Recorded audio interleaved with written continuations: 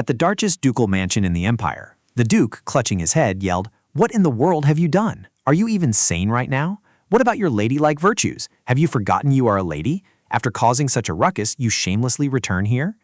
The girl currently being lectured was named Meliara Darchus. The Duke slammed his hand on the table and roared, "You've dragged the ducal mansion through the mud, making it a laughingstock for all. Do you have any shame left?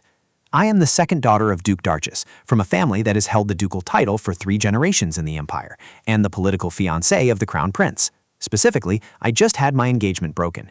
Even more specifically, I am not Meliara.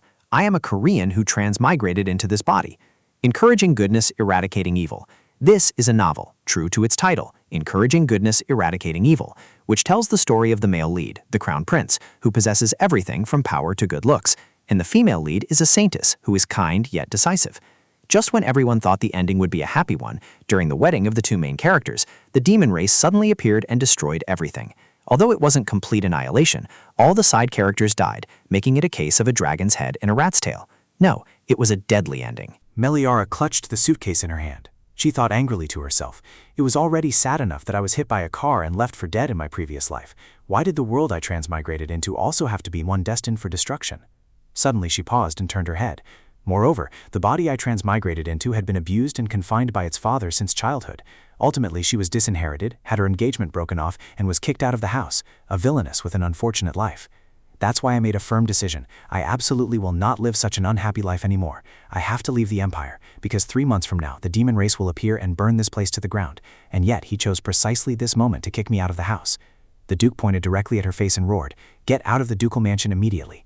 Meliara thought, "Okay, thanks a lot." I walked out really coolly, because I'm alive now after all. As for you, go fall into the hell that the demon race will give you, you abusive criminal.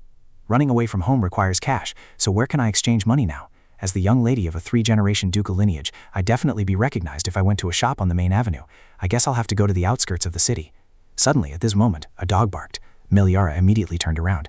A dog's bark. Oh, I absolutely love animals. When she saw the dog, Meliara froze, her body rigid. A 3-headed dog looked incredibly grotesque. Meliara exclaimed in panic, "Oh, isn't that the hound guarding the gates of hell?" Before she could even think, the 3 heads lunged forward. Meliara clutched the suitcase in her hands, her face pale. This novel's worldview has that too? Oh no, don't come here. The 3 heads rushed at Meliara, leaping high. Meliara, terrified, covered her face. Oh, it's going to bite me. But the 3 heads' next action was something Meliara hadn't anticipated. This wet feeling. Instead of attacking, the 3 heads licked all over her. Meliara's face was soaking wet. What is this? It's just a dog with 3 heads. Immediately after, the 3 heads stretched out on the ground. Meliara smiled. "You want me to rub your belly? All right." At this moment, a man walked over. He called out, "Gelber." Then he approached the 3 heads. Meliara also stopped, raising her head to look at him. He approached and said, "Did you suddenly slip your leash?" "What is this?" Meliara's jaw dropped. "Wow, he's incredibly handsome. Is he even human? That face is totally my type. No, snap out at it." Then she asked, "Are you the master of these little ones?" He replied with his arms crossed, "Yes." The 3 heads seemed a bit timid and hid behind Meliara when they saw him. He continued, "Gelber is being friendly to a stranger? That's unusual." Meliara replied with a smile, "Haha, animals tend to cling to me a lot." In Meliara's previous life, she was constantly surrounded by a great many animals. Meliara stroked Gelber and said, "What a cuddly little one."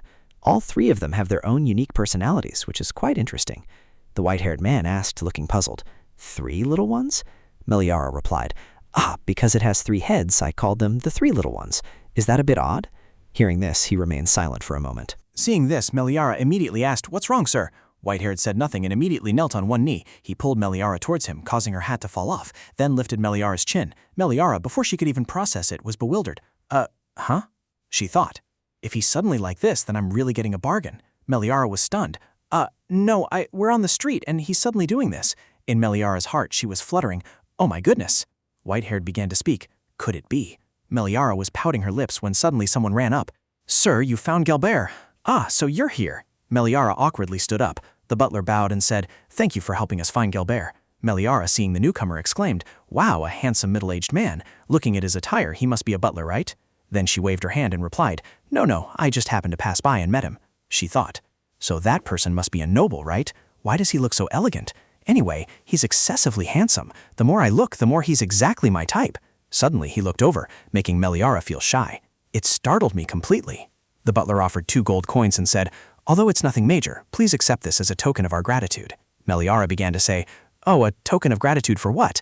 At this point, Meliara saw the 2 gold coins, and her eyes lit up like car headlights. She thought, "It was just playing with a few dogs, and with this money I can sleep 10 nights in a luxurious place. How great!" Then she extended her hand and replied with a smile, "Yes, then I won't refuse," she thought. "Too much gratitude, so I've changed my mind. Better take it quickly and run." "Well then, if you'll excuse me." After taking the 2 gold coins, Meliara immediately grabbed her sandals and ran off. The butler watched her, smiling, and said, "What a lovely person." Seeing Whitehair deep in thought, the butler asked, "Is something wrong, sir?" Whitehair replied, "No, I just have something bothering me." Then he called out to someone nearby, "Hey, you there." The young man startled and turned around. "Yes, sir, did you call me?" Whitehair pointed at Gelber and replied, "Yes, I have something to ask you. How many heads do you see on this dog?" Gelber stared at the young man with incredibly menacing eyes. The young man, startled, pointed at Gelber and replied, That, isn't it obviously one?" Gelber barked at him, making him panic. "Please don't bite me." Whitehair remained silent, pondering something. Then he said, "All right, you may go." The young man frantically ran off. I'm sorry." The butler turned and asked, "Why are you so troubled, sir? It's not like you at all. It's enchanted with a concealment spell, so ordinary people would naturally only see 1 head." He replied, "That girl, she saw 3 heads. She saw through Gelber's concealment spell." Recalling Meliara's earlier words, "Since it has 3 heads, I call it 3 pups. Isn't that a bit strange?" The butler asked in disbelief, "How can that be? Could she be a demonkin or someone with a contract with a demonkin?" Whitehair replied, "I don't feel that way at all." The butler hesitated. So, could it be that person? The white-haired man thought to himself, turning away coldly. No, absolutely not. That's right. Compared to the girl in my memories, her appearance is different, but... Then he sharply turned and said, "Tanma, you must investigate her." Tanma replied, "I understand, sir." He thought to himself, different appearances don't mean different souls. Who knows, maybe this time I can find her. Meanwhile, on Meliara's side, well, I've got my pay now. The first thing I have to do, of course, is go shopping. She quickly entered a fashion store. Oh my, it suits you perfectly. When she came out, her eyes lit up at the sight of an eatery. After eating her fill, Meliara delighted. "Ah, I'm so full. I've wanted to eat this ever since I appeared in the original story. I've got comfortable clothes and my stomach is full. So next, should I officially plan my escape? This place will soon be eliminated by the Demon King, so I need to escape as far from the Empire as possible. Next, I need to find the opportunities that appear in the novel." What is a fated artifact? It's a sacred item used for defense, mentioned in novels that encourage good and eradicate evil. Perhaps it's my lifeline, since it's used for defense. But the problem is that this fated artifact is right next to Grand Duke Arvis, probably in the Moon Temple. Why is that a problem? Because Grand Duke Arvis is the Demon King who will destroy the Empire. But Grand Duke Arvis has lived in seclusion for nearly 100 years, so why would he suddenly attack the Empire? Why did the Demon King initially live as a Grand Duke in the human world? At this moment, someone nearby noticed her and approached. He crossed his arms and asked, "What's a Demon King?" Meliara immediately turned around. He rested his arm on the chair, smiling, and said, "I didn't expect the lady to draw so poorly. Art is basic knowledge for a duke's daughter, isn't it?" Meliara immediately noticed his appearance. Wow, he was incredibly handsome. The cuteness on his handsome face stimulated her maternal instincts, exactly the face of an idol group's center. But who was he? She rarely saw a face like this here, so she unconsciously got excited. He pulled out a chair, sat down, and said, "It's my first time seeing a girl wearing pants, so I thought I was mistaken." Meliara stammered, "Oh, is that so? Why are you here?" Meliara wondered to herself, "Who is this? An acquaintance of Meliara's? Ah, I'm Meliara now, aren't I? I probably won't be exposed, right? She knows someone this handsome? I'm so jealous." Suddenly, he looked stunned. Meliara asked curiously, "Is something wrong, sir?" He replied, "No, it's just that you haven't dropped the honorifics all this time, but now you have." Meliara stammered an explanation. "Huh? Oh, that? It's been a long time since we last met, so I just forgot." She thought to herself, "Isn't this a relationship where honorifics can be dropped?" Next, he clasped Meliara's hand and said cheerfully, "No, it's fine, actually. Dropping honorifics will make us feel less distant, won't it? It's good. Since we've already changed the way we talk, why don't we change how we address each other, too?" Meliara asked, "Address each other? What should I call you then?" She blushed and thought to herself, "Absolutely adorable, top tier. That expression should be illegal." He said, "Calling me Your Highness is too stiff. Just call me Linden." Meliara secretly marveled. Amazing. So even the side characters in this fantasy romance world are handsome. Then she said, all right, Linden. Suddenly, Meliara's face darkened in shock. Linden Azasan Van Bacarta, the second prince of the Empire, who encourages good and eradicates evil. And he's the novel's male supporting character after all. Linden saw her looking dazed and asked, "What's wrong with you?" Meliara pouted. "Oh no." Meliara forced a laugh and said, "Haha, it seems a bit hot here." Meliara thought in surprise. "I can't believe I ran into the male supporting character right away. Why is the second prince in a place like this, quite far from the capital?" But thinking about it, after his mother's suspicious death, it must be about the struggle for power, right? I heard that the head of the merchant guild, Aegison, his father, raised Linden outside the palace. Is that why not many people recognize him? Linden scratched his face and called, "Meliara." Meliara flinched. Linden worriedly touched her forehead to check her temperature. Then he said, "You don't have a fever. If you're sick, let's go home." Meliara, feeling like her heart was about to drop out, awkwardly said, No, I'm not sick." Oh, my heart, don't flutter at that handsome face and affectionate voice. He might look like this, but in the original story, He is a schemer who stops at nothing to win over the female lead, even though Olivia ultimately ends up with his brother, the male lead. Linden asked, "I heard your engagement was broken off. Are you all right?" Linden looked at him and made an assessment. He's being so friendly with me. Perhaps it's because he thinks I have some exploitable value, given that I'm the young lady from a ducal family of 3 generations, even though now I'm a failure, with no ties to the ducal estate anymore. In any case, it's better to cut ties here. Then she immediately stood up and said, "My mood is a bit volatile due to the broken engagement. Please don't mind me. I have plans tomorrow, so I'll take my leave." Linden tried to hold her back. "Meliara, wait a moment." Meliara sighed in relief. "Phew, this should be enough, right? Was I too decisive? No, even so, it's best not to get involved with a red flag. But what if he was genuinely worried about a friend just now? Moreover, around this time in the original story, Linden lost his grandfather, and he was extremely exhausted, which is why he was with me." Then she turned back and spoke. "Your Highness Linden, thank you for your concern just now, Your Highness. It brought me comfort. If ever Your Highness needs comfort, please come to me. Although I can't say cool things, I'm confident I can listen." Meliara mused. "Anyway, the original female lead will comfort him." Linden hesitated. Then, "Please call me Linden again. No need for honorifics. We agreed on that earlier." Meliara replied with a smile. "All right." She thought to herself, "He's more whiny than I thought. What can I do?" Suddenly, the door opened and something darted in, catching Meliara's attention. Its movement was not small, causing Meliara to fall with a thud. Meliara opened one eye and saw Gelber standing in front of her, wagging its tail. "Gelber, why are you here?" Linden came over to help her up. "Meliara, are you all right? Where did this dog come from?" At that moment, the dog's owner approached. "Gelber, come here. Gelber, you're being rude." Meliara looked up. "We meet again, don't we?" The white-haired man looked at her for a moment, then said, "You changed your hairstyle?" Meliara touched her hair and replied, "Oh, it was too inconvenient, so I tied it up. Does it look strange?" He chuckled softly and replied, "It looks very comfortable." Meliara's heart pounded. "Oh, don't jump out, my heart." Then she asked, "Are you staying here tonight, sir?" He replied, "For now I intend to." Linden immediately interjected and asked, "Meliara, who is this person?" Meliara replied, "He's someone I coincidentally met this morning, the master of Gelber." Linden extended his hand. "Pleased to meet you. I am Linden Azasan Fan Bacarta."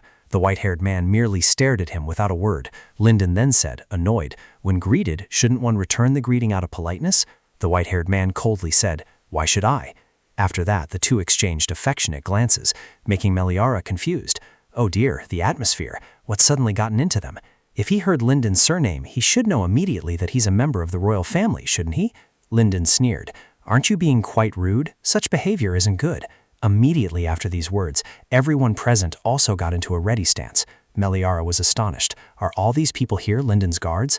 The white-haired man crossed his arms and said, "That's my line." His gaze turned cold, and in an instant, Linden's subordinates collapsed. Linden was astonished. "What is this? Could it be?" Then the white-haired man approached Meliara. He spoke. "Rhett." "My name is Rhett."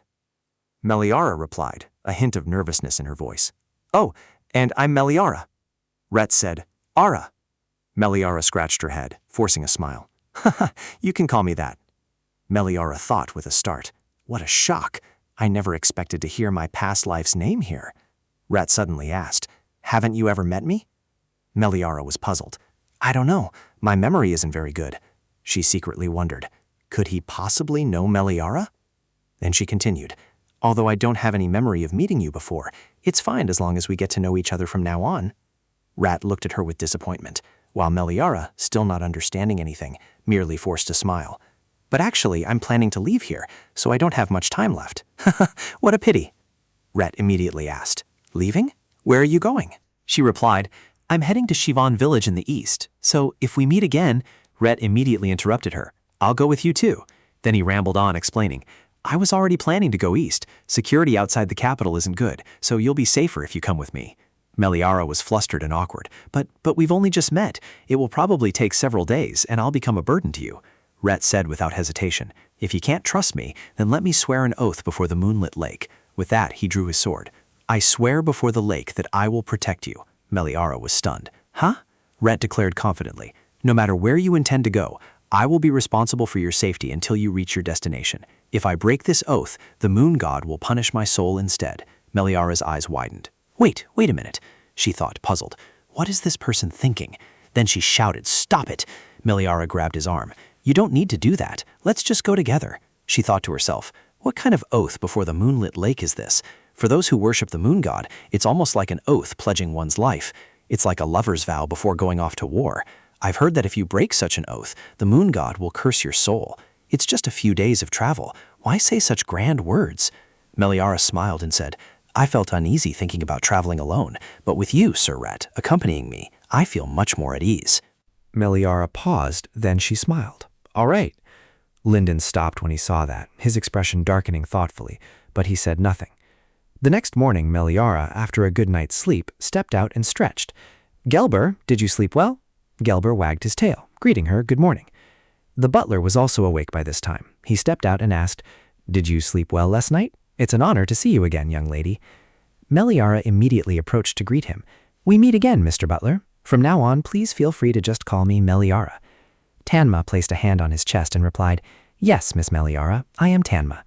Meliara forced a smile, thinking to herself, I meant I wanted to be called by my name, without Miss. Tanma turned. I've prepared breakfast downstairs. Let's go. As Meliara was just going downstairs, an arm was raised. Meliara, did you sleep well? Meliara smiled and replied, Yes, did you two sleep well? Seeing two handsome men, Meliara brightened up considerably. Her eyes had been blessed so early in the morning. Lyndon pushed a plate of food towards Meliara and said, The breakfast here is very good. You should try some. Seeing the full plate of food, Meliara replied, She thought awkwardly to herself, What should I do? I don't normally eat breakfast. In my previous life, I was frantic on my way to work. Normally, I would eat toast and cereal, partly because I was busy, and if I ate too much, I'd feel bloated. But they've already prepared it for me anyway. Thinking this, she picked up her spoon and fork. I will eat it with gusto. Before she could even eat, Rhett pushed 2 pieces of bread towards her, making her pause, stunned. Rhett put down the cup of water and said, If you eat a lot in the morning, it will be inconvenient when you move. Meliara, with an awkward expression, replied, Thank you, Rhett. Meliara took a sip and froze. She was surprised. This is cereal. So this world also has cereal. Rhett rested his chin on his hand, turned to her, and asked, Is it good? Meliara stammered, Yes, the cereal powder is very handsome. Rhett, on the other hand, Huh? What are you saying? Meliara put down the glass of cereal and thought to herself, Right, come to think of it, the staple food here is powder, so it's impossible for this place not to have cereal. Rhett offered a suggestion. I heard it's really delicious if you add honey instead of sugar. Meliara's heart pounded. That's right, it's good with honey. Meliara awkwardly thought to herself, saying things like that with that face is against the rules, against the rules. At this moment, Lyndon also spoke up. Hey, Meliara, you said you're going to Chiva village in the east, right? Meliara replied, Why? Lyndon continued, This morning I received a telegram, and coincidentally I have something to do in the east. May I come along? Meliara froze for 5 seconds. Huh? You too? Lyndon's eyes sparkled pleadingly. Can't I? Can't I? Meliara's mouth dropped open at his beauty, causing her to drop a piece of bread. It's not that you can't. Then she turned to Rhett and asked, Rhett, what do you think? Rhett replied, If you're okay with it, then I'm fine. Meliara awkwardly thought to herself, Yesterday their relationship was so bad, and now it's really okay? I felt uncomfortable with the prince coming along and hoped Rhett could stop him, but then again, Rhett doesn't have the standing to do that. Meliara sighed and said, I guess it's fine. So once we finish breakfast, let's depart right away. A moment later, Rhett escorted her to a carriage, an incredibly luxurious carriage. Meliara was surprised. Is this Rhett's carriage? Rhett replied, Yes, it is. Well, get in. Meliara was stunned when she saw him extend his hand. Huh? No, there's no need. I can just take a public carriage. Rhett immediately asked, We're going the same way. Is it really necessary to take separate carriages? Miliara hesitated. Well, but Miliara thought for a moment. Then she said, in that case, I'll be imposing then. Thank you, Rhett. Meanwhile, Lyndon was discussing matters with his guards. Well then, I'll see you all in the capital, Lyndon said, then walked over. The two stared at each other, but neither said a word. Then Lyndon smiled and said, my carriage hasn't arrived yet. May I join you? As he spoke, he exuded killing intent. Rhett was silent for a moment. He recalled the conversation with Lyndon last night. Last night, Lyndon had said, I've heard my father's stories, Grand Duke. I didn't expect us to meet here, and with Princess Darchis. Rhett replied, Prince, you should have said so sooner, the fact that I am Grand Duke Arvis. Meliara thought to herself, it's better not to tell her. As a child, I once overheard a conversation between His Majesty and my brother. His Majesty said, Zykan, no matter what happens, never oppose Grand Duke Arvis. Zykan asked curiously, we are royalty, why should we have to consider his feelings? The Emperor replied, he is not just a descendant of the founding meritorious official. No matter how absurd the situation, you must never ever oppose him. The moment he points his sword at us, the Empire will turn into a wasteland. Lyndon broke out in a sweat. Just what? What was he thinking? Back to the present, the carriage had started to depart. Meliara sat in the carriage, hands clasped tightly, feeling embarrassed, so awkward. Or was it because Lyndon was also coming along? Earlier, Lyndon had approached urgently. Meliara, can I come with you? Can you give me a ride too? Meliara, who was hitching a ride on the carriage, hesitated. I'm sorry, it's not my carriage.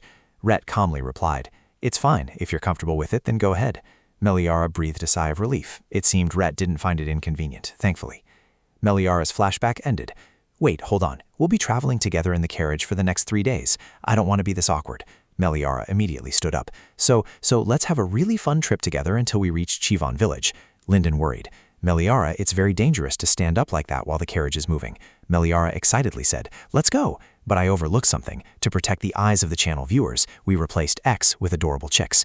Could it be that I have carriage sickness? Lyndon, holding a bucket, just asked, are you all right? Meliara was clearly not okay. She replied, I'm sorry, Lyndon. Rhett spoke up. Let's stop here for a bit and then continue. A little while later, at a house, Lyndon approached. Are you really okay staying by yourself? Meliara forced a smile. Please don't worry too much. Lyndon continued. Then let me find some good medicine for motion sickness for you. You rest, Meliara. Meliara replied. Thank you, Lyndon. Lyndon walked away, but her heart remained anxious. Meliara waved goodbye, saying, off you go. After Lyndon departed, Meliara mused thoughtfully. In my previous life, I suffered from severe motion sickness, and I can't believe I still have it after transmigrating into another body.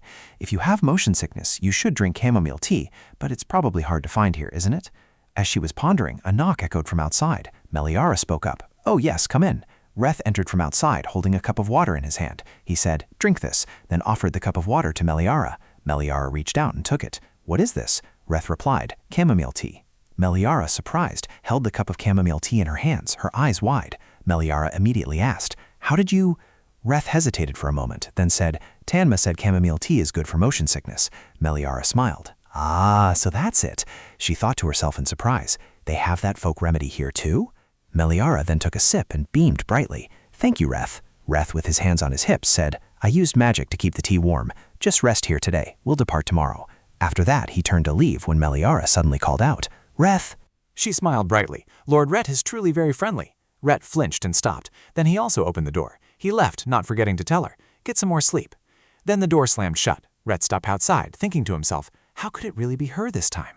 Rhett's heart swelled. He recalled Meliara's words, which aligned with a certain image. Rhett is very friendly. Don't you recognize him? Rhett's heart pounded. This time maybe it's true. The next day, Rhett ordered, bring the palanquin from the Grand Duke's estate here. Tanma raised a hand and said, that will certainly help with motion sickness, but what if the young lady sees its true form? Rhett crossed his arms and said, if she can see its true form, then we will be even more certain.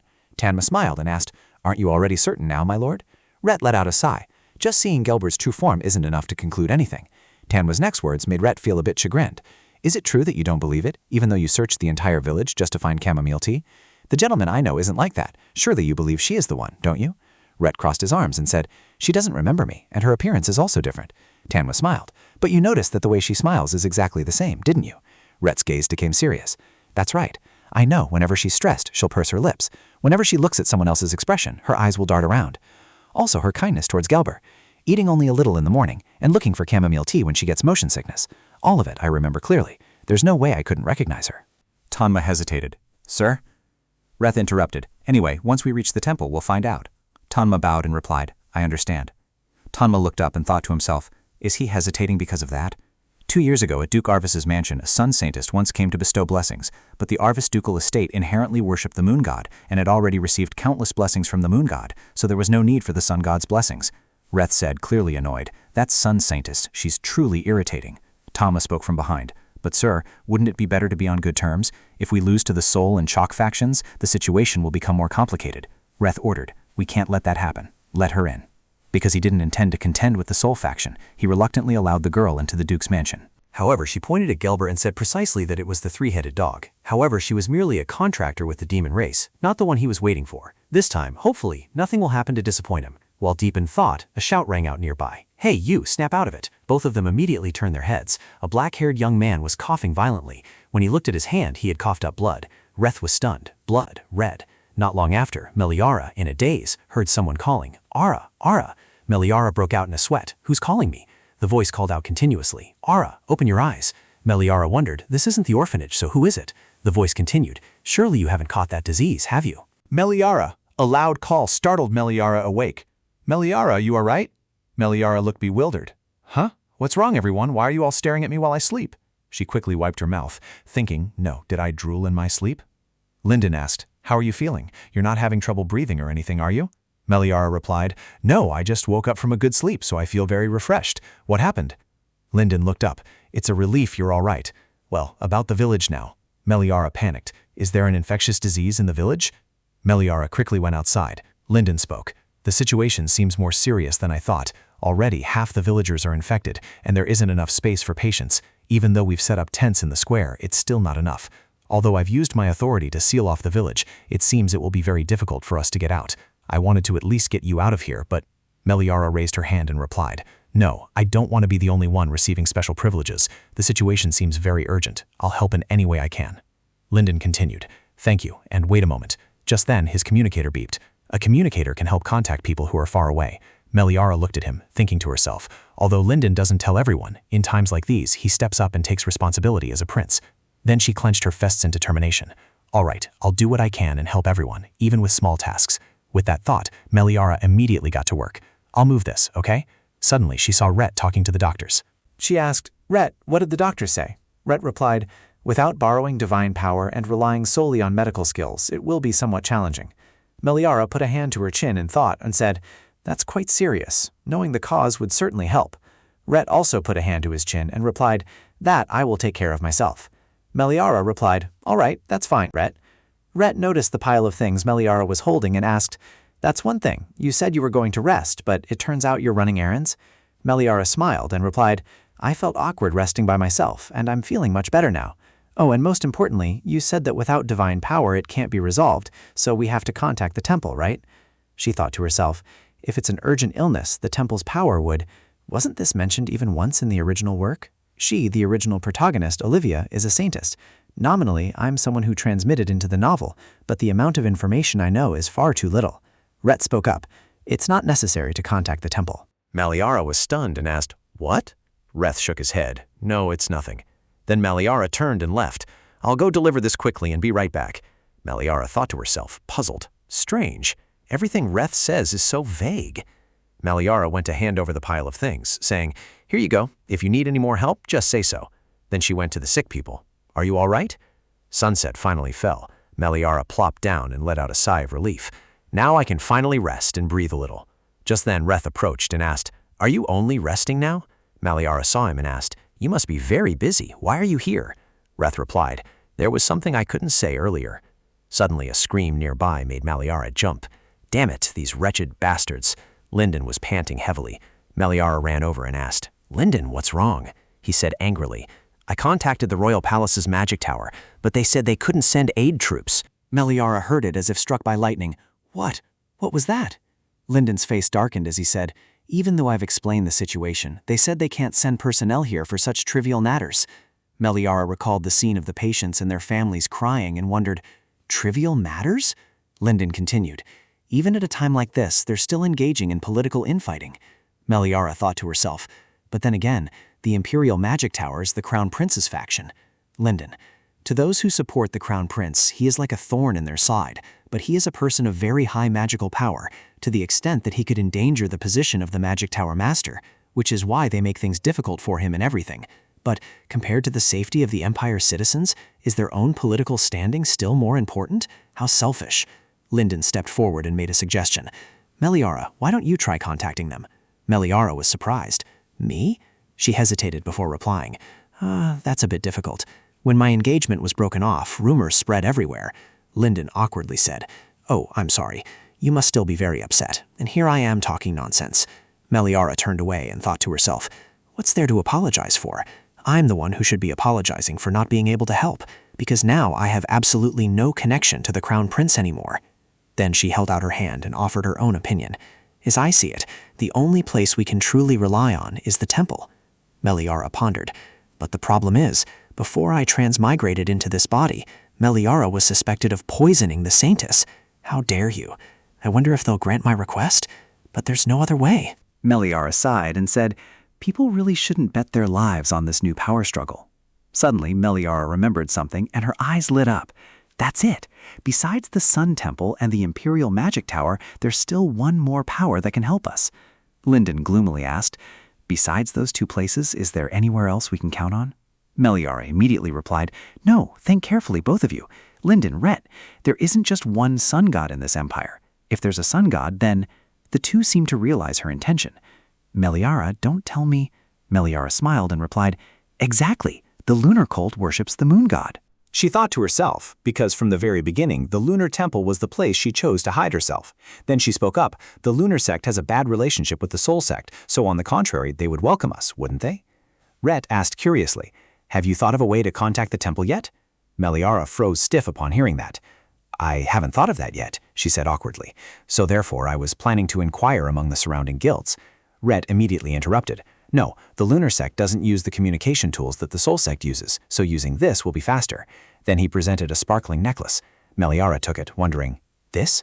Rhett handed it to her and said, Try blowing into it. Meliara hesitated for a moment, then took a deep breath. Then Meliara blew out a breath, and a remarkably clear sound rang out. Lyndon was surprised. What a beautiful sound! Meliara turned to look up at the sky and asked, But can this really be used to communicate? Before she could finish speaking, a cawing sound rang out. Red looked out. It's here. Red held out his hand, and an eagle immediately landed on his arm, flapping its wings. A smile spread across Rhett's face, and Meliara exclaimed in surprise, Oh! She gasped, Oh my goodness! Meliara's eyes lit up. It's so adorable. Can I touch it? Red handed it to her and said, You just need to send a message through it, and the priests of the lunar sect will confirm. Meliara happily turned to him. Lyndon, you should try touching it too. Its fur is so soft. When she turned back, she saw Lyndon had teleported far away. His face darkened. Meliara, you're really good at touching those kinds of things, aren't you? Meliara looked at him, thinking to herself, Lyndon doesn't seem to like animals much, while she even liked the dog that looked like a wolf. Meliara handed the eagle to Rhett and said, Then I'll go get the letter paper and pen. As she was about to leave, a small hand gently tugged at Meliara's sleeve. Sister, did that sound just now come from the whistle you're wearing? Meliara held the whistle in her hand and asked, This one? The boy asked, Yes, it's such a mysterious and beautiful sound, isn't it, Big Sister? Meliara sat down in front of him and smiled. Do you want to try? The boy joyfully asked back, May I? Meliara took off the necklace and said, Of course you may. Suddenly, the boy coughed. Meliara asked worriedly, Are you okay? If you're hurting anywhere. Suddenly, the boy coughed up a mouthful of blood, stunning Meliara. The bloodstain still lingering on his hand made her even more stunned. Meliara's face darkened as she thought, Dark purple blood. Meliara immediately sprang up. Everyone, stay away from me. She was aghast and worried. To be vomiting blood means the illness is quite severe. I was close to the boy, so it's already too late for me, but I must do something to prevent the spread until the priest arrives. Until then, it's enough for me to bear the pain alone. Suddenly, Rhett walked over and took her hand. Rhett, please step away. What if you get infected? Rhett said nothing and immediately pulled up the boy's sleeve. On the boy's arm was a dark red mark. Rhett said, This is a symptom of an infectious disease. Meliara worried. No, Rhett. What if Rhett gets infected because of me? Meliara shouted, I don't want that. Suddenly, her hand glowed, and the golden light on her hand astonished her. Lyndon exclaimed in surprise. This is... Rhett braced himself and stood up. Meliara wondered to herself about what had just happened. Rhett held out his now-healed arm and said, "Look at this." Meliara was surprised, thinking to herself, "The black spots, they're gone." The boy joyfully exclaimed, "Sister, I don't feel uncomfortable anymore. You helped me get well, didn't you? Just like a priest." Meliara stammered. "No, Rhett said, "You did it. You didn't mishear. Trust me, you definitely healed the boy." Meliara fumbled. "Huh? I don't have any powers." Suddenly, a booming voice rang out. "No, it is you." Meliara and Rhett immediately turned their heads to look. A group of 3 hooded youths cheered. "Oh, that noble aura, that melodious voice, that graceful figure like the moon." The 3 of them then pointed at Meliara. "You are the one we have been waiting for day and night." Meliara was bewildered. "Huh? Who are these people?" The boy beside her clapped his hands delightedly, while Meliara was too surprised to speak. Meliara was confused. Why are you—" The 3 of them shook Meliara. "Oh, Saintess, oh!" Suddenly someone approached. "Everyone, stop! You're making her unable to speak." Meliara was surprised to see the person approaching. "Oh, I can feel an aura from her." The girl approached. "Please forgive us for startling you." Meliara immediately asked, "I'm fine, but who are you?" The woman bowed, placing a hand on her chest in greeting. "I apologize for the belated introduction. I am Lydia, the bishop of the lunar sect, which worships the moon god." A moment later, Meliara, the bishop, and everyone else went into the living room. Lydia spoke, "We are already here, so everyone can rest assured about the spread of infectious diseases." Meliara sighed. "What a relief, thank you. Come to think of it, I haven't even sent a telegram yet, so how did you all know to come?" Lydia then looked up and asked, "Didn't you blow the whistle?" Meliara replied hesitantly, "Even so, I can't believe the lunar temple could hear it from such a distance." Lydia chuckled. "That whistle contains divine power, so no matter where it is, we can receive the signal. But not everyone can use it. Only one person, a person of immense nobility and specialness, chosen by the moon god. Only the Saintess of the lunar sect can use that whistle. Allow me to formally introduce myself." Lydia knelt down. "I am Lydia, a servant of Lunar, and I have waited a very long time to meet the successor Saintess." Meanwhile, Meliara was still processing what was happening. Meliara then sprang to her feet and shouted, "Impossible! There's clearly some misunderstanding."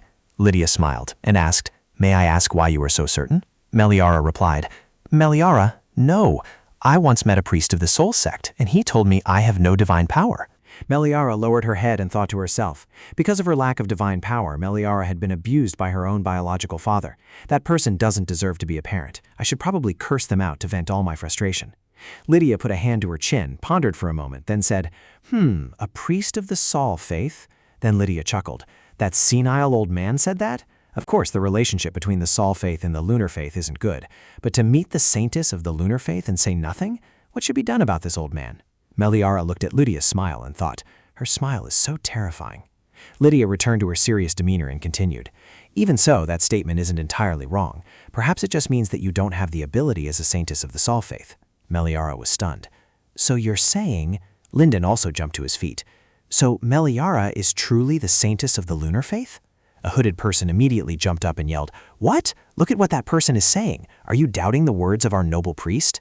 Lyndon replied, "No, I didn't say that." 2 hooded people nearby pulled the other person down. "Calm down." Meliara was surprised. "They can be so casual with the prince?" Lydia spoke up.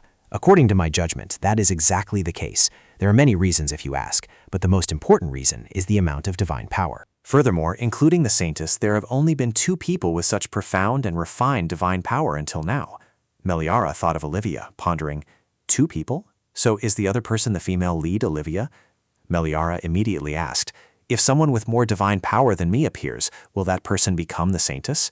Lydia replied, "No, ma'am. Even though a Saintess hasn't appeared for several centuries, there are no records of 2 children of God appearing at the same time."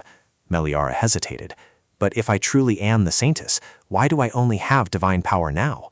Lydia explained, "Divine power doesn't manifest from the beginning. Although, of course, I was born with special power, it took quite a long time to discover my abilities. Lunar's divine power, a power originating from the soul, manifests in the body through an intermediary. Therefore, it can only be discovered when the soul and body are unified. Furthermore, I manifested my talent at the age of 4, but the priests here only become priests in their teenage years." Meliara was surprised. "The body and soul must become one for the power to be discovered? So does that mean the owner of this power is inherently my soul? How can that be? I was just an ordinary employee." Lydia asked, "Have any marks appeared on your body recently? Once power is discovered, a similar symbol sometimes appears on the body." Meliara suddenly recalled her past before transmigrating into this body. A friend of hers approached and asked, "Era, did you get a tattoo on your back?" Meliara replied, "Oh, that's just a birthmark I've had since I was little. It has a unique shape, doesn't it?" Her friend was also surprised. "Really? It looks so naturally beautiful. If you said it was a tattoo, I'd believe you." Meliara smiled. "Awesome, saved me money on a tattoo." Even when I transmigrated into Meliara's body, I saw one in a similar position, but I just thought it was a coincidence. Am I really the moon goddess Saintess? The next day, people bustled about on the busy streets. Meliara was sitting lost in thought when someone approached and asked, "What are you doing sitting here alone?" Seeing Linden approach, she exclaimed, "Ah, Linden! I was going to help everyone with some work, but the priests told me not to worry and sent me back." The priests had told Meliara, "It's all right, Saintess. Please go back and rest. We'll take care of it." Linden smiled. They truly are people full of willingness to work. Meliara recalled what a priest had said. "Saintess, you held my hand. I won't wash my hand for the rest of my life." Her face darkened. "Huh? Is that so?" she thought to herself. "To be honest, they're a bit too much like a cult, so I'm a little scared." Linden continued. "Anyway, thanks to the priests of the lunar sect, the situation improved much faster. What a relief." Previously, Lydia had bluntly stated, "Contact the Sol sect." The Sol sect's divine power heals injuries like bruises and broken bones, but this infectious disease requires the purification ability of our lunar sect. Meliara spoke up. "That's right. It's fortunate we were able to contact the lunar sect." Linden sat down beside her and asked, "So you can also use divine power?" Meliara replied, "Though I can't use it proficiently yet." As she spoke, Meliara extended her hand, and a glow appeared in her palm. "But since I've resolved to use it, it seems I've learned a little how to. Here, go ahead and touch it." Linden asked worriedly, "Is it safe to touch?" Meliara smiled and replied, Of course, of course." Then he pointed his finger at it, and the orb of light shot upwards and exploded like fireworks. Linden watched intently, unable to tear his eyes away. Then he turned to Meliara and asked, "Could you show me again?" Meliara looked bewildered. "Huh?" Linden bowed his head slightly. "Ah, never mind. I apologize for making you uncomfortable." Meliara waved her hand. "No, what's there to apologize for?" As she spoke, Meliara's hand created several floating orbs of light in front of Linden. She said, "You can watch as much as you like. I can show you until my divine power runs dry. Do you think I wouldn't do even that much for you?" Linden spoke, "Meliara." That evening, Rhett stood with his arms crossed in a dark place, his gaze fixed on a snake slithering towards him. As it approached Rhett, it hissed. Beside the snake, a person also stepped forward and said, "It's been a while, my brother." Gelber saw this and growled. The other person slowly approached and said, "I hear you only have one dog left that you brought with you now. It seems quite useless, doesn't it?" Rhett spoke. "Interfering with humans without permission is taboo. As for poisoning the well, Pradi, I know it's you, because that poison can only be found in the demon realm. But luckily, the poison was diluted in the water, so it only spread to the level of an infectious disease. You wanted to drive them to mass death. Do you think you can escape punishment?" Pradi smiled, raised his hand, and asked, "Why are you like this? Your plea to form a contract was an exception. We all know that truth. How could I forget that?" As he spoke, halos of light appeared around Pradi. Pradi continued, "After all, my younger brother is also a great demon lord. How could an older brother like me go against the rules?" Flowers flew towards Gelber, making the dog behave strangely. Rat immediately realized that he was using his inherent enchanting ability. Pradi declared loudly, "Our noble demon lord has been in the human realm for too long, hasn't he? He's even confusing the rules of the demon realm. That's why I said I should fill the demon lord's vacant position." As he finished speaking, a surge of dark energy grabbed Pradi by the neck. Rat spoke, "I've left that position vacant for too long, so it seems you've forgotten. How did I ascend to that position?" Pradi slumped to the ground, that bastard. Pradi's snakes, seeing their master attacked, immediately rushed forward, but were seized by Rhett's dark aura and pinned to the ground. Rhett continued, "I've already shown you mercy. If you don't want to lose your other horn, you'd best stay put." With that, he turned and walked away. Pradi gritted his teeth. Damn it, what an arrogant jerk. Even though I discovered that woman 100 years ago. Suddenly, a necklace with a blue stone fell down. Pradi clicked his tongue and quickly picked up the necklace. He stood up, staggering. Just you wait and see. Not long after, on the priest's side, the priests arrived and the infectious disease gradually subsided. But there was another problem. Even though the illness had improved, there were still external wounds, so the help of doctors was greatly needed.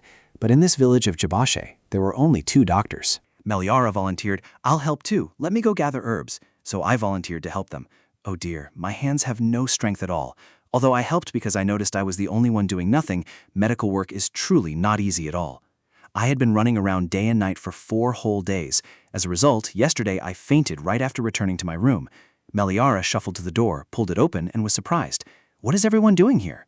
Lyndon anxiously jumped up and asked, Meliara, are you all right? Meliara replied, after a good sleep, I feel much better. Lyndon clasped her hand tightly. Yesterday I was so surprised when you suddenly fainted. Everyone was very worried about you. Meliara turned to look at everyone, and Rhett also offered a faint smile and a nod, which made Meliara bewildered. Then she gave a bright smile. Thank you, everyone. I'm sorry for troubling you all. Lyndon immediately refuted her words. Trouble? Not at all. Rhett stepped towards her, extending his hand, and said gently, You don't have to overexert yourself like that. If you're tired, just say you're tired. With that, Rhett pulled her into a warm embrace. He softly whispered into her ear, It's okay to complain. You are allowed to do that. Meliara looked at him, deeply moved, and remembered her past life. Before Era transmigrated into this body, when she was still young, her friend said, That's why yesterday I was playing a game and my mom hit me on the back. Oh my God, that must have hurt a lot, huh? There might even still be a mark on my back. Meliara immediately chimed in. Yesterday, while I was eating, I kept my eyes glued to my phone watching YouTube, so the preschool teacher hit me. Upon hearing this, the two friends froze. Meliara wondered, what's wrong with you guys? The two friends, Wait, an orphanage teacher hit you? This needs to be reported, doesn't it? Meliara replied, It's just that the orphanage teachers and I have known each other for a long time, so they treat me casually. The two friends continuously asked questions. Do they often hit you? Do they hit hard? This is really unsettling. Do they threaten you? We'll report them for you. Meliara hesitated. No, it's not like that. It's just like when your mom scolds you. The two friends immediately said, What? They're not mothers. They're orphanage teachers. You really are something. If this becomes serious, you absolutely must tell us. That's right, we'll protect you. Meliara stared blankly, confused. What are they talking about? Jian, let's go eat tteokbokki. That's a great idea. Absolutely wonderful. My dad just gave me some pocket money yesterday. Meliara thought, What I went through was no different from what you guys did, yet my childhood complaints have been turned into a serious societal issue. Ever since then, I vowed to myself not to complain about anything. In truth, it seems I truly once longed to hear the words Rhett said to me. Meliara was moved and she burst into tears on Rhett's shoulder, sobbing. Lyndon, seeing this scene, was stunned, then gloomily lowered his head. He recalled his previous conversation with Meliara. As Meliara was sitting and drinking tea, Lyndon approached and called out, Meliara, long time no see. I had already heard the news of your arrival in the capital. Why didn't you tell me? Meliara stammered in response. Your Royal Highness, I'm very grateful that you came to see me directly, but many eyes are on us. My father would not be pleased about us speaking privately like this. Lyndon's gaze darkened, then he smiled faintly. Princess Drachest, you are also the Crown Prince's fiancée, and the entire populace of the Empire knows of your affection for my older brother, so what are you still worried about? And besides, I always thought we were friends. It's just that I'm very happy to occasionally meet you and talk like this. If you don't want to, then so be it. Meliara immediately held him back. Wait, it's not that I don't like it. In fact, I'm also very happy to talk with your Royal Highness. I also want to hear about Sir Zicken. Lyndon smiled brightly. All right then, let's stay like this forever. Lyndon thought to herself, Look at that, it's so easy. A woman starved for affection can't even refuse fake affection, just like me. Meliara Darchess, the first time I met her was at the temple. Back then, amidst the commotion of the crowd, Meliara was kneeling on the ground. No, I didn't steal that necklace. Someone framed me. Lyndon, standing nearby, mused.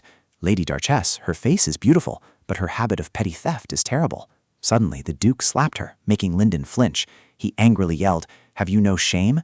Go apologize to the Saintess immediately, you disrespectful wretch who doesn't know her place. Lyndon broke out in a cold sweat, thinking to himself, Isn't this a bit too much? After all, she is his daughter, the only Duchess of the Darchess family, one of the 3 great ducal families of the Empire, the Crown Prince's fiancée. The only reason he approached her was this, a girl with exploitable value. Lyndon rested his chin on his hand, lost in thought, when something suddenly caught his attention. He said in surprise, Meliara, your wrist. Meliara immediately covered her wound. Oh this, I accidentally spilled hot tea on myself. Lyndon pondered. She didn't treat the burn and just left it like that? The Meliara he knew was living a tragic life no less than his own, precisely because of her father's coldness and abuse. She was always desperately clinging to a little bit of attention, a woman who easily opened her heart even to false affection. That was the Meliara he remembered. At this moment, Lyndon was stunned as he recalled Meliara's previous words. Sometime, if your highness needs comfort, just come find me. Even if I cannot speak eloquent words, I am confident I can listen to your story. Was Meliara truly a girl who knew how to say such things? Returning to the present, Linden stood thoughtfully, looking towards Meliara without saying a word. A priest, deeply moved, sobbed, "Did I truly dine with the Saintess? Even if I were to die now and fall into hell, I would have no regrets." Meliara replied, "Why would you go to hell, father?" Linden saw her flash a bright smile and thought to himself, Meliara knows how to smile like that too, huh? Initially, I only started accompanying them because I wanted to know why Duke Arvis cared about her. But how did things turn out this way? Linden's memories flooded back, of when he was a child, always lonely. Hey, is anyone there? No one? His mother had passed away when he was young. Only his grandfather stood by him. When someone approached, Linden turned around. "Grandfather." A boy walked up and said, "The concubine's son." A man also approached. "Be sensible, that's your place." Linden sobbed uncontrollably, rushing away. As he ran, he wiped away his tears. Unfortunately, he bumped into someone. That person asked, "What's wrong?" Hearing the voice, he peeked open one eye to look and was stunned. Before him was a beautiful girl who gently repeated the question, "What happened to you?" The girl extended her hand towards him and softly said, "Don't cry. Would you like me to show you something interesting?" Then, from the girl's hands, countless sparkling bubbles appeared and floated into the air, making Linden so astonished that he completely forgot he was crying loudly. At this moment, the beautiful girl sat down opposite him, and he looked up into the air with her, admiring the beautiful scene she had just created. Then she smiled brightly and asked him, "What do you think? Isn't it beautiful?"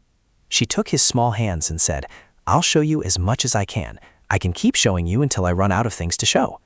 Hearing her words, Linden looked at her with teary eyes, deeply moved, a feeling he had never experienced before. Ending the stream of memories, Linden lowered his face. Then he walked towards Meliara. Meliara sensed someone approaching and turned her head. Seeing that it was Linden, she waved and called out, "Linden!" But unexpectedly, Linden collapsed to the ground, covering his face and laughing heartily, which left her bewildered. After laughing until both his cheeks were red, he opened his eyes. He turned to Meliara and asked, "How are things going?" Returning to the present, a table laden with food had been set. Linden smiled brightly. "Meliara, try this. I heard this is juice made from a type of wild berry that only grows in this village." Rhett, who was nearby, also urged her, "Drink this tea, and your body will feel more comfortable." Meliara felt awkward. "No, you too." After that, the two young men exchanged truly affectionate and warm glances. Meliara awkwardly said, "I'll drink it myself." Suddenly, a priest sprang forward, holding a plate of pastries in his hand. "Saintess, you should try this too." Another priest also approached. "No, Saintess, please eat mine." Meliara awkwardly thought to herself, "I wonder if it's because of the large crowd, but I don't feel any spirit at all." Then Meliara offered a smile. "Even so, everyone is thinking of me, so it's not bad, is it?" Meliara laughed out loud. "Ha ha! Thank you, everyone. I'll enjoy it heartily." Everyone saw her smile and stopped their activities, looking bewildered. She worriedly thought to herself, "But it looks like my stomach is in for a rough time." Everyone kept passing food over. "Drink this too. Here, have some more." Not long after, the servants arrived to clear things away. Meliara said, "I'll head back to my room to rest for a bit. See you all later." Rhett replied, "Get some rest, Ara." Linden smiled, "See you later, Meliara." As the room door closed, the smiles on Linden's and Rhett's faces vanished. Both turned away coldly. The priests murmured amongst themselves, "Why are those two just standing there pining away like that?" Well, we'll be leaving too." The door opened, and by then the priests had also left, leaving only Linden and Rhett. Rhett turned to him and said, "Say what you want to say. Your face looks like you're bursting with questions." Linden glanced over, then approached Rhett and said, "Then I'll ask you directly. Why are you so concerned about Meliara? The Duke is known to be someone who doesn't care about politics or power. If your intention is to exploit her, then now—" Rhett immediately cut him off. "That's not your concern." Linden, having been hit where it hurt, grew angry. It's true it used to be that way, but not anymore." Rhett glanced at him for a moment, then said, "I have something I need to confirm with Ara." Linden, puzzled, immediately asked, "Confirm? Is that so? Do you mean the matter of her being the Saintess of the Lunar Sect?" Rhett turned away. "That has nothing to do with you." Linden flared up in anger. "Seeing you constantly concerned about Meliara, I have a duty to ensure the Saintess's safety." Meliara and I are friends. Before I could finish speaking, a surge of dark energy from Reth caused Linden to float in the air. Reth said, "Protection? Then first, you must get rid of that unpleasant aura within you." Suddenly, something caught Reth's attention. Linden shone as if blessed by the Saintess behind him. Reth continued, "It seems you've received the blessing of the blonde Saintess, haven't you? That's not soul's power." Linden was stunned. "What are you talking about?" Reth replied, I don't hate Soul's power, it's just different from Lunar's, as is the power of the gods. However, that unpleasant aura in your body is a counterfeit from the Soul cult. Linden was confused. Are you saying the goddess's blessing is fake?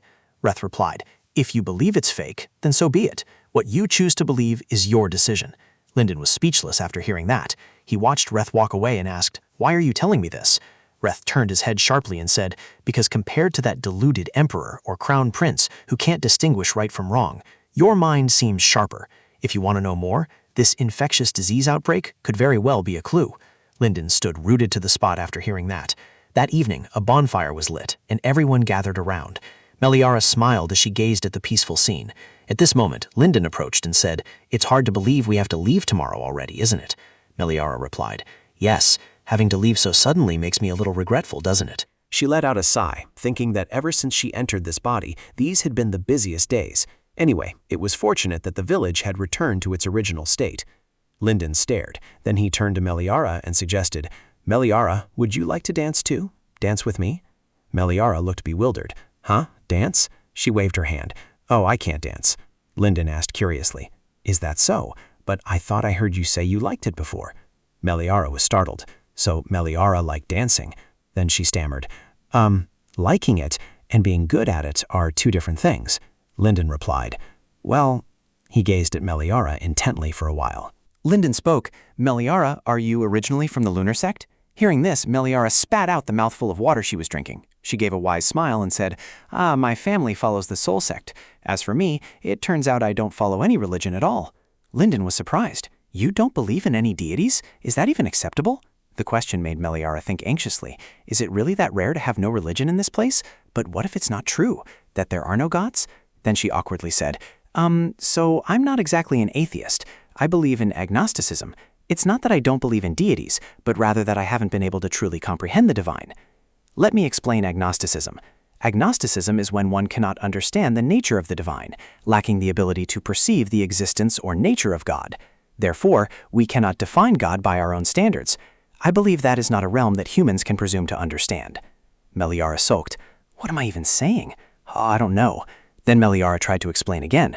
What I mean is, all the deities in this world are truly magnificent. Linden was dumbfounded after hearing that. Meliara covered her face. What a stupid thing to say. A wave of embarrassment washed over her. Suddenly, something caught Meliara and Linden's attention, making them look up, to see Rhett sitting next to Meliara, stroking his chin and saying, You're right, all deities are great. Hearing him say that, Meliara blushed deeply and said, Don't tease me, Rhett. Suddenly, Rhett took a strain at her hair and continued, Remember this, whether you believe in gods or not.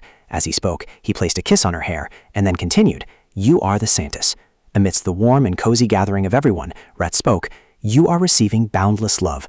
All you need to do is believe in that. Meliara looked at him blankly. She was about to say something, but then scratched her head awkwardly. Reed, honestly, it's not that serious. Don't worry, I won't say I doubt my faith in front of priests or anyone else. Reed replied, That's not what I meant. Meliara stood up to leave.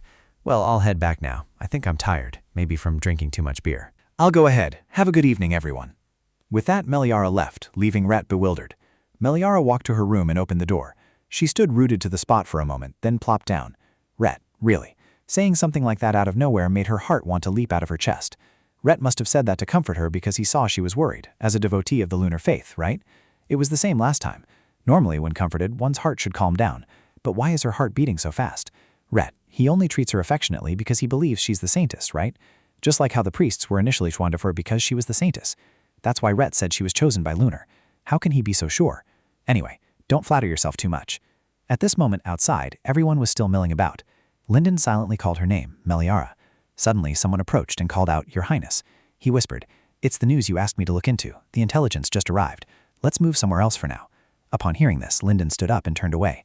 When they reached a secluded spot, both stopped. Linden crossed his arms and asked, So, what about the movements of the Saintess of the Soul Faith these past few days?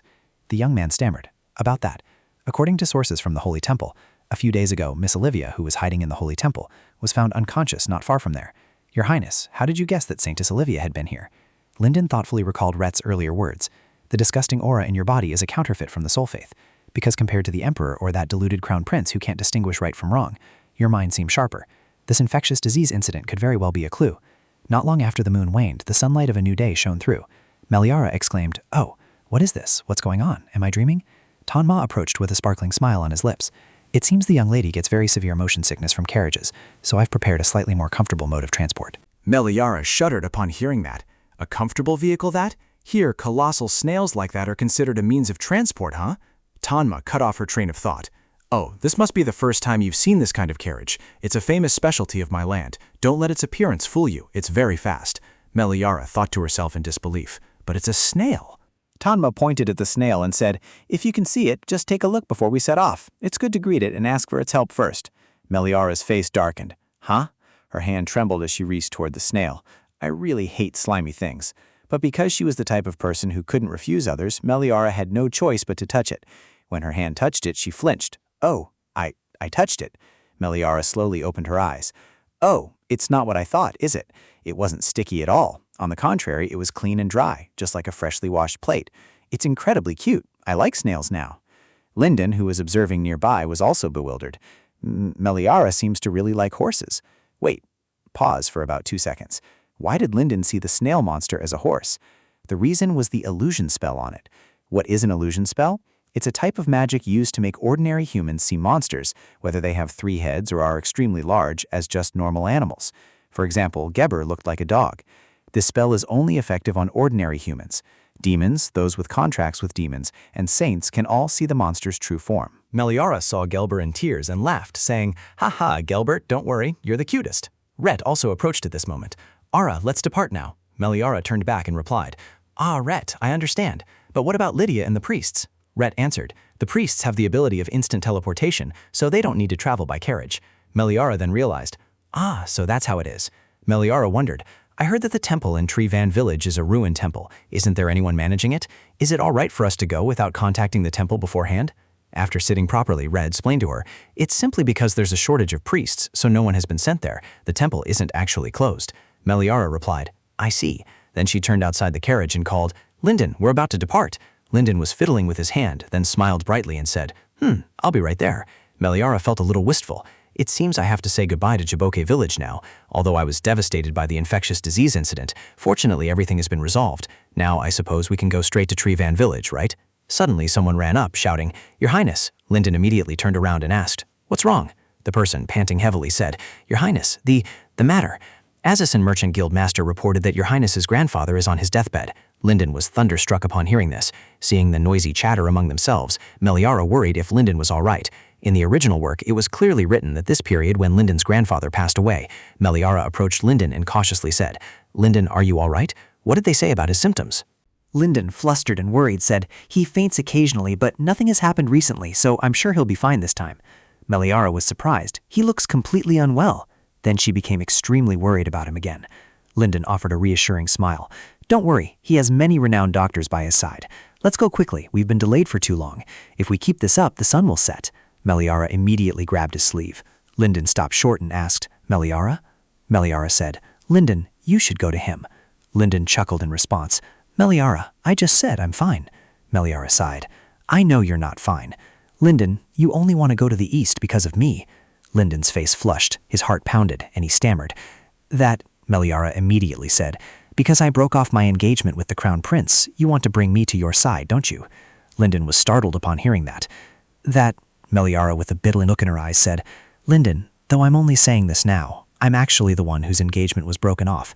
Father said I disgraced the Darches family, so he will remove my name from the ducal estate, and I agree to that." Linden was stunned.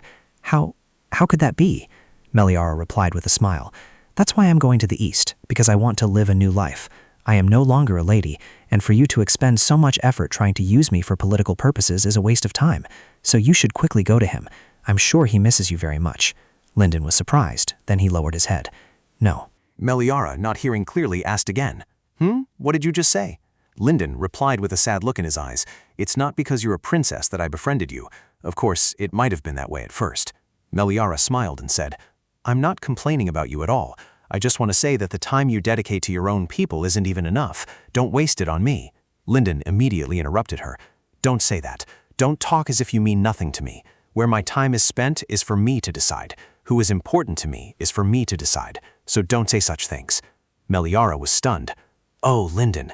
Linden called, "Meliara." "Could you show me those bubbles you create with magic again?" Meliara didn't understand what he meant but still replied, "Huh? Sure."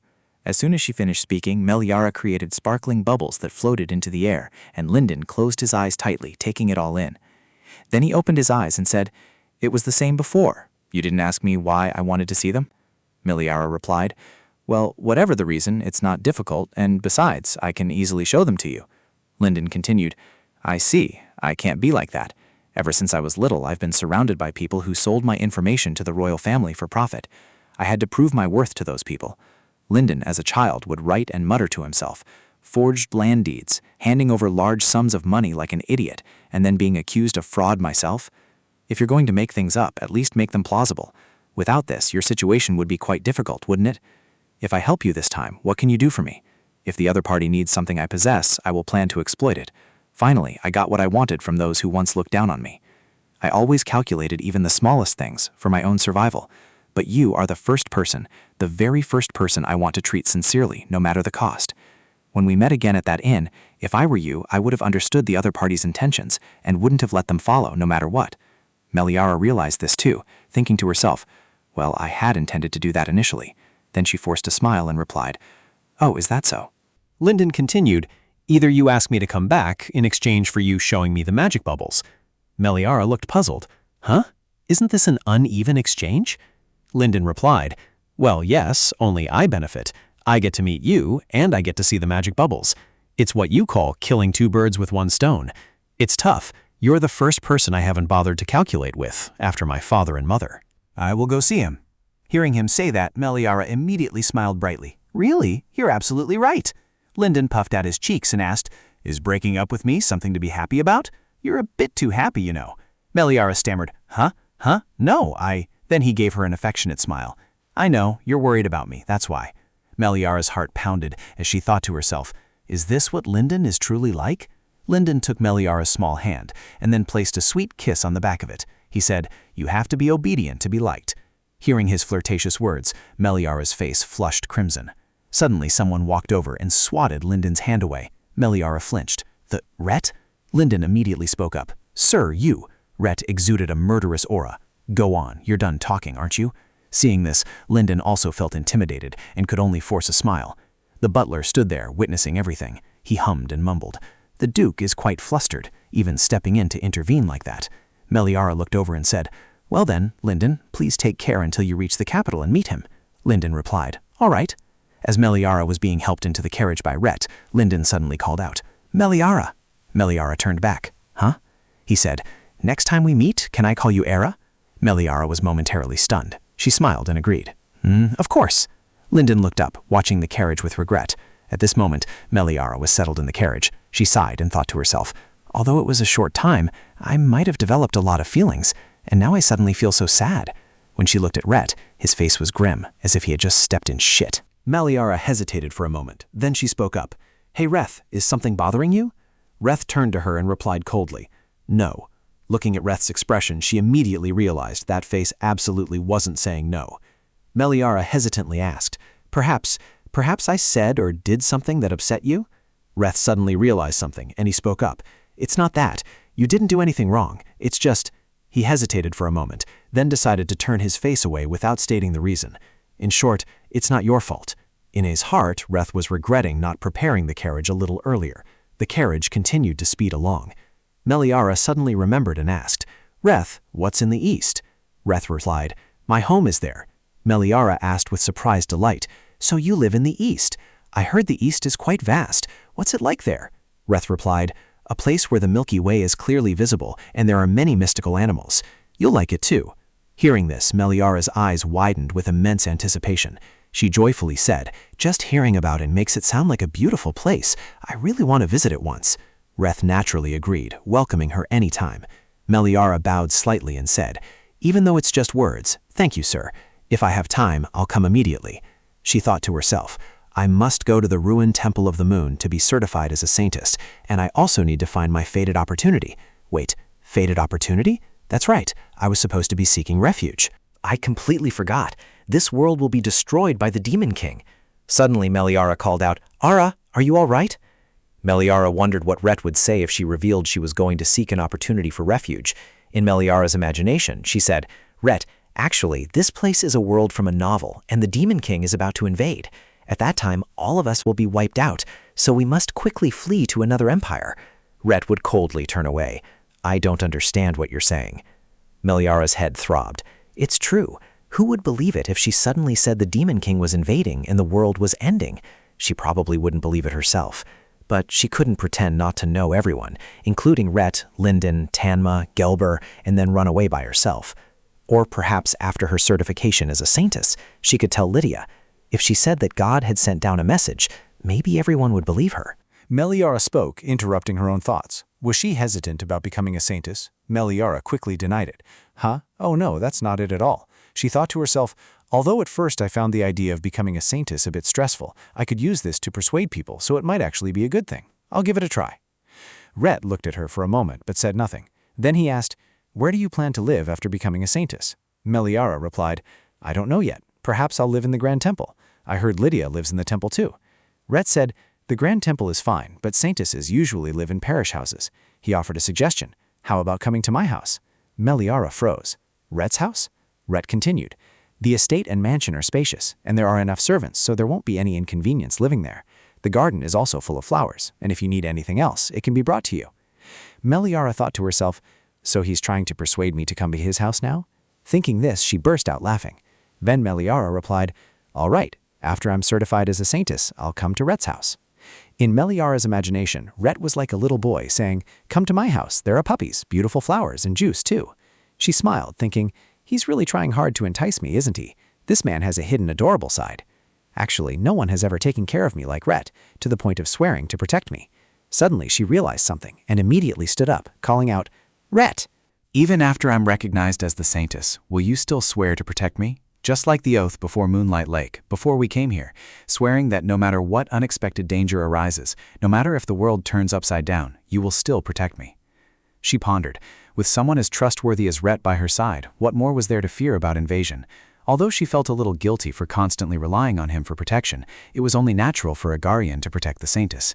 Rhett smiled. He took her hand and said, of course, if you wish. Then he pulled Milvan's hand closer and placed a kiss upon it. I swear to give everything I have to protect you. Suddenly, the carriage braked sharply, and Meliara fell into Reth's arms, her face flushing with embarrassment. She immediately flustered. I'm sorry, it's because the carriage suddenly stopped. The coachman spoke. We've arrived, sir. Having reached Chivan village, both quickly dismounted, with Gelber trailing behind. Meliara turned and asked, have Lydia and the new priests arrived yet? She then mused. They've probably arrived ahead of us and finished preparations. Meliara put a hand to her chin, pondering. Indeed, they have teleportation magic, so they're very fast. Maybe next time I should ask them to take me along. Reth, who was beside her, spoke up. Oh, Ara. Meliara turned and asked, yes? Reth asked worriedly, that thing earlier in the carriage, when you asked me to protect you no matter what danger arose, are you worried about something? Meliara broke into a sweat, stammering with a nervous laugh. That it's just because I'm afraid something might happen once I become a Saintess. She thought to herself, I can't tell him that the destructive ending is approaching. Reth continued seriously, no matter what happens, my vow will not change. No one can harm you, because I will always be by your side. A gentle breeze swept past, and Meliara smiled brightly. Thank you, Reth. Her heart fluttered. This feeling was like... Reth then placed a kiss on the back of her hand. Meliara exclaimed, I have a trustworthy knight protector, just like in a fantasy romance novel. A moment later, 3 priests burst with joy. The Saintess? Has the Saintess arrived? Meliara smiled brightly. Everyone arrived safely, didn't they? The 3 priests rejoiced. Because we arrived quite a while ago, we've been eagerly awaiting the Saintess, practically worn out from waiting. We've already rented the best room, cleaned it, and blessed it. We've also prepared fresh fruits. Meliara awkwardly said, thank you, everyone. You must all be hungry by now. Let's eat together. Let's quickly head inside. Suddenly, she stopped short. Now that I think about it, what are all your names? It feels strange to keep calling you Reverend Father. I apologize. I should have asked sooner. Meliara worriedly thought, will they be annoyed that I'm only asking now? Sobbing, the Saintess asked for our names? I will absolutely never forget this moment. A red-haired priest stepped forward and removed his hood. Everyone calmed down. The Saintess is asked. Shouldn't you be answering quickly? Meliara was at a loss for words. Please calm down. A black-haired, black-eyed priestess introduced herself. My name is Urin Equitom, and I'm 22 years old. That tall young man over there is Peter, a few years younger than me, and this red-haired person is Uncle Zion. We are all priests of the same rank, so we don't strictly differentiate by age. Meliara replied, I see. Yurin continued, actually, because I heard that the lunar sect hadn't had a Saintess appear for a long time, when I was first appointed as a priest, I was worried I wouldn't get to meet one. But to meet the Saintess directly like this, it's truly a very fortunate event, and those two feel the same way, don't they? Meliara said hesitantly and worriedly, but I haven't been officially certified as the Saintess yet. Yurin tilted her head, thought for a moment, then spoke. Well, but Lydia was so certain, and besides, I can feel a special aura from the Saintess. Even if it's not true, it doesn't matter. When the infectious disease spread through the village, I saw it myself. The Saintess tried so hard to help the villagers that she even fainted. Even if you are not truly the Saintess, the fact that you are a good person remains unchanged. Meliara couldn't help but be surprised by these words of praise. Yurin coughed once and continued, and honestly, I really hope someone like that becomes the Saintess. While she was rambling, someone called out, Yurin, come here quickly. Yurin immediately turned and said, yes, coming. Before leaving, she brightly turned back to Meliara and said, Saintess, let's go eat. We need to eat quickly so we can go to the temple. Meliara unconsciously smiled. She then went inside and replied, okay. Sunset had now fallen. On a dirt path, one side was a cliff face and the other was an abyss. Meliara, panting heavily, asked, Is it still very far? Lydia pointed to the peak and said, just a little further and we'll be there. It's the place right up there. Meliara's jaw dropped upon hearing this. Lydia explained, because it's a place that has been abandoned for a long time and become a ruined temple, the path is a bit rough. Meliara painfully collapsed. A bit? Well, if they built the temple all the way up on the mountaintop from the start, it's only natural that no one would come. If it were my original body, I don't know how it would be, but how could the noble Lady Meliara walk on such a dangerous mountain path? She has no physical strength. Just then, Meliara slipped, having tripped over a rock.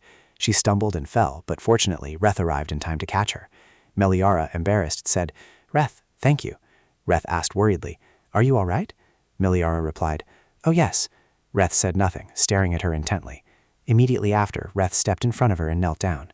Reth said, Ara, I'll carry you on my back. Meliara immediately shook her head, refusing. Huh?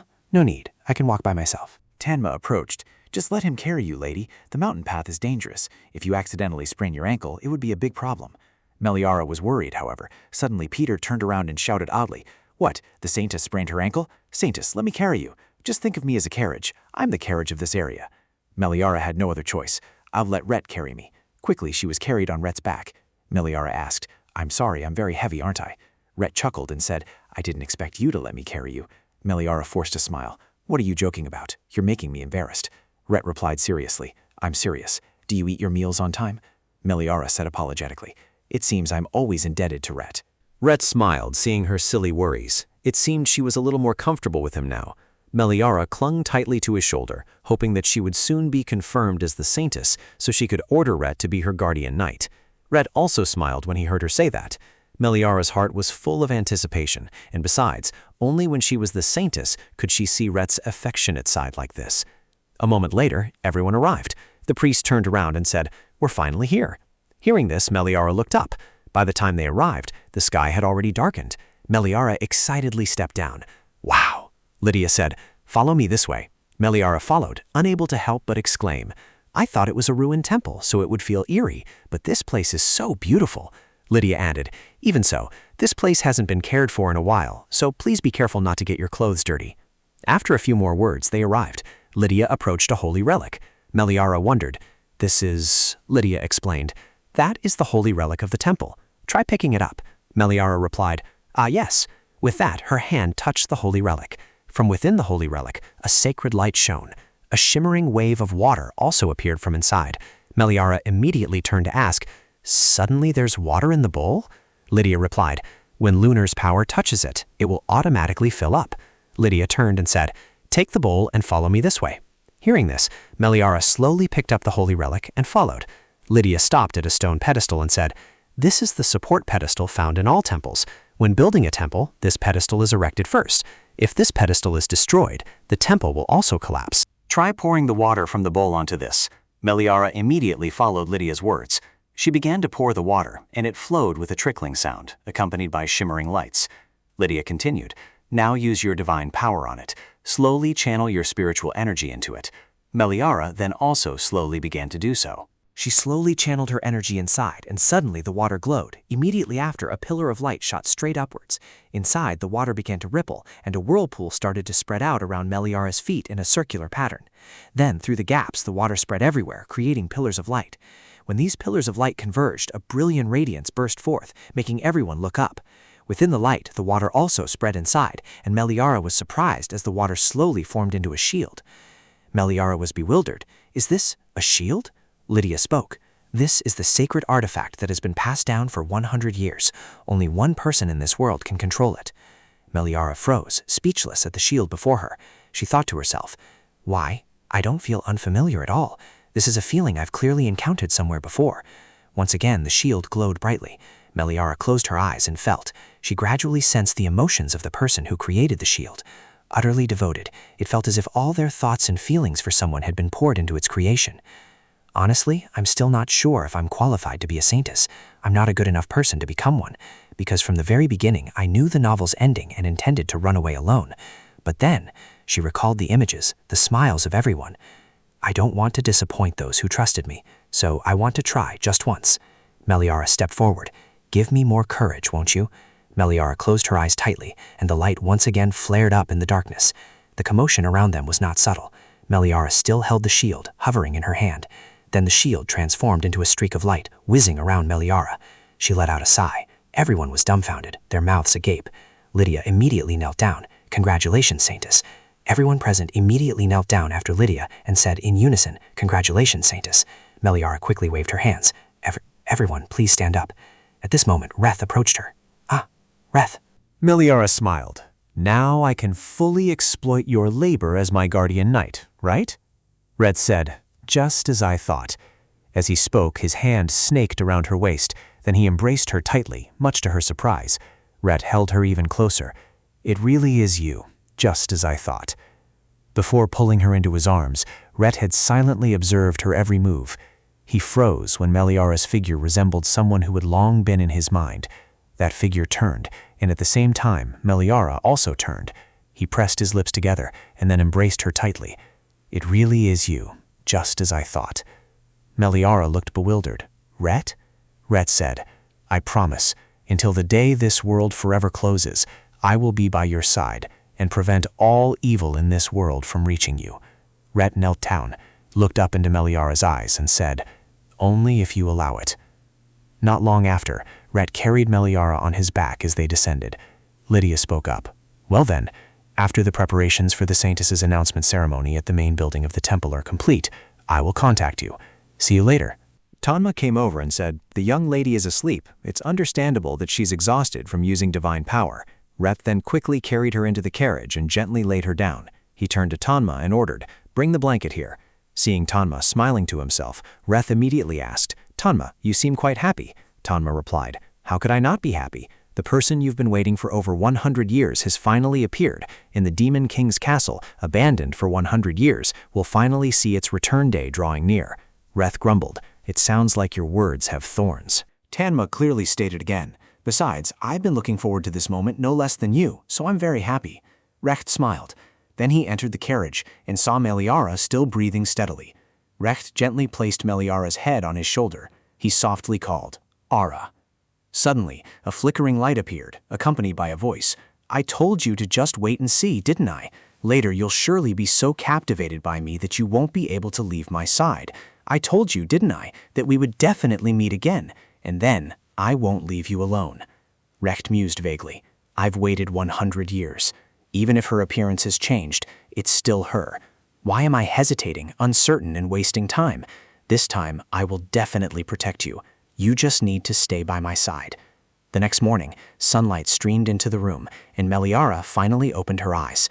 Meliara sat up abruptly and stretched, thinking, "It seems I had a very happy dream, but I can't clearly remember what the dream was about. Moreover, it seems they use good quality beds here. Unlike other inns, the bed here is very soft." Suddenly, she realized something and froze. "Oh," she looked around bewildered. Where is this? No matter how I look at it, it's not a normal inn. Did I get dragged to the Grand Duke's mansion while I was sleeping? What's with this extraordinary room?" Just then, a maid appeared. "Are you all right, young lady?" Meliara flinched. Who are you? The maid bowed and replied, "Allow me to introduce myself. I am Salt, and starting today, I will be in charge of everything and attend to you, young lady." Meliara stammered, "Yes, I apologize for shouting, but in charge of everything? Where exactly is this place?" Salt looked surprised. "It seems you haven't heard anything from the master." Meliara recalled Rhett's earlier words, "How about coming to my house?" She thought to herself, if he's the master, then could this be Rhett's house? Then she spoke, "Ah, so this is Rhett's mansion in the east." Salt politely replied, "This is a bedroom in the main building of Grand Duke Arvis's estate." Meliara let out a sigh of relief. "Ah, so that's how it is." Then, as she realized, she became utterly terrified. "What? You said Grand Duke Arvis's estate, right?" Salt replied, "That's right." Meliara immediately realized that Grand Duke Arvis was the demon king who brought about destruction in the original story. No matter what, she had to escape from here first. Thinking this, Meliara got out of bed, making the maid confused. "Young lady?" Meliara put on her coat and asked, "What about Rhett? Did you see the man who came with me?" Salt replied, "I don't know about anyone else, but Grand Duke Arvis is waiting outside the door right now." Just then, a knock echoed from outside. The door opened and someone entered the room, making Meliara jump and look over. Rhett, looking cheerful, stepped inside. Seeing Meliara awake, he asked, "Are you up?" Meliara couldn't help but recall the vision she knew. A desolate scene, flames burning everything to ashes, Gelbert relentlessly slaughtering, and there was Rhett, holding a blood-soaked sword in his hand. He opened the room door and saw two people sitting inside. The man shouted, "Grand Duke Arvis, why did you suddenly do this?" I followed the previous agreement, not touching the Grand Duchy, didn't I? So what do you want from me? Reth said coldly, "Because the roses have withered." The man trembled. "What does that mean?" Reth raised his hand and a light flashed in it. Something shattered in his grasp. He clenched his hand and said, "I have waited 100 years, so I intend to erase every trace. If I don't, I will truly go mad." Immediately after, a blood-curdling scream echoed. Returning to the present, Reth stepped inside. Meliara thought in disbelief, "I can't believe it. How could such a handsome and perfect man be the Demon King?" From Ara's perspective, Reth said, "Truly foolish humans, daring to follow me all the way here. Before turning the Empire into a fireball, should I use her as a test subject to adjust my firepower?" Salt, standing nearby, also held a sharp knife in his hand. "What do you think, my lord, if we play human dart-throwing as entertainment before dinner?" Meliara's face darkened in horror. "What should I do? After learning he's the Demon King, I suddenly see him completely differently." Then she abruptly turned away. Meliara repeatedly hit her head. "This is insane," she thought. "Forget about seeking refuge. How can I possibly manage running headfirst into the Demon Lord's territory like this?" Rhett, puzzled, turned to Salt and asked, "What's wrong with her? Is she hurt somewhere?" Salt replied, "Perhaps she's just not fully awake yet." Then Rhett turned back to Meliara and said, "Ara, breakfast is ready, so if you're feeling better, let's go to the dining room." Meliara immediately raised her hand, awkwardly refusing. "It's fine, actually. I don't feel hungry right now." No sooner had she finished speaking than her traitorous stomach rumbled loudly. Rhett said, "Then I'll tell them to prepare a few simple dishes." Meliara replied, "Yes." Her eyes welled up with tears as she thought, "I've been eating 3 meals a day lately, so my stomach automatically growls whenever it's mealtime." A little later, Meliara followed Rhett down to the dining room. Tanma saw her and called out, "Ah, young lady, did you sleep well last night? To ensure you don't feel uncomfortable staying here, I am currently renovating every part of the mansion. After your meal, you can take a stroll and explore the surroundings. There's a beautiful garden that His Grace the Grand Duke personally tends to." Meliara replied, "Thank you, sir." She thought to herself, "Butler Tanma, now is not the time for a leisurely stroll. Wait, does the butler know that Rhett is the Demon King? And the servants here too? Could it be that they—" Tanma spoke up. "Ah, I've kept you too long. Please go to him quickly. If he doesn't see you, young lady, I don't know what he might do. I'm just kidding, of course, but he truly considers you that special." Before he could finish speaking, Meliara had already vanished. Meliara ran off quickly, saying, "Yes, I'll go straight to the dining room immediately." Meliara, bewildered, murmured, Little lady." Meliara quickly ran to the dining room. "I just thought everything would be all right once I became a Saintess." When she arrived and saw Gelber, she exclaimed, "Ah, Gelber!" She immediately sat down and stroked Gelber, saying, "Although my mind is in turmoil, touching you still brings me comfort. Pet therapy is truly the best."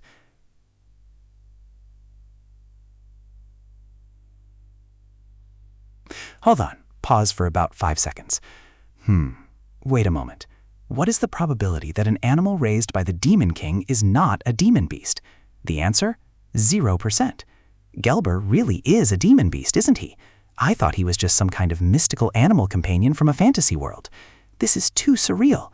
So this is what reality is truly like? So all this time I've been sleeping while hugging a demon beast? Meliara immediately stood up and slowly backed away, saying, "Haha, sorry, I'll treat you better from now on." Still backing away, Meliara wasn't paying attention and bumped into Rect. He asked curiously, Meliara, what's wrong with you? Seeing Reth's cold gaze, she stammered, that... In her heart, she also felt a chill. It was so scary. Meliara immediately bit her tongue.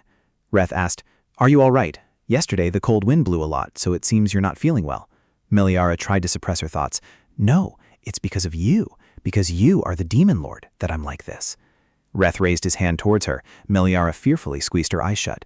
She thought he was going to do something, but it turned out he gently caressed her and rubbed her back. Reth said, If I had known you were still unwell, I would have suggested we dine in your room. Meliara stared blankly at him, thinking to herself, This is truly the Reth I know, the one who was by my side the entire journey here, a Reth who is always warm and affectionate. That's right, there's no way Reth could be the demon lord. Or perhaps there's another Grand Duke Arvis. There must be some misunderstanding. Meliara uttered, Reth, there's something I really want to do with you right now. Reth stared at her for a moment, then asked, May I? Reth put his arm around her waist. Meliara wondered, What is it? Looking directly into Meliara's eyes, he said, Kiss. Then his face slowly moved closer to Meliara's, when suddenly a voice spoke up. Quite passionate in broad daylight, aren't we? Both of them startled and turned. Prody spoke, Since when did our demon lord become so actively involved in dating? But in my memory, it wasn't like this. Is that my brother's new lover? Meliara wondered to herself. He said, Brother? Reth said, Prody. Meliara wondered, If so, is that person also a demon? Reth stepped in front of Meliara, shielding her, and said, Why did you suddenly burst in through the window and speak so disrespectfully? Prody shrugged slightly. Oh, I should have politely knocked, shouldn't I? That's why I called you rigid. His snakes immediately slithered over and hissed at Rhett. Immediately after, something darted past. Dolber advanced and hissed at Solo and those snakes. Meliara was surprised. Gelber? Prody glanced at Gelber and said, I know that dog only protects the person it thinks it's its owner, and there's no way a rigid person like you would have another lover. Oh, is it the Saintess? It's a pleasure to meet you, new Saintess. Rhett immediately pushed his hand away. Don't come any closer. Prody's hand stung as he pulled it back. What's wrong? Already possessive? Anyway, this Saintess is much gentler than the strong Saintess from last time. Haven't your preferences changed? Prody sneered. Or is it just any Saintess? Hearing these words, Meliara couldn't help but be astonished. Rhett gritted his teeth. It seems my warning last time wasn't enough. Get out of here before I tear that mouth of yours apart. Prody chuckled. What's wrong with you? I was just going to give you some advice. It seems this Saintess is a pitiful person who knows nothing at all, doesn't she? A surge of dark energy appeared from beneath Rhett's feet, and Gelber emerged. His eyes turned deep red, filled with killing intent. Gelber growled, and the three-headed snake was not to be outdone. Prody continued, Saintess, I advise you to be more careful, because the man beside you is actually the Demon King who has lived for hundreds of years. The previous Saintess also acted naively and was deceived. Now she has vanished without a trace. Meliara thought in surprise. He said Rhett once loved the previous Saintess, and now she's gone? In the original story, Rhett was the Demon King who brought about the downfall of the Empire, so it would be more convincing to say he was inclined to eliminate the Saintess rather than protect her. Rhett saw her looking distracted and suddenly felt worried. He spun around towards Prody, thinking, what nonsense. Rhett's dark aura flared intensely. Prody said, this time I wanted to find you first, but it's not like there won't be another chance. Then Prody snapped his fingers, creating flowers that intertwined with Rhett's dark aura. Meliara suddenly realized, oh, this scent. Then she felt dizzy, stumbled, and began to fall. Rhett caught her just in time. He asked, Ara, are you all right? Rhett glared at Prody with murderous intent. Prody hesitantly retreated. Whoa! Just then a pair of hurried feet ran over. The door burst open, immediately catching Reth's attention. Seeing this, Prody also clicked his tongue. That person took a deep breath and shouted, Don't you dare tease my lady. His face was flushed with anger, veins bulging. Prody sneered. The fool has arrived. Reth clutched his head and asked, Tanma, why did you bring him here? Tanma pulled him back and said, There's an old saying, a mad dog is best suited for hunting a madman.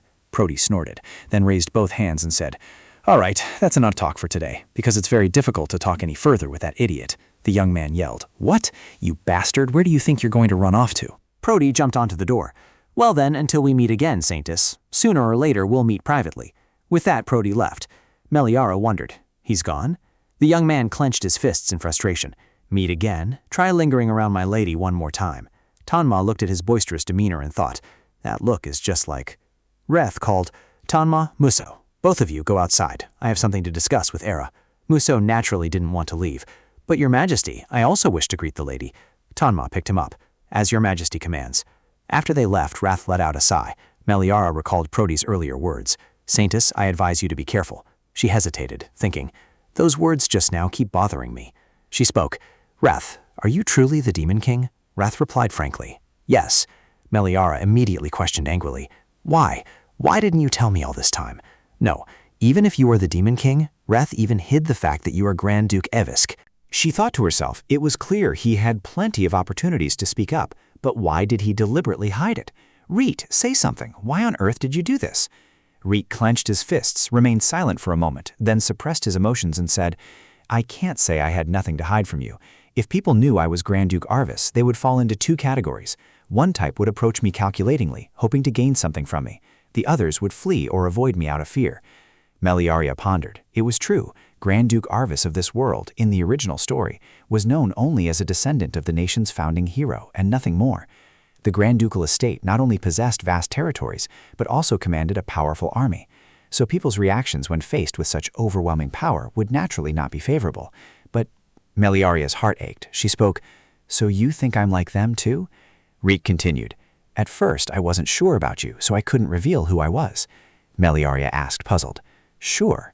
Do you mean whether I was the Saintess or not? Recalling Prote's words, or just being the Saintess? Meliaria lowered her head again, looking gloomy. Reet replied, I needed to be sure you were you. Whether you were the Saintess or not didn't matter. Meliaria clutched her skirt in her hands. She shrieked loudly, Liar, you were the happiest when you found out I was the Saintess. Meliara's eyes were also welling up with tears at this moment. In fact, wasn't it because I was the Saintess that you treated me well from the very beginning? Reth reached out his hand towards her, calling, Ara! She thought to herself, I know, the person Reth truly treated well wasn't me, but that other Saintess. Reth said, It's not like that. I just thought it wasn't the right time. I didn't intend to deceive you. Meliara immediately replied, Isn't intentionally not saying something a form of deception? Because I trusted Reth. At least I thought every aspect of your demeanor you showed me was genuine. If I had known you were deceiving me, I wouldn't have followed you here. Reth was startled by her words. Meliara turned and walked away, saying, I will leave before nightfall. Reth immediately stepped forward and grabbed her sleeve. He said, No, I had such a hard time finding you. Meliara's tears were already falling profusely. Reth stared at her tear-filled eyelashes, and his hand slowly dropped. Meliara shook his hand off and continued walking. As she reached the door, Meliara turned back and said, I told you I hate men who lie. The door slammed shut, leaving Reth standing rooted to the spot. Not long after, in Meliara's room, she lay on her bed, sobbing. She had loudly declared she would leave, but she had neither a carriage nor travel expenses, so she couldn't leave immediately. She just kept crying, wasting the entire afternoon. Is Reth okay? He must be very angry because I yelled at him so much and then left. The words that man once said echoed in her mind. The previous Saintess also acted naively and was deceived. Now she has vanished without a trace. Although she didn't entirely believe all those words, the fact that Reth was the Demon King who would bring about the world's destruction was true. But why did the Demon Lord suddenly want to destroy the Empire? She recalled Reth's words when he destroyed everything. Because the roses have withered. Meliara mused. Destroying the world just because a rose had withered was truly too strange. Reth, the Demon Lord, his relationship with the previous Saintess. Why did that truth make her heart ache more than his deception? Suddenly, a knock came from outside. Meliara was startled, wondering if it was Santa. She said, Come in. The door opened, and someone stepped in from outside. The person you entered was not Santa, but Reth himself. He hesitated. Wait, do you have time? I have something I want to show you. With that, Reth led her somewhere, a flower garden full of flowers and beautiful lights. Meliara looked around and exclaimed, Wow.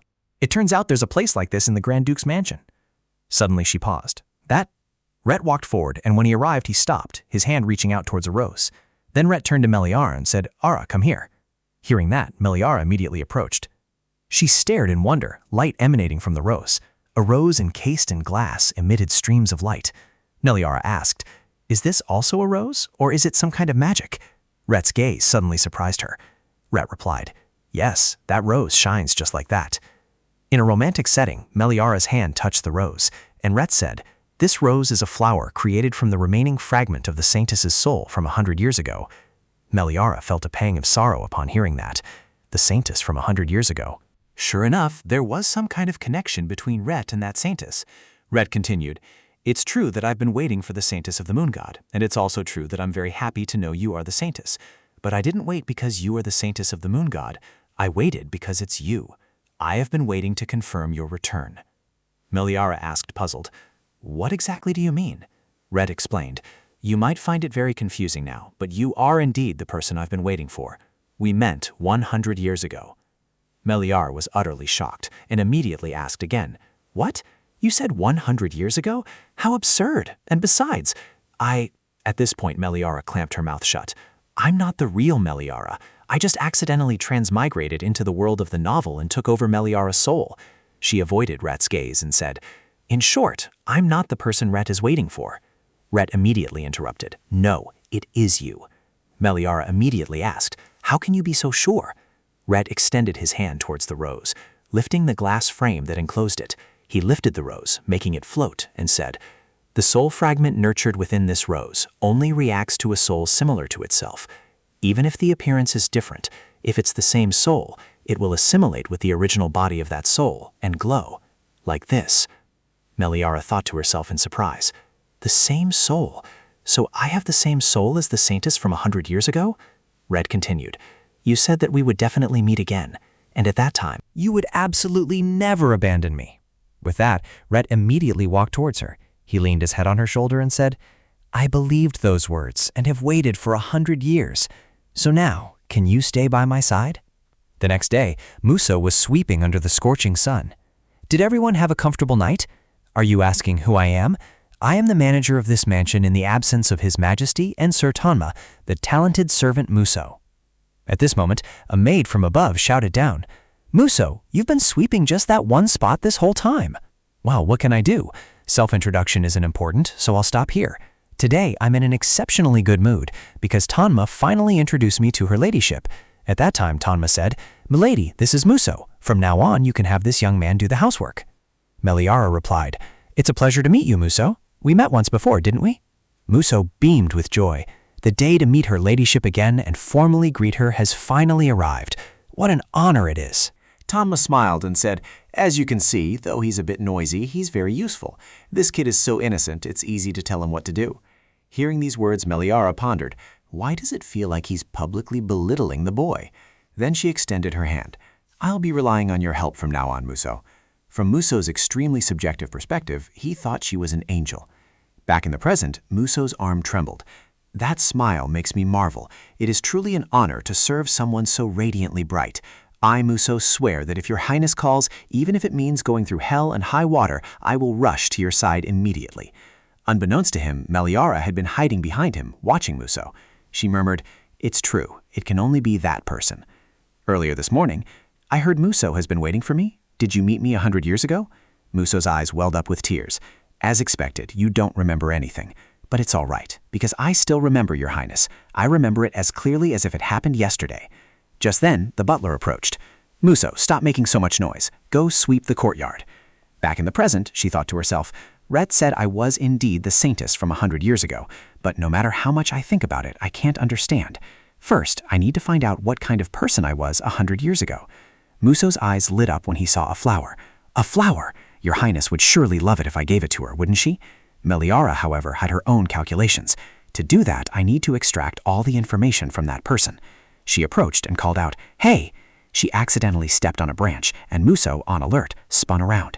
He shouted while using magic, "Who's there? An intruder!" Meliara screamed in fright. The violent commotion caused the branches to snap and crack as they broke and fell. Meliara gaped in bewilderment. When Muso saw that the person who arrived was Meliara, he was also startled. My lady, why are you standing there?" Muso immediately ran over. "Are you all right? I thought there was a thief hiding again." Meliara replied in a fright, "I'm fine, I was just passing by." She thought to herself, "She looks innocent, but a demon is still a demon, isn't she?" The scene shifted to the holy temple. At this moment, the Saintess was praying. Her face was slightly bowed, when suddenly something caught her attention. She spoke. "Look, what are you thinking about?" "Huh, Prody?" Prody was currently wearing a sinister smile, looking down below. The Crown Prince yelled, "Get out of the way!" The priests immediately intervened. The Saintess is currently praying, so even His Royal Highness the Crown Prince cannot disturb her. The Crown Prince continued to shout, "Won't you move out of my way immediately? I told you Livy is still unwell." From above, Prody stared at him from the window. Olivia approached and asked, "What's wrong, Prody? You're not saying anything. It's not like you at all." Prody turned back and asked, "What's wrong? Sad because I didn't pay attention to you?" Olivia stammered, "No, it's not like that. Your expression looks too serious, so I'm worried." Prody immediately lifted her chin. He said, "Lies. You're afraid I'll leave you behind, aren't you, Saintess?" Saying so, he flashed another meaningful smile. The wind from outside the window blew in, making her cloak flutter in the sunlight. Olivia turned sharply away and said, "Prody, this is the Holy Temple. You can give me power elsewhere." Prody turned her face back. "Since when have you cared about such things? We used to do it in the Holy Temple before. What's wrong? No one comes here anyway. Isn't that right, contract holder?" Olivia mumbled in response, "Yes, Then a beam of light enveloped the two of them. Olivia gasped. She smiled contentedly and said, "Ah, Prody, a little more." Prody smiled. "It's not a bad thing for you to truly be the Saintess." As soon as he finished speaking, another beam of light surrounded the Saintess. She trembled and said, wait a moment. This is too much." Prody gave a faint smile. "That's true. Although, if that's the case, my temptation won't work anymore." The Saintess was dazed. Stop. Saying so, she staggered and collapsed. Prody caught her and said, "That's why I say love is truly a useless thing." He stared at the aesthetic Saintess. After 100 years of waiting, he only now craves power and seeks another Saintess. It's a bit strange. He used to be someone who seemed not to care about maintaining his position as the Demon King. Furthermore, he acted as if he cared quite a bit about that woman. At this moment, the Crown Prince's voice echoed from outside. Livy, it's me. I have something to tell you. May I come in?" Prody clicked his tongue and smiled. Psst, he thought. Even so, it seems worth trying to stir up trouble and see what happens. At this moment, the Crown Prince had rushed inside. Livy, are you all right? You've overexerted yourself with prayer again. I told you to rest more." The Saintess smiled and replied, "Your Highness, I'm fine, just a little tired. Please don't worry." The Crown Prince bristled. "What do you mean, fine? Your body hasn't fully recovered from the previous poisoning. Meliara Darcius, that woman, I will definitely make her pay." The scene shifted to Meliara. Meliara's ears tingled as if someone had just cursed her. Muso asked, "Your ladyship, what's wrong?" Meliara forced a smile. "Oh, it's nothing. My ears just feel a bit itchy for some reason." Muso said, "Oh, that happens sometimes, I get that quite often myself. By the way, your ladyship, why do we have to be like this?" Meliara started, flustered. Well, because..." She recalled her previous conversation with Reth. Reth had said, "Well then, you must be tired. Go get some rest." As Reth left, she immediately called out, "Reth, what kind of person was I 100 years ago?" Reth smiled. "Back then, you were a very strong, emotional, and confident person, because right from our first meeting, you declared that I would definitely fall for you." Meliara's jaw dropped as she thought to herself, "Isn't that just being delusional?" Reth continued, "And in the end, I truly did." Hearing him say that, Meliara's heart ached. She bowed her head slightly and replied softly, Well then, about the rose I just saw, which is said to contain a fragment of my soul, you said it has been there, unfading, for 100 years. If that rose withers, what will you do?" Rhett bowed his head slightly and said, "The rose withering means your soul is destroyed. You no longer exist anywhere in this world, unable to be reborn, nor to reincarnate. Ultimately, it means I have completely lost you. If that truly happens, perhaps I will endlessly resent this world for taking you from me. After despairing for too long, I will erase everything that exists in this world." Meliara immediately asked, "Why would you go to such an extreme?" Rhett smiled. "Isn't that obvious?" Rhett recalled the image of the person he held dear. "Rhett, look, the flowers are so beautiful, aren't they?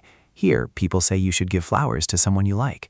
Thanks to you, for the first time, I realized flowers could be so beautiful. For the first time, things other than war, bloodshed, or hatred existed in this world. And it was also the first time someone looked at me with eyes so full of affection, as if the moon and sun rose for her and everything in this world existed for her. Because you said we would surely meet again, and because that rose hasn't withered all this time, I was able to wait until now. If I could never see you again, neither the flowers, nor the moon, nor this world would have any meaning. What good would their existence be? This world would no longer have you." His gaze turned hateful. Meliara immediately called him back. "Rhett." Then his gaze softened. Just then, Meliara's coat slipped off her shoulders. He stepped closer, pulled her coat back up, and said, "But now you are here with me, so I don't want to imagine such a horrible thing." "Good night, Era." After wishing her good night, he also left. Meliara remained standing there, watching his retreating back. Meliara quickly returned to her room and took off her coat. Meliara sat down on the bed and sighed. That night, she tossed and turned, unable to sleep. It seemed that only now did she truly understand Rhett's fervent and passionate feelings, something she had pretended not to know all this time. Back to the present, Muso called out, "Your Highness, are you all right? You've been spaced out for a while now. Your Highness, you don't seem well." Meliara interrupted him. "I'm just thinking about something else, so..." Meliara pondered. "After thinking all night, I've come to a conclusion. All right, I'll just stay here then. After all, I was originally running away to avoid destruction, And furthermore, after learning that I was the Saintess from 100 years ago, Rhett doesn't seem to have any intention of destroying this world. So first, I'll gather information about myself from 100 years ago, even if it's just a little. If I can't remember, I'll just imitate. Muso spoke up. So Your Highness wants to know what you were like 100 years ago? Meliara nodded. Yes, that's right. Muso asked. You could just ask His Highness. Meliara immediately felt a pang of unease. Why must it be me? She replied shyly, saying it would be too embarrassing to ask Reth directly. For that matter, Muso seemed the most trustworthy, so Muso's mouth fell open. I'm the trustworthy one? He grabbed Meliara's hand. I, Muso, will do my utmost to help Your Highness regain your memories. Meliara replied, Thank you. She thought to herself, I absolutely can't tell him it's because he's the easiest one to deal with here. Suddenly Muso stopped. As he rummaged for something, he said, Your Highness, you won't be comfortable sitting like that. Please sit on this handkerchief. Then he offered Meliara a handkerchief. Meliara took it and replied, Muso, thank you. I'll wash it and return it. Muso smiled and replied, You can keep it, Your Highness. Meliara wondered, But why are you so kind to me, Muso? The servants were always attentive to Meliara. Your Highness is also very beautiful today. I'll bring some freshly bloomed roses to your room. Another maid said, Your Highness, you'll be more comfortable with this bedsheet. She thought to herself, Actually, it's not just Muso. Everyone here treats me very well. Muso spoke up. That's because Your Highness is my lifesaver. Meliara was stunned to hear that. Muso bowed his head and said, And my name, Muso, was also given to me by Your Highness. Meliara stammered. I did? The me from 100 years ago was truly special. She thought to herself, Even if he looks as tough as a rhinoceros, how could I have named him Muso? Muso smiled and replied, Yes, Your Highness is indeed a special person. Your Highness saw me rolling around in the trash, looking wretched. At that time you said that with the meaning of becoming an omnipotent person who can do anything, your name would henceforth be Muso. That's what you said, Your Highness. Of course, besides me, many others have also received favors from Your Highness. Butler Tanma had always worn an eye patch due to a pigment disorder. The pigment disorder was considered a symbol of bad luck in the lower demon realm, but Her Highness said that uniqueness would bring good fortune. After she said so, the butler switched to wearing a monocle. Meanwhile, Muso was suddenly surprised when he saw Meliara had started to cry. He stammered nervously, Your Highness, why are you crying? She fell into deep thought. No, it's no good. I absolutely cannot win against her.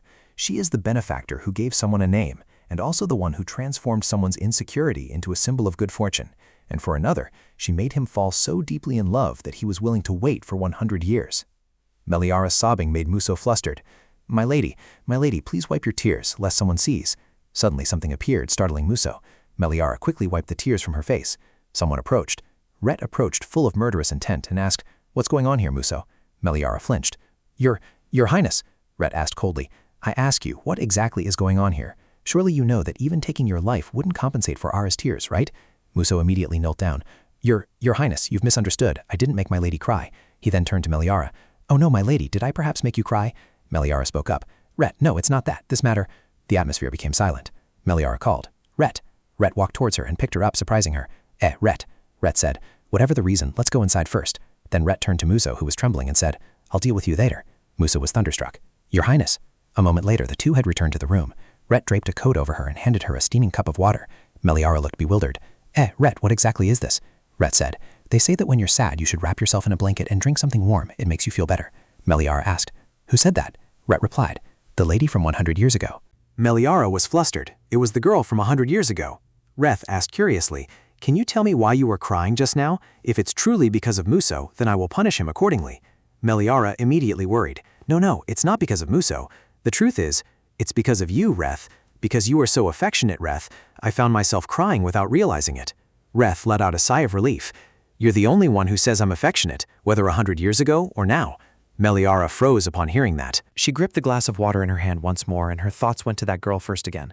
Then she looked up and said, Reet, the thing is, what do you think if we start over? I mean, regarding this ambiguous relationship that's neither lovers nor strangers. Reet was stunned to hear this. She continued, It's not that I don't understand you. The person you've waited for 100 years has appeared, and you must be very happy and joyful. But I'm not so sure anymore. I don't recognize the 100-year-old me in Reet's words. So gradually, I've grown afraid of Reet's love for me. I'm afraid you'll be disappointed when you see how different I am now compared to 100 years ago. Reet hesitated. Ara, Meliara propped herself up, stood, and continued. Therefore, let's start over. I want to understand more about who Reed is, as much as Reed knew about me 100 years ago. So Reed, please see me as I am now, instead of the me from 100 years ago, okay? As Meliara finished speaking, the conversation reached an impasse again, and silence filled the air. Meliara blushed shyly. Did I speak too frankly? Suddenly Reed smiled, making her even more anxious. What is it? What does that smile mean? Then he burst out laughing. So this is what it feels like to hear those words. She mused. It seems this is the first time I've seen Reed laugh like that. Reed continued. Don't worry. Even if this world were to split into two, there's no way I'd be disappointed in you. Even if your image is completely different from 100 years ago, my heart will not change, because what I love is your very existence. But if you still have reservations in your heart, then I promise, I will only look at the you of now. If you feel pressured, I will try not to go too far. However, I hope you can forgive this heart of mine, which occasionally beats so wildly it feels like it wants to burst from my chest, okay? Because you are just too lovely. These words were like an arrow shot straight into her heart, making it pound. The next morning, as the sunlight streamed into the room, Meliara sat up, yawning widely. Salt, who was tidying up at the time, saw Meliara wake up and immediately asked, "Did you sleep well, miss?" Meliara replied, "Good morning, Salt. Those flowers were brought by the gardener, weren't they? They're so beautiful." Salt said, "No, miss. These are flowers from the master." Meliara was surprised and hesitantly asked again, "Reft?" Salt replied, "Yes, at this time of year, tulips bloom very beautifully." Actually, he told me not to tell the young lady. She then remembered what Meliara had said. I will try not to go too far. Meliara poked at the blushing flower. Rhett really is... Salt approached with a letter and said, "Oh right, a letter arrived for the young lady this morning." Meliara took the letter, wondering to herself, who could it be? Not many people know I'm here. Or did something happen at the temple? Meliara opened the letter, her face darkening in alarm. 2 days later, in the capital of the Villainess Empire, under a torrential downpour, Meliara stepped out of a carriage. Seeing her, the people there couldn't help but whisper, "Isn't that girl Princess Darchis? After her engagement was broken off, she's been in seclusion. What's going on?" The room door opened, revealing Meliara's bewildered face. The person who appeared before her was Lyndon. Meliara approached, asking anxiously, "I came because I heard the news. Are you all right?" Lyndon smiled and replied, "Meliara, you've arrived. I'm fine." She glanced over, thinking to herself, how could he be fine? Merchant Guildmaster Azazin was like Lyndon's only family. Lyndon said with a sorrowful gaze, "He didn't have to suffer when he passed, as I had feared." Meliara continued, "Even so." Suddenly someone approached and said, "Who is this?" Meliara flinched and turned around. Seeing the person who appeared, Meliara was stunned as she recognized the face. The story must go back to before she transmigrated into this body. At this moment, the pedestrian green light had clearly turned on, but the next scene was a car and a girl lying in front of it. Meliara in a daze. "My body can't move. Am I going to die like this?" At this moment, someone approached, grinding his teeth. "Ace, what bad luck." Why is she wandering around at this hour? This is driving me crazy. If I cause another accident, my license will be revoked. Damn it! It seems there are no CCTVs or witnesses around here. As for the dash cam, I guess I can just burn it. That's why I said, why did you jump in front of my car? Back in the present, Meliara snapped out of her memories. This person? No, it can't be. The Crown Prince said, crossing his arms, "If I had known you were here, I wouldn't have brought Livy." The words of the young man who hit her with his car echoed in her head. "Whoever finds you will probably take you to the hospital, though it's not certain if you'll survive until then." Meliara pondered. The criminal who hit her in her previous life. How could he look exactly like that scoundrel? Or perhaps not. Besides, this is a character from a novel. But the male lead of the novel I like has the face of the person who killed me in my previous life? She felt betrayed. Zyken, seeing her staring at him, wondered in confusion. What is this? Why is she staring at me like that? At this moment, the Saintess also ran over. "Your Highness, I'm fine." Meliara was taken aback when she saw her. A beautiful face. Her whole body seemed to glow. Meliara thought to herself, that person is the female lead, Olivia. She looks even more beautiful than I imagined. The Saintess, seeing Meliara also looking at her, quickly avoided her gaze. Meliara's mind supplied the Saintess's surprised voice. "How can you look me straight in the eye after sending me poison?" Meliara also felt guilty. That's right, in the novel, Meliara had intended to poison Olivia. Why would Meliara do that? At this thought, Meliara approached. She politely bowed and said, "Your Royal Highness the Crown Prince, Saintess, have you been well recently?" The Crown Prince crossed his arms, frowned and snapped. "Well? You ask if I'm well? How utterly shameless. Have you already forgotten what you've done?" Meliara replied, "No, that's not it. I'm not sure if I've angered your Royal Highness with empty words, but I sincerely apologize." She also thought to herself, although it was the previous Meliara who caused it, since I've already entered Meliara's body, I must take responsibility. She bowed her head even lower and said, I have absolutely no intention of pretending nothing happened. I will reflect on myself for the rest of my life for causing harm to the Saintess. The Crown Prince immediately yelled in anger. You committed such a terrible act and only offer an apology? Aren't you being too shameless? Even praying with both hands and feet wouldn't be enough. Meliara said worriedly, If the Saintess wishes, I am willing to do so. At this, Meliara glared. But does your Highness have the right to say such things to me? The Crown Prince, unable to believe it, asked again, You, what did you say? Meliara replied boldly, Didn't all of this happen because of your Highness's liberal views on love? Your Highness cheated on me, your fiancé, and furthermore, you made me a public laughingstock. I am not asking your Highness to forgive my actions, because it is your Highness's fault. However, just as I sincerely apologize to the Saintess, your Highness should also admit your mistake and apologize to me. The Crown Prince gritted his teeth. How dare a mere lady demand an apology from the Crown Prince? Seeing his brother grow angry, Linden quickly spoke up. Brother, Lady Meliara. At this moment, Rhett stepped forward from behind, truly unable to listen any longer. He then stood in front of Meliara, shielding her. Meliara was surprised. Rhett? Rhett replied, Forgive me for interfering, but I can't bear it anymore. Crown Prince pointed directly at Rhett and said, Who are you to dare interfere? Meliara wondered to herself, This person? Could it be that he doesn't know who Rhett is? Then she shouted, This is Arvis. Meliara then turned to Linden and called, Linden. Linden approached and whispered, There's no need to let the Crown Prince know the Duke's identity. Meliara looked bewildered, so Linden already knew Rhett was Grand Duke Arvis. Rhett crossed his arms and said, The fact that your Highness doesn't know me means that the king has not yet recognized your Highness as the successor emperor. The Crown Prince was still blustering. What nonsense are you spouting? Just then the Saintess arrived and quickly asked, You are Grand Duke Arvis? You are the Grand Duke, aren't you? Do you still remember me? 2 years ago I came to your territory to bestow a blessing. Rat replied, Yes, I remember, son Saintess. The Saintess smiled. That's right, you remember. She smiled and said, Everything was too chaotic back then and I couldn't properly bestow a blessing upon you. Meliara, not understanding, turned to look at Linden, only to see that his expression mirrored hers. Meanwhile, she continued to prattle on. I've always wanted to bestow a blessing upon you when we met again, and now we finally have. As she spoke, she reached out, wanting to touch Rhett's hand, but he suddenly pulled his hand back. Seeing this, Meliara also looked bewildered and called his name. Rhett's face, meanwhile, had darkened, and he said sharply, Let me tell you once more, as it seems you've forgotten. When we were at the Temple of the Moon God, I said that we were fully blessed by the Moon Saintess, so don't try to mix it with anything else. She still wasn't done with her act, lowering her face and replying in a low voice. However, isn't Sol's blessing superior to Luna's blessing? Rhett asked imperiously, What does that mean? She said, The lunar sect has fewer priests, so its blessing power must also be weak. The proof is that no Saintess has appeared in the lunar sect for the past 100 years. Rhett immediately sneered. No Saintess has appeared, you say? Can't you recognize the person right before your eyes? Seeing this, Rhett turned to look at Meliara. He smiled. She's right here. Son Saintess Olivia was stunned. You mean... Meliara whispered anxiously, Rhett, why would you reveal that here? It's not even time for the Saintess's proclamation ceremony yet. Rhett asked gloomily, Is there a law that forbids revealing the Saintess before the proclamation ceremony? Meliara clenched her hands, thinking to herself, No, but... Suddenly, the Crown Prince shouted, startling Meliara, Lies! Plotting to harm Livy with poison wasn't enough, and now you intend to play the role of a Saintess too? Even shamelessness has its limits. How dare you blaspheme the divine? Meliara closed her eyes tightly. Then she said, Your Royal Highness, it's true that I don't possess the divine power of the Soul Sect, but I have been recognized as the Saintess of the Lunar Faith. The Crown Prince shouted again. Furthermore, how dare you even think of deceiving Grand Duke Arvis? Meliara, furious internally, wanted to scream. Does he think being loud makes him right?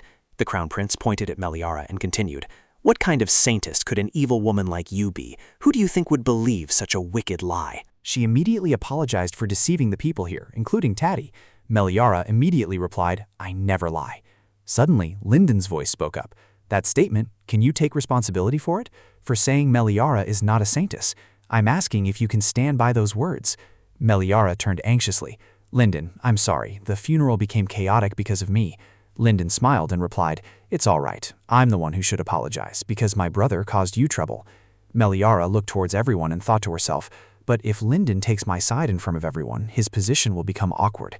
The Crown Prince said nothing, only staring at Linden. After a moment, he crossed his arms and said, Since when did you two become so close?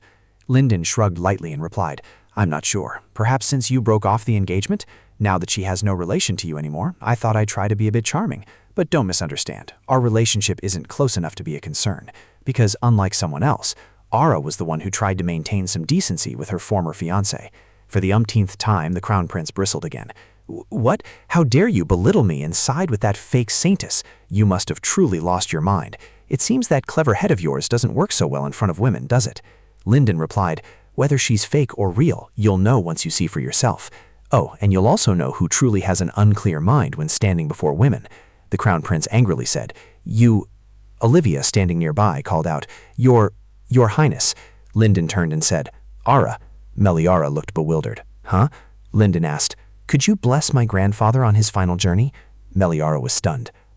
That's right, if I use my holy power. At least the people here will understand that I am the Saintess. Lyndon continued, I had wanted to ask for your help from the beginning, but I didn't expect the situation to turn out like this. I apologize. Meliara immediately took his hand. She smiled and said, No, not at all. Even if you hadn't asked, I would have wanted to do something for you. Thank you for saying that, Lyndon. Meliara turned to look at Rhett, wondering, Rhett must agree too, right? Clearly, Rhett couldn't possibly refuse Meliara, so he gave a slight nod. With Rhett's agreement, Meliara immediately stepped forward. Upon reaching the place of blessing, Meliara stopped. She thought to herself, Lyndon's grandfather, thank you for always being there, giving strength to Lyndon all this time. From Meliara's palm, a stream of light began to emit. Then it became a pillar of light shooting high up. Meliara looked at the orb of light in her hand and prayed, May the sorrows you left behind here all vanish, for those sorrows are now a part of the living. May your final journey be peaceful, carefree, and without worries or concerns. Sparkling light emanated throughout the room. Everyone murmured, Are these rays of light Lunar's blessings? Is Princess Darchess truly Saintess Lunar descended? Meliara gave a satisfied smile. Both Lyndon and Varese also looked at her with satisfied smiles. Upon seeing this scene, Olivia gritted her teeth. A moment later, she rushed to the room and slammed the door shut. She angrily gnashed her teeth. Prody, up here. A stream of dark energy emanated from her necklace. Prody appeared and asked, What is it? What happened to make our contractor so angry? Olivia grabbed Prody's collar and asked, How? How could that woman become the Moon Saintess? Prody chuckled and said, Calm down, contractor. Olivia angrily clenched her fists. Why does that wretched woman have everything? Someone like Princess Darchess. I can't believe it. Hearing this, Prody also realized, Princess Darchess? Olivia's eyes widened. The high priest clearly announced that she had no divine power, so what trick did she pull to seize the position of Saintess? Prody turned away, thinking to himself, it turns out the Saintess who was with Redland before was Princess Darchess. The woman who made Olivia determined to seek revenge is the new moon goddess Saintess? Olivia spun around. How hard I worked to bring her down. Or did she also sign a contract with the demon race like me? Suddenly a Saintess? How can that be believed? Prody replied, Not necessarily. The demon by her side is inherently very stubborn. It's not in his nature to make a contract with anyone. Moreover, if you hate seeing her that much, there's a way to eliminate her. As Prody uttered these words, he smiled. Meliara's eyes were dazed. Right, can I use that thing now? Prody replied, Of course, what the contractor wants is also what I want. That afternoon, as the sun set, Urin angrily slammed his hand on the table and shouted, Just hearing about it makes me furious. There really are all kinds of people, aren't there? Just because he's the crown prince, he thinks our Saintess is fake? What basis does he have to dare say such a thing? Meliara thought to herself, openly scolding the crown prince like that, what if he gets arrested for offending the royal family? Oh, then she spoke. I'm fine. Sion spoke. Stop it. Meliara was satisfied. That's right, only Sion is truly trustworthy. But Sion's next words shocked Meliara. Our bickering among ourselves won't achieve anything. The only way is to talk to Lydia and formally reprimand them about the matter between the Emperor and the Lunar Church. Meliara imagined Lydia's angry scene. They dare to insult and disrespect our Lunar Church? She broke out in a cold sweat. The situation was becoming more serious by the minute. Although I was very grateful when the priest heard the news and came immediately, at that moment they frantically ran over. Saintess, are you all right? As soon as we received the telegram, we rushed here immediately. Meliara wondered, how did the priests get here? All three of them fidgeted. Ice, clearly annoyed, said, Saintess, don't worry. But from then on, they remained in this state. This surely won't get them arrested for treason, right? Someone needs to stop them. Meliara turned to plead for help. Rhett, please say something. When she turned, she saw Tanma speaking to Rhett. No matter how you look at it, it seems the Crown Prince is declaring war. Shouldn't we also slowly prepare for war? Rhett immediately replied, Let's do that. Meliara quickly intervened. Sir, Butler, what war preparations? Everyone is overreacting. I have clearly proven myself to be the Saintess of the Lunar Church at the funeral. Once the announcement ceremony is held, then neither the Crown Prince nor the Soul Church will be able to say anything. The three Meliara-obsessed priests, upon hearing this, exclaimed, "Indeed, she is our Saintess, so different from someone else and more capable than someone else." Meliara froze stiff, thinking, even at this point, I hadn't foreseen the war was imminent. The sky had already darkened by this time. Yurin said, "Once the sanctuary is arranged, we will escort the Saintess back, but we are extremely busy with the announcement ceremony. If we have time, we will contact you immediately." Meliara smiled and replied, "No, it's fine. There are plenty of amenities here." The three Meliara fanatics smiled brightly. "Then we'll see you again, Saintess." Saying this, they turned and left, and Meliara also waved goodbye. Meliara forced a smile and said, "Anyway, they're worrying too much." Red turned to her, his face content, and said, "Because everyone likes you that much. Of course, I do too, so don't push yourself too hard." Meliara flinched. "No, it's not like my divine power runs out just because I use it a little. I just felt dizzy for a moment earlier. Rhett works much harder than I do." Rhett replied, "I only do what needs to be done." She thought to herself, "I'm very grateful that Rhett stood up for me earlier, but revealing that he is Grand Duke Arvis must not have been easy."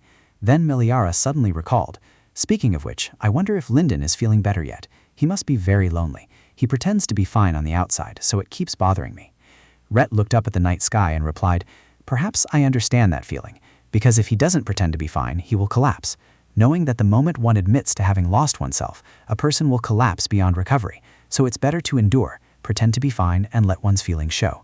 That evening, upon returning to her room, Meliara pondered, "It seems Rhett has also experienced something similar, which is why he understands Linden so well. I'm worried about Linden, but in the original story, Olivia would have already come to comfort Linden around this time." But what if Olivia doesn't show up? Linden following me on a pilgrimage to the east isn't like the original story either. Thinking this, Meliara sprang up. She quickly ran off, her heart still filled with worry. She couldn't just keep fretting like this. This was the turning point in the original story. Having lost his grandfather, Linden's life was like the last torch being extinguished. That torch, I'll turn it into a blazing bonfire. Upon arriving, Meliara paused. She wondered if Olivia had already come to comfort him. But just in case, I'll just confirm if Linden is all right and then leave. Suddenly, someone approached and asked, "Where are you rushing off to in such a hurry? Do you have any idea how much you've embarrassed me today?" Meliara saw the Crown Prince and immediately flared up. He just spoke to her so rudely. What a temper. Then she spoke. "How can that be my fault? I only spoke the truth. Didn't it happen because you denied the truth that I am a Saintess without properly verifying it first?" The Crown Prince immediately asked, "Do you think I don't know that you deliberately hid the fact that the holy power of the lunar religion and the soul sect are different?" Meliara thought to herself, "That's because you kept interrupting me, so I couldn't say it." Then Meliara said, "It's over. Let's stop here. Now please get out of my way."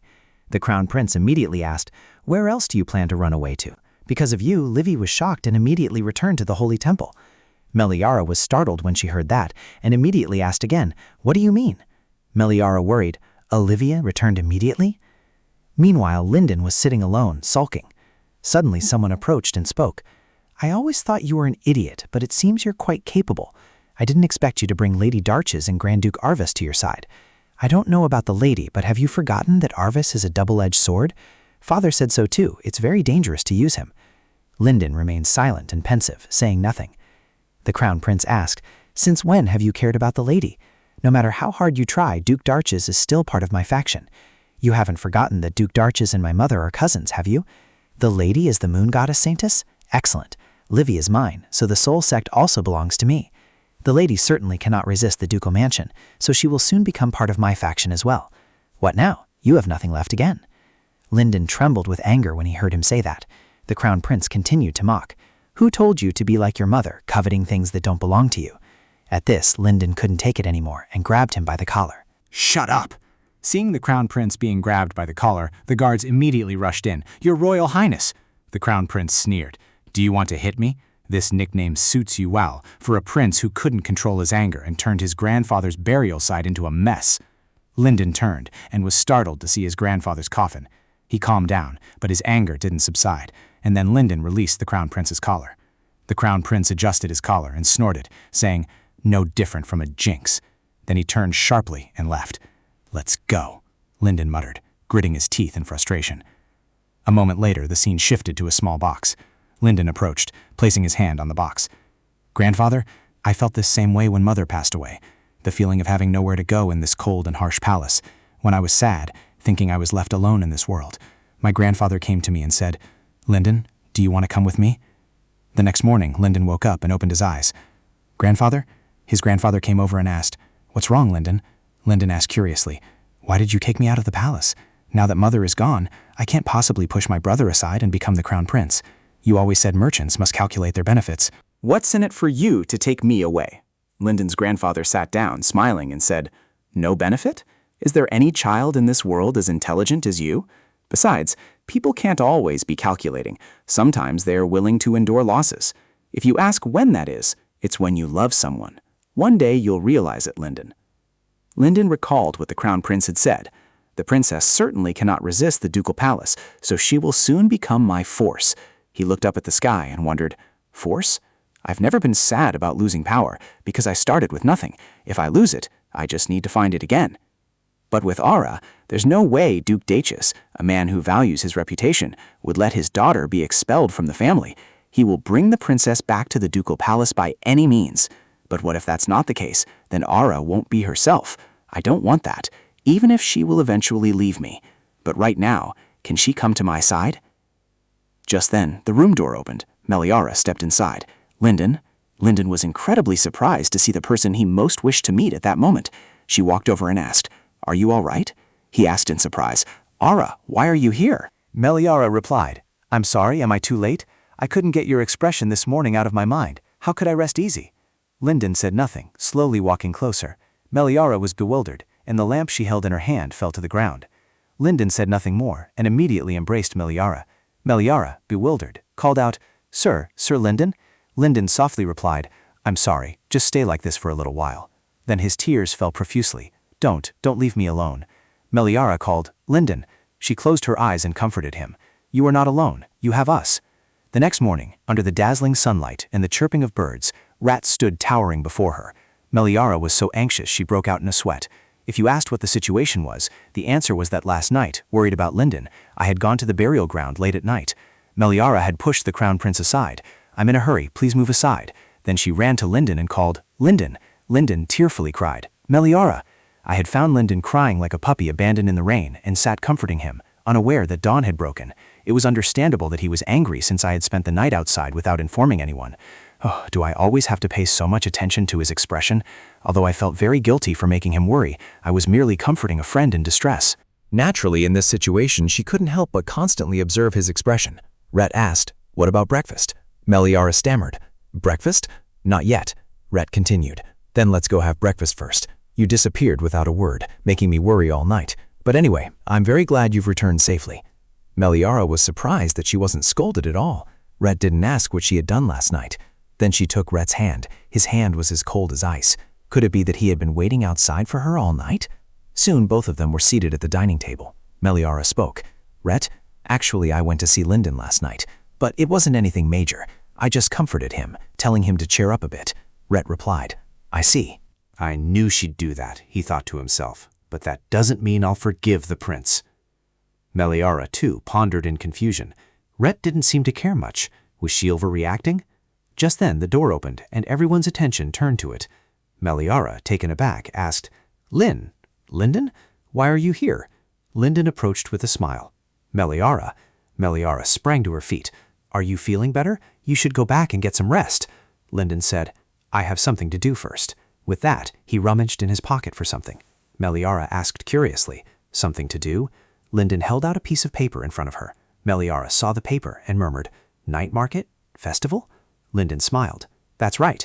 Are you free tonight?" "I'm here to ask you out on a date." Meliara looked bewildered. "A date? A date?"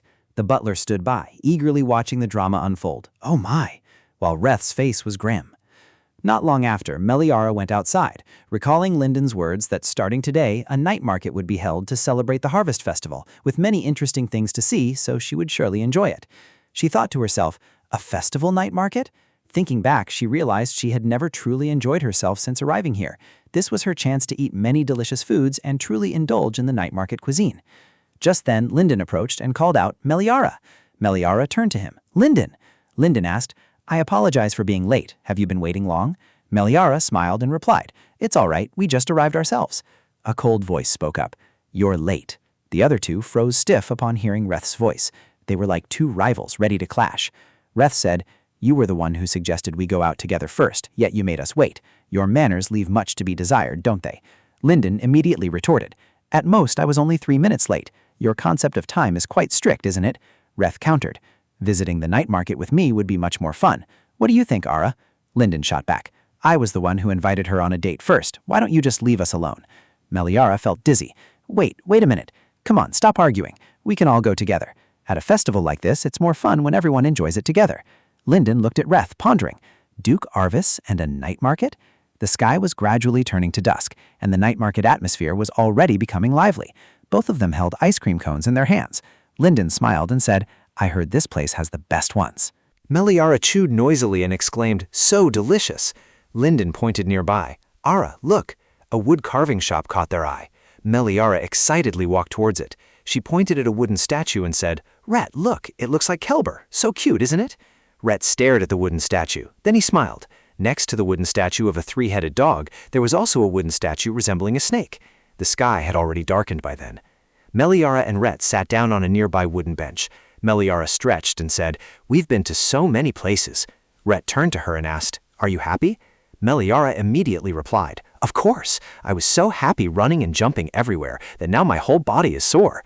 Suddenly she recalled her previous life and thought to herself, "When was the last time I went out and my legs hurt so much? In my previous life, I couldn't even dream of going out to play because I was too busy with work every day." Not long after, Linden also approached. "Meliara, so here you are." Meliara asked curiously, "Linden, where have you been all this time?" Suddenly she noticed something and asked, "What you're holding in your hand?" Linden smiled faintly, holding 2 lanterns in his hands. He walked over, handed her a lantern, and said, "Isn't the final highlight of tonight's fair the lantern release?" Meliara suddenly remembered. I've released lanterns before at the Zabache Village Festival. It seems that's the custom here."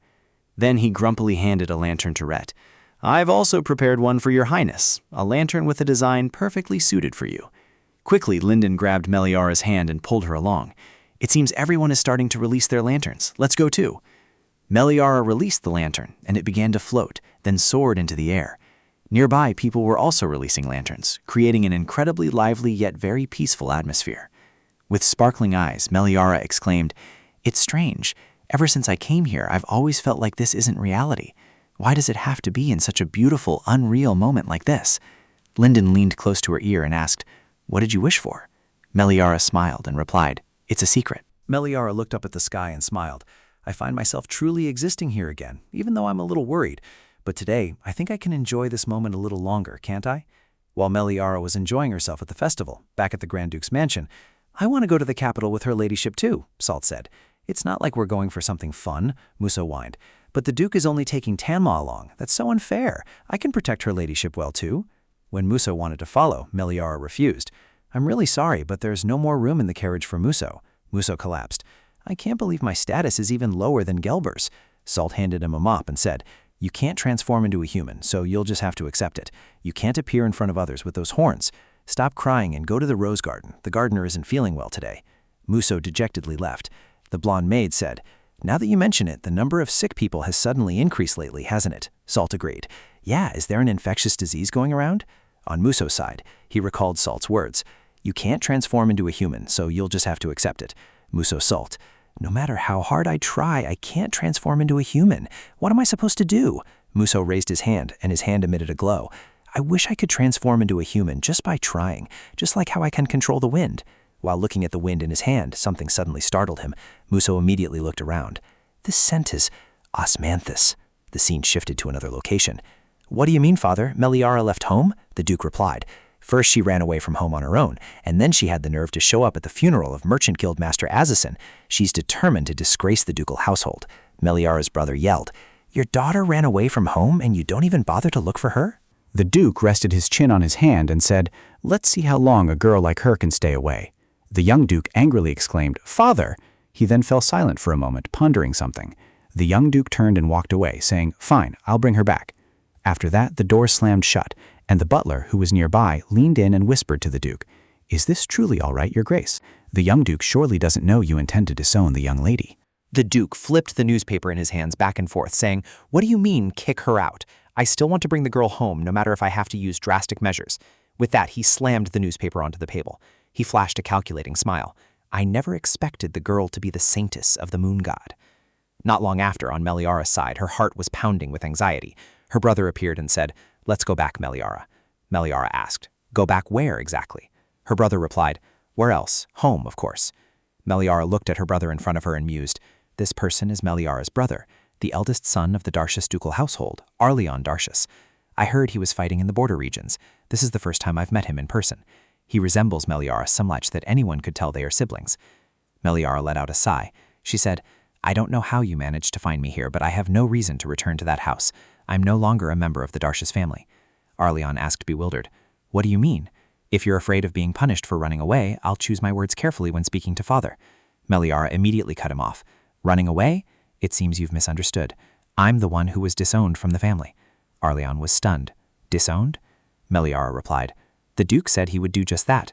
Arleon clutched his head. "Unbelievable. Father never said anything of the sort." Meliara stood up abruptly.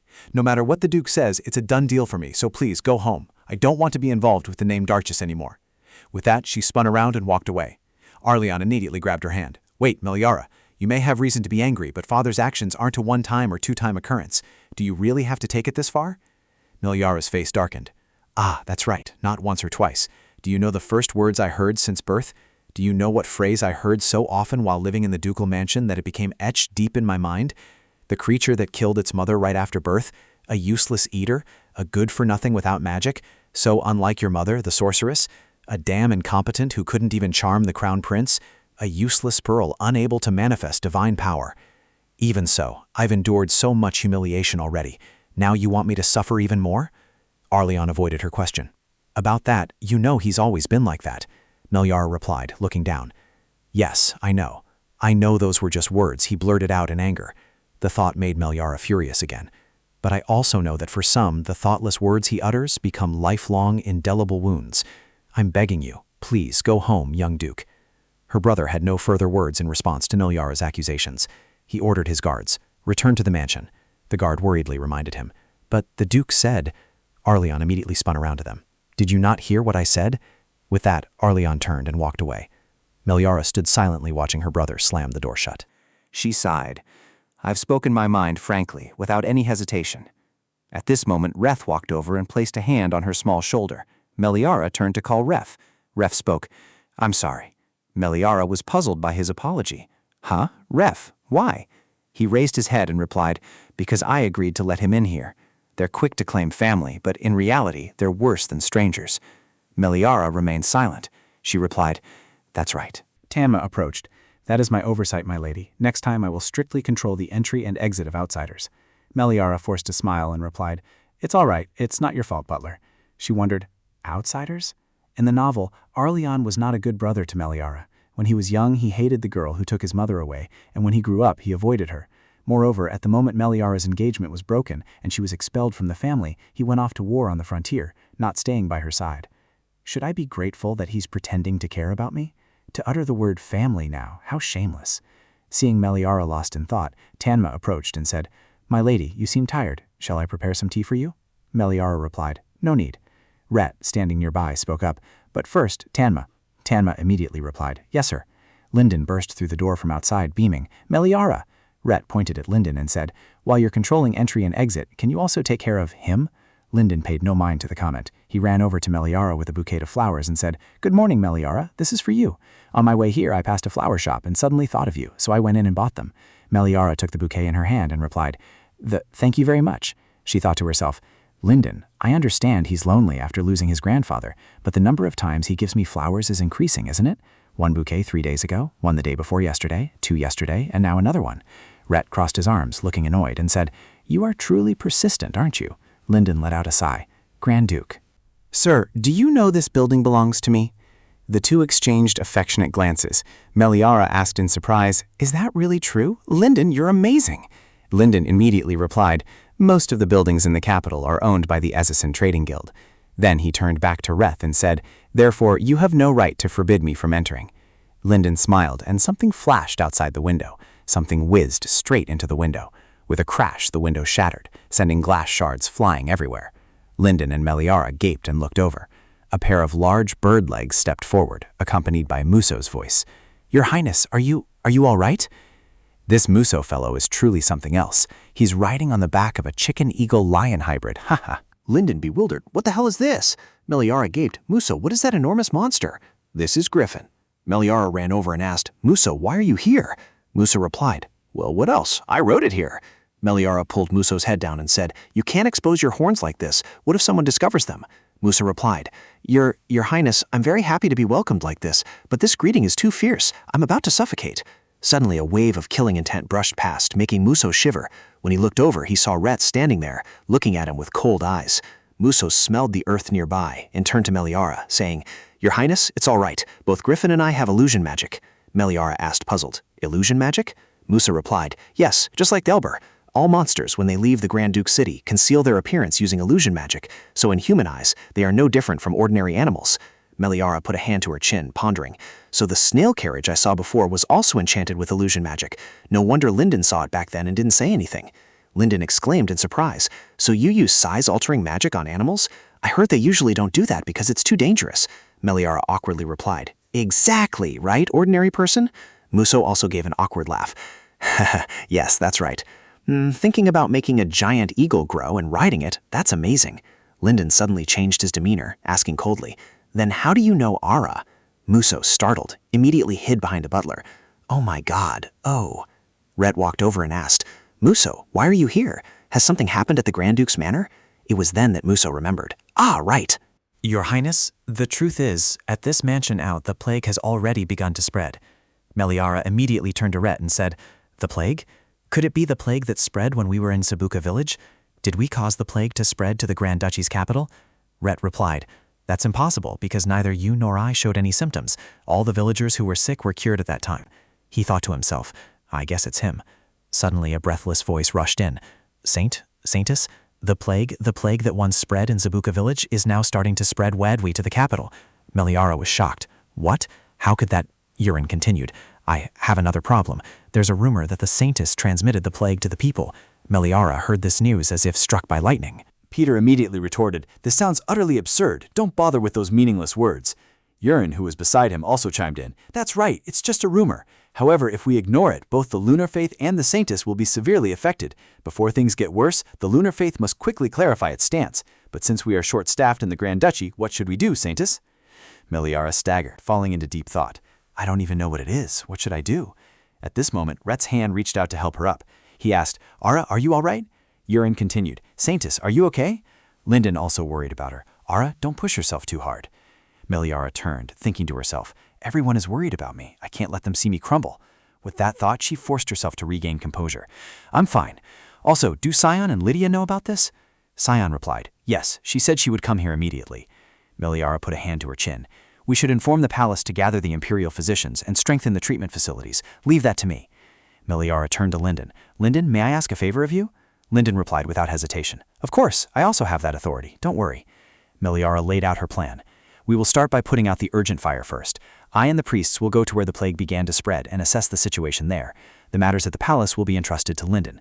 As for the Grand Duchy's mansion, Tanma immediately stepped forward. Don't worry, the servants at the Grand Duke's mansion are all in very good health. Nothing serious will happen. Muso also said, That's right, demons are stronger than humans. As soon as he said this, Tanma immediately shut him up. Meliara spoke up. Then Rhett, Tanma, and Muso will stay here. Rhett immediately said, I'm coming with you. Meliara replied, Thank you in advance. The situation at the Grand Duke's manor is not good. Can you really be absent? Rhett placed a hand on her shoulder to reassure her.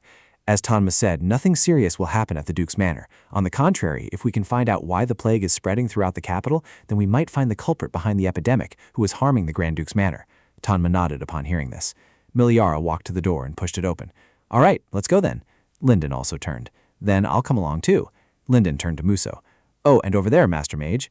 Muso looked bewildered. Mage? Yes, are you talking to me? Linden smiled. I apologize, but you have to compensate for that broken window. That type of wood is quite high grade. Muso frantically looked at Tanma. Huh? I don't have any money? Linden continued. If you don't have money, you'll have to pay with your body. Tanma turned away. Good luck. At a hospital in the Empire, Meliara walked in and opened the door. Fortunately, no one was in critical condition, but the number of patients was higher than she expected. Oh, Saintess Olivia. Meliara ran over. Saintess, this situation seems... Before she could finish speaking, someone came to shield Olivia. He shouted loudly, Step back. The witch who spread the plague wants to approach the Saintess. Meliara froze. What? Urin's words are true. Urin immediately ran to Meliara's side to defend her. On what grounds do you say that? He snorted and said, Now you want to shirk responsibility again? On the day of the funeral, the plague began to spread after absorbing the light she created. The location and time both coincide, yet you still want to shirk responsibility? Meliara angrily retorted, Holy power is the cause of the plague? You're talking nonsense. Olivia then stepped forward and said, I have patient testimonies stating that symptoms appeared after the day the lady's light came into contact with their bodies. Meliara immediately retorted, Doesn't the Saintess know full well that holy power can never be the source of illness? Furthermore, that day my holy power covered an entire area. How do you intend to explain those who came into contact with the holy power but showed no symptoms? Hearing this, Olivia suddenly flinched. She mumbled, There's nothing to prove that was holy power. Who knows, maybe it was some strange magic. Meliara thought to herself, puzzled. How strange. Clearly, in the novel, Olivia was a saintly and affectionate person. She even showed tolerance towards Meliara, who was always envious and jealous her best friend. But now, the blonde standing next to Olivia shouted loudly, That's right, how dare a witch like you raise your voice at the Saintess? Meliara thought to herself, She's acting as if she wants to push me into the role of a sinner. Meliara stepped forward and asked her, What do you mean? Olivia backed away. What did I say wrong for you to react like that? Meliara replied, The Soul Church's Saintess doubting my holy power can be seen as the Soul Church's opposition to the Lunar Church. Therefore, wouldn't it be better for you to be a little more careful with your words? If you're uncomfortable with my help, I will go assist patients elsewhere. So if you'll excuse me. Olivia still wouldn't be silent. She clenched her hands and continued, Do you think I'm unaware of that trick of suddenly shouting and using that tone to shut people up? Everyone on Meliara's side turned sharply in surprise. Saintess, if I truly intended to spread a plague, do you think I would openly use a power other than divine power in such a crowded place, in a situation so perfectly suited for me to be blamed as the culprit? It would be more reasonable to say that someone already infected was present there. Both I and the Lunar Church are investigating the cause of the plague, and I promise everyone that I will actively cooperate and assist. But if you continue to blame me with such baseless rumors, I will not tolerate it any longer. Olivia clenched her fists. That's because you have a history. The princess has done immature things to harm me not just once or twice. Meliara stammered. That Rhett immediately stepped forward to defend her. I will investigate this matter to see if Ara is truly the source of the plague, or if someone is maliciously conspiring to frame her.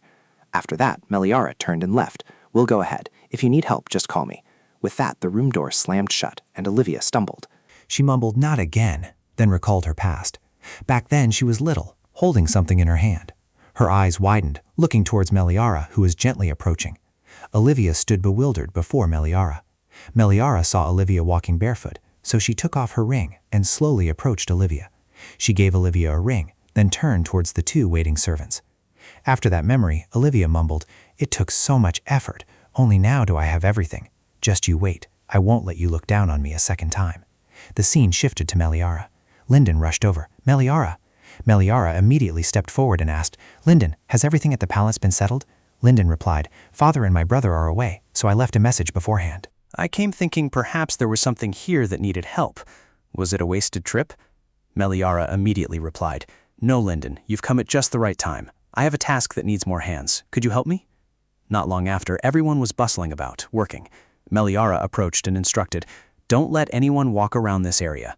Rhett asked curiously, Are you planning to control this area? Meliara replied, That's right. Unlike Jabot Village, the capital is very crowded. The denser the population, the quicker the spread, so controlling the area before treatment will be safer. Rhett said worriedly, That's true, but I'm worried you'll push yourself too hard and faint again. Meliara immediately waved her hand, as if to show off her strength. Oh, Rhett, I might look like this, but everyone always praises me for being strong. Don't underestimate me. Rhett said, That's not underestimation. I trust your abilities more than anyone, but my job is to worry about you and protect you, no matter what happens.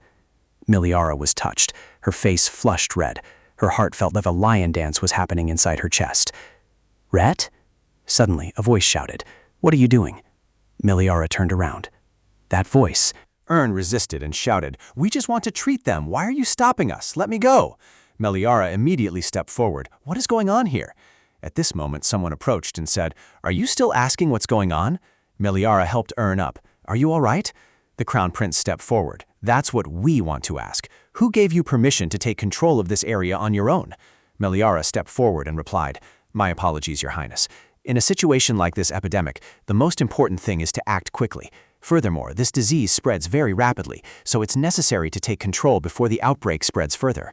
Zikin glared. What gives you the right to make such a judgment? Who gave you permission? Control of this area is decided by the royal family. What the princess is doing now is nothing short of an insult to the royal family.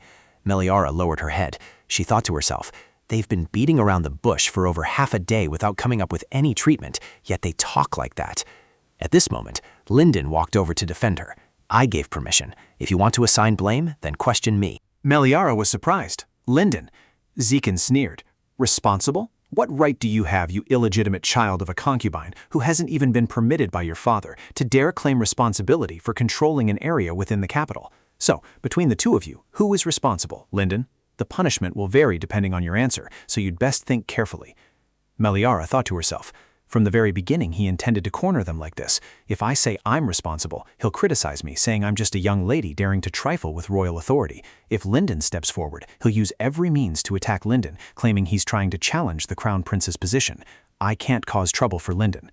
Meliara thumped her chest. I am the one responsible. At that moment, Rhett stepped forward to shield her. He said, the main person responsible here is me. Whatever you want, speak to me. Zikin saw Rhett and recoiled. Grand Duke, why would you... Rhett said, it seems the crown prince here lacks the ability to discern the importance of matters, considering you're fixated on finding the main person responsible, rather than recognizing the gravity of the situation. Zikin's face darkened and he stammered. That matter. Meliara stepped forward to explain. Your Royal Highness, this matter concerns the Empire's most precious asset, the safety and well-being of its people. Your Royal Highness, do you truly believe that the royal family's prestige is more important than the safety and well-being of the Empire's citizens? Everyone heard Meliara's reasonable words and began to murmur amongst themselves. Zikin saw that the situation was unfavorable. Tsk, public opinion is turning this way. He clenched his fists in anger.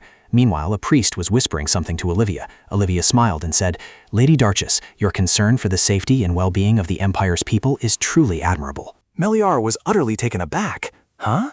A priest gave Olivia something. Meliara immediately took it out and said, but isn't this attitude too contradictory for someone who spread the plague? Not long ago, we found this vial in the lady's handbag, and after investigation, we discovered that the liquid inside the vial was the cause of the plague. Meliara yelled, What is this? I've never seen it before, and furthermore, who gave you permission to enter my room and search my belongings? Zikin said smugly, we were merely trying to learn more about the recent rumors, and now that we have the evidence, you can't deny it anymore, can you? Then he ordered, seize Lady Darchess immediately. Linden and Rhett immediately stepped forward to shield her. Zikin turned to Olivia and said, Livy, let's go back now.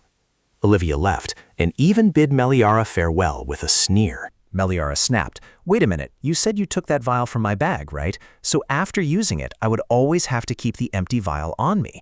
Isn't that a bit strange? There's no way I would do something so obviously incriminating, unless I were an idiot. Someone must be trying to frame me. Zikin immediately interrupted.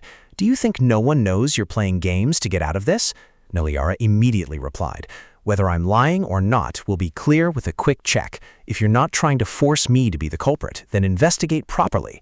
Olivia clenched her fists and said, You've caused trouble this way before, haven't you? You once sent me tea on my birthday, and that tea contained poison.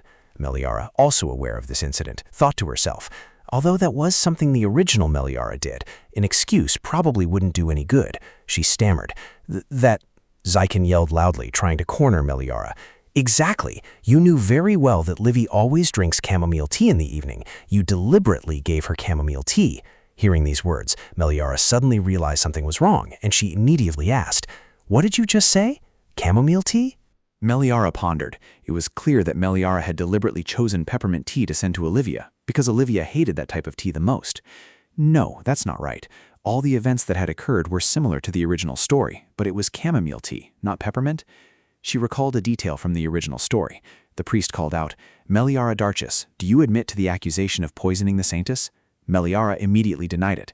It wasn't me. Someone must have framed me. The Saintess knows the truth. How could I have put poison in it? It's true that I'm jealous of the Saintess, but I swear I wouldn't do something so terrible. Saintess, please say something. Meliara was astonished. Could it be that all the malicious acts Meliara committed were related to Olivia? Every time Meliara would scream, proclaiming her innocence. In the original story, Meliara's tears streamed down. What do you mean? Me steal the Saintess's necklace? When I read the novel, I just thought that whole display was too ironic. What if someone really did frame Meliara? Could that person be? What if all those malicious acts were actually Olivia's plan? Why would she do that? Returning to the present, Zikin spoke. There's enough evidence now. You probably have nothing left to say, do you? Don't make a big deal out of this. It would be better to come along quietly. Meliara hesitated, waiting for something. Then she said, No, I can't go. There's still no clear evidence that I did it. Zikin yelled, What more certain evidence could there be than the glass vial in your bag? Rhett immediately spoke up. Bag? That's quite specific. But has anyone seen it with their own eyes? I ask, has anyone actually seen Era use that glass vial? Zikin immediately froze. Meliara placed her hand on her chest and said, As Reth said, unless there is concrete evidence that I am the culprit, you have no right to arrest me. Zikin clutched his head, thinking, They're not listening. There's nothing else to do. Arrest her by force. After receiving the Crown Prince's order, the guards immediately rushed towards Meliara. At this moment, another person appeared and said, Wait. The person who appeared was none other than Reth's right-hand man, Tanma. The guards, sweating, whispered. All the passages were clearly blocked. How did he get in here? There's no trace at all. Meliara gasped. He truly is the Demon Realm's genuine assistant. Tanma stepped forward, placed his hand on his chest, and said, By order of the Grand Duke, I have found the source of the rumor. Meliara was extremely surprised to hear this. Zikin immediately turned sharply. What? What's going on? You found the culprit? Olivia looked as if she was about to collapse upon hearing this news.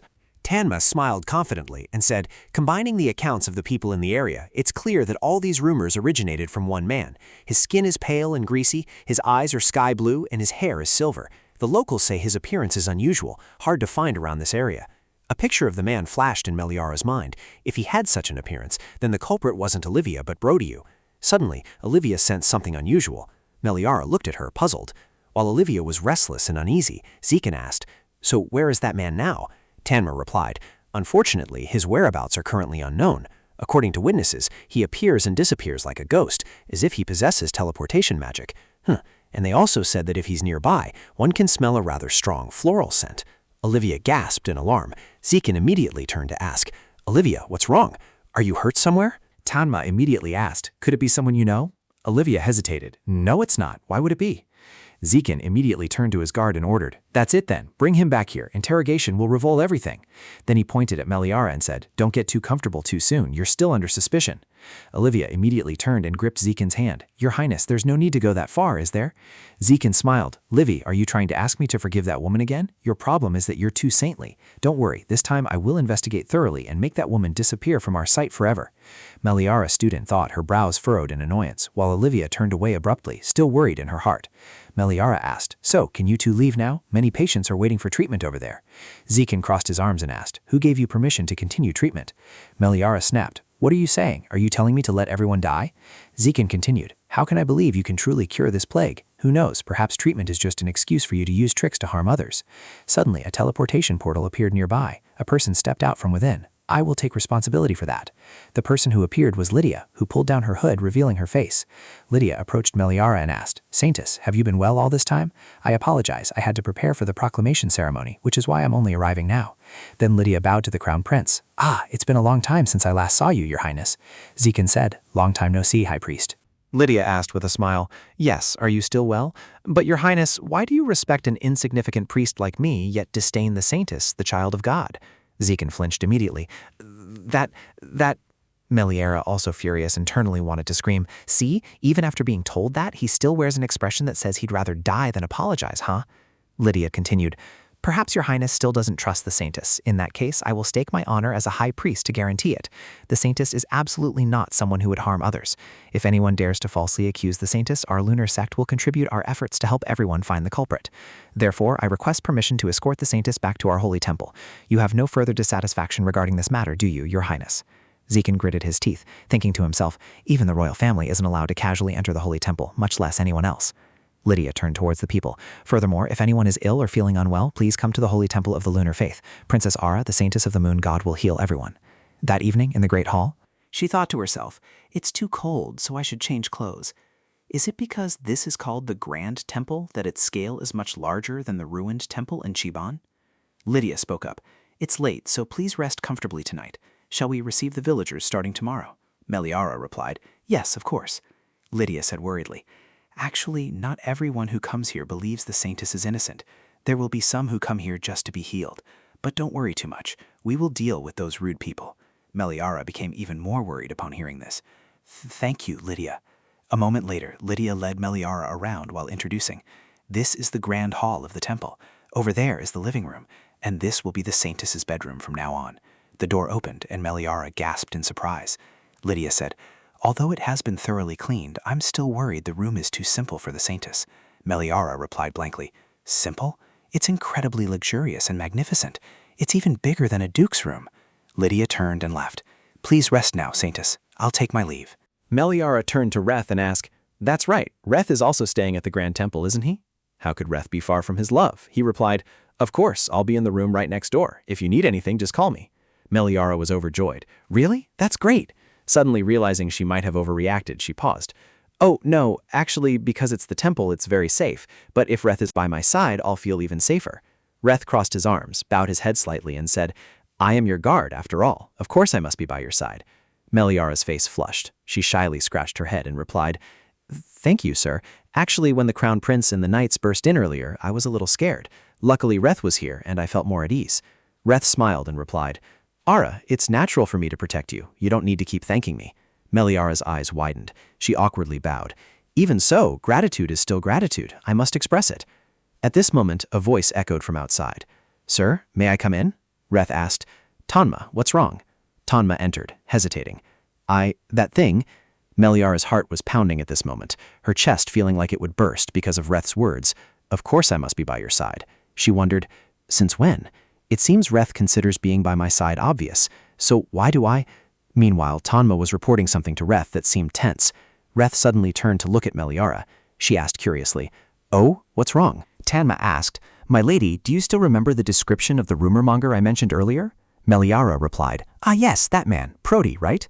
Tanma said, Indeed, you recognized him. I don't think he intended to hide his identity. He showed his face and even brought his pet snake. Reth added, It seems he's deliberately provoking us. Meliara asked, puzzled, Provoking? What's the benefit of provoking Reth?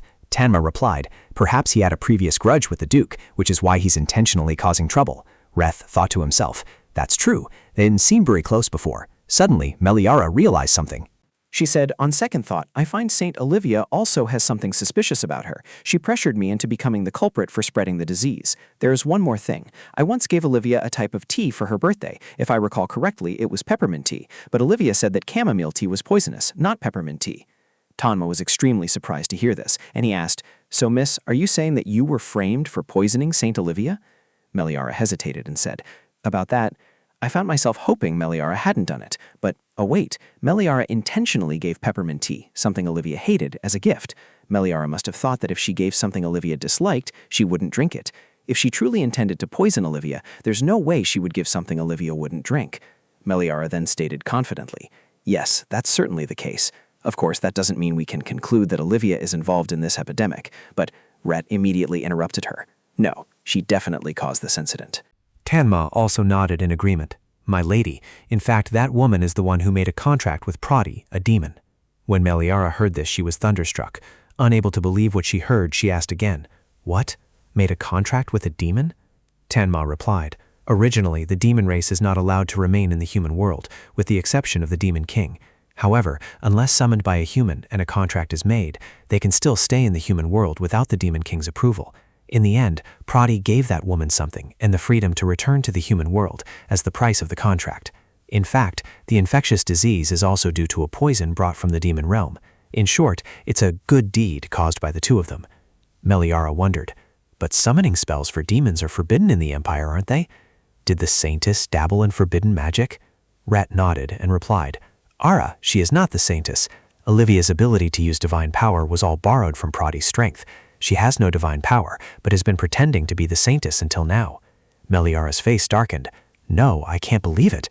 How is it that the soul cult hasn't discovered her until now? Rhett replied, Prodi has the ability to bewitch. He must have created a disguise for her using a similar aura. If not, then perhaps the entire Grand Temple is on the same side.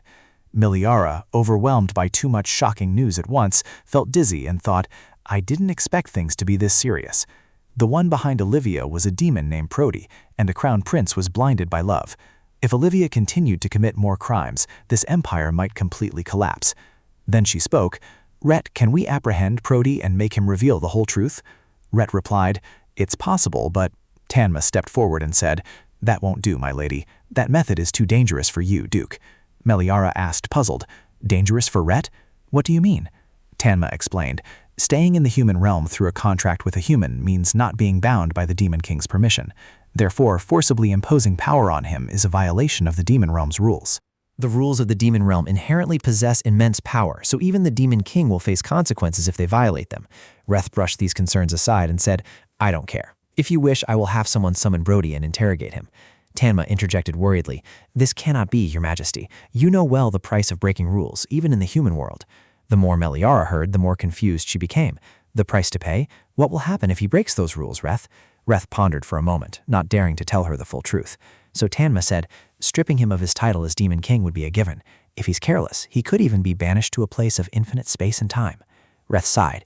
It won't necessarily be like that. What Tanma said is just an exaggeration. Meliara shouted, No, absolutely not. I cannot push Reth into danger just to clear my name. Reth replied, Oh, I'm not. Meliara immediately cut him off. I said no. Her lips trembled with worry for him. Reth was startled by her attitude. Unable to resist her, he said, Understood. I'll find another way then. Meliara clenched her fists. There must be another way. Deceit and cunning will eventually be exposed. She thought to herself, that's right, now I should focus on healing the people rather than clearing my name. As she looked up at the sky, Meliara also realized it was dark. It had gotten dark so quickly. It's getting late. Let's continue our discussion tomorrow. The scene shifted to another location. A priest knocked on the door and called out, Bishop? I apologize for the intrusion, Bishop, but I have an urgent matter to report. It seems I'm disturbing you while you're resting, the priest added. Lydia replied, It's all right, come in. It seems that a blood moon will appear during this Saintess declaration ceremony. The priest was surprised. A blood moon? Isn't that a rare phenomenon that only occurs once every 30 years? Isn't it too much of a coincidence for a blood moon to appear at the same time as the declaration ceremony? Lydia chuckled. I'm not sure, but I suddenly have a premonition it will happen. It seems everyone wants to talk to Miss Era before the ceremony begins. The priest smiled. Oh, the lunar faction has been talking a lot about her. Lydia said, That's true. It's been 100 years since the two sides last met. The priest asked again, puzzled. 100 years? Lydia continued, so there must be a lot to talk about. Anyway, is there something you wanted to tell me? The priest nervously held a stack of papers in his hand. About that. How should we respond to the correspondence from the Imperial Palace? Lydia looked up and asked, Respond? She recalled holding a letter in her hand at that time, her eyes thoughtful as she looked at the letter. Beside her, Yurin said, Aren't they too shameless, using the excuse that the Saintess and the Crown Prince were once betrothed in the past to connect the lunar sect with the imperial family? Lydia sighed. The two religions that built our empire to what it is today are the lunar religion and the soul sect, so the emperor naturally wants to find a way to draw the lunar sect to his side. We can respond later. It's not urgent. Yurin replied, Yes. She thought to herself, as expected of the bishop, bold enough to completely disregard the emperor's letters. Returning to the present, the young priest said, reading it again, it's still truly unbelievable. Just yesterday he sent a letter calling for peace, yet today in front of so many people he labels the Saintess a sinner. Lydia replied, Because that was a letter sent by the emperor, not the crown prince. The crown prince is blinded by love, disregarding everything, which is perhaps also a concern for the imperial court. Anyway, the royal family is in no less disarray than he is. For now we should just ignore it. The priest replied, Yes, I understand. Saying that, Lydia turned away and looked out the window, lost in thought. Blinded by love, but there's also a man who is willing to wait 100 years for love. At the Crown Prince's level, perhaps it's just a charming kind of love. But what's different about being the Demon King? Falling for Miss Ara is irresistible. Demon race or human, no matter what it is, all living things are attracted to her, because the Saintess is not someone who uses holy power, but she is holy power itself. Lunar's main ability is purification, but it doesn't just remove poisons and diseases. The Saintess, who was Meliara in her previous life, said to Lydia, Ugly? What are you talking about? In my eyes, it's like a divine mark bestowed upon you. Thanks to it, I can find you no matter where you are. A spiritual remedy that cures all ailments, purifying human hearts. That is Lunar's divine power. Who in this world would dare to refuse such a thing? Time flew by until the next morning. Linden, are you here again today? Seeing Meliara approach, Linden smiled and asked, Meliara, did you sleep well? Meliara in turn asked him, Were you tired from staying behind yesterday to organize the restricted area? Linden replied, Tired? I didn't do much at all. On the contrary, I'm worried that you'll overexert yourself constantly caring for patients. You even fainted from exhaustion last time in Shaban village, remember? Meliara placed a hand on her chest, smiling confidently. Hee hee, you don't need to worry. She thought to herself, This time I'm fully prepared and I've had enough sleep. Also ate a lot. Thorough preparations were made to handle a sudden influx of patients. The clumsy appearance in Chaban village was a thing of the past. Today was the day to showcase her image as a professional saintess. There were so many patients waiting for her after all. But when she flung the door open, Meliara didn't see a single ghost, let alone a person. Meliara was taken aback. There's no one? No one at all? Peter looked around and said, "We expected this, but I didn't think there'd be absolutely no one." Yoren said doubtfully, "Could it be that all the people in the capital truly suspect the Saintess?" Lyndon added, "Compared to that, it's more like the royal family and the soul cult are oppressing them. They openly oppose Ara, so it's not easy for anyone to dare come here." Yoren replied, "But this concerns their lives." Meliara interrupted, "Everyone, don't worry too much. There's still time. And besides, we can't force people to seek healing." She thought to herself, indeed, that matter must be resolved first. Someone would surely know about Meliara giving the mint tea, because the princess always had maids or knights accompanying her. The problem was that she had no prior memories. Should she send spies to the ducal estate to gather information? But what if they were discovered? But then she thought of the duke's tone. If she returned, he would say, "See, how long do you think you can endure this alone? Don't disgrace the family any further. Just stay in your room." Artlian would say, "You were so defiant when you demanded to cut ties with the family, and now you have the nerve to send spies?" Meliara immediately dismissed this method. It was absolutely out of the question. Undercover investigation would be extremely troublesome, and self-respect was only a secondary reason. Was there any other way? A few hours earlier, that morning, Meliara put down her fork and said, "By the way, butler, is there any way to find out how Olivia obtained the poison?" Tama replied, "That poison is extracted from poisonous grass from the demon realm, so it cannot be found in the human world. Perhaps Prodi, who made a contract with Olivia, found it for her." Reth, holding a teacup, continued, "But that Prodi won't meekly admit that he found the poison." Meliara replied, "That's true, there's no sure way. What should we do now?" Suddenly, Muso ran in, bursting through the door and shouting, "Your Highness, I came because I heard you were here." He whimpered, calling out, "Your Highness, Your Highness." Meliara was startled to see him. Muso, now that she thought of it, she had forgotten him at the inn. Muso then knelt down, crying as he said, "Your Highness, I have committed a capital offense." I was fixing the door. Not only did I let those people in due to a moment of carelessness, but I didn't even know they had rummaged through Her Highness's room. Just then the royal guards arrived, and we conducted a brief check. Muso looked dazed. "Huh? Please, feel free to check." He bowed his head, tears streaming down his face, saying, "I am truly a useless good-for-nothing. I don't deserve to live with the name Her Highness gave me." Meliara came to comfort him. "No, Muso, how could you have known they were knights?" He said dejectedly, "From now on, Her Highness shouldn't call me Muso anymore. Call me good-for-nothing instead."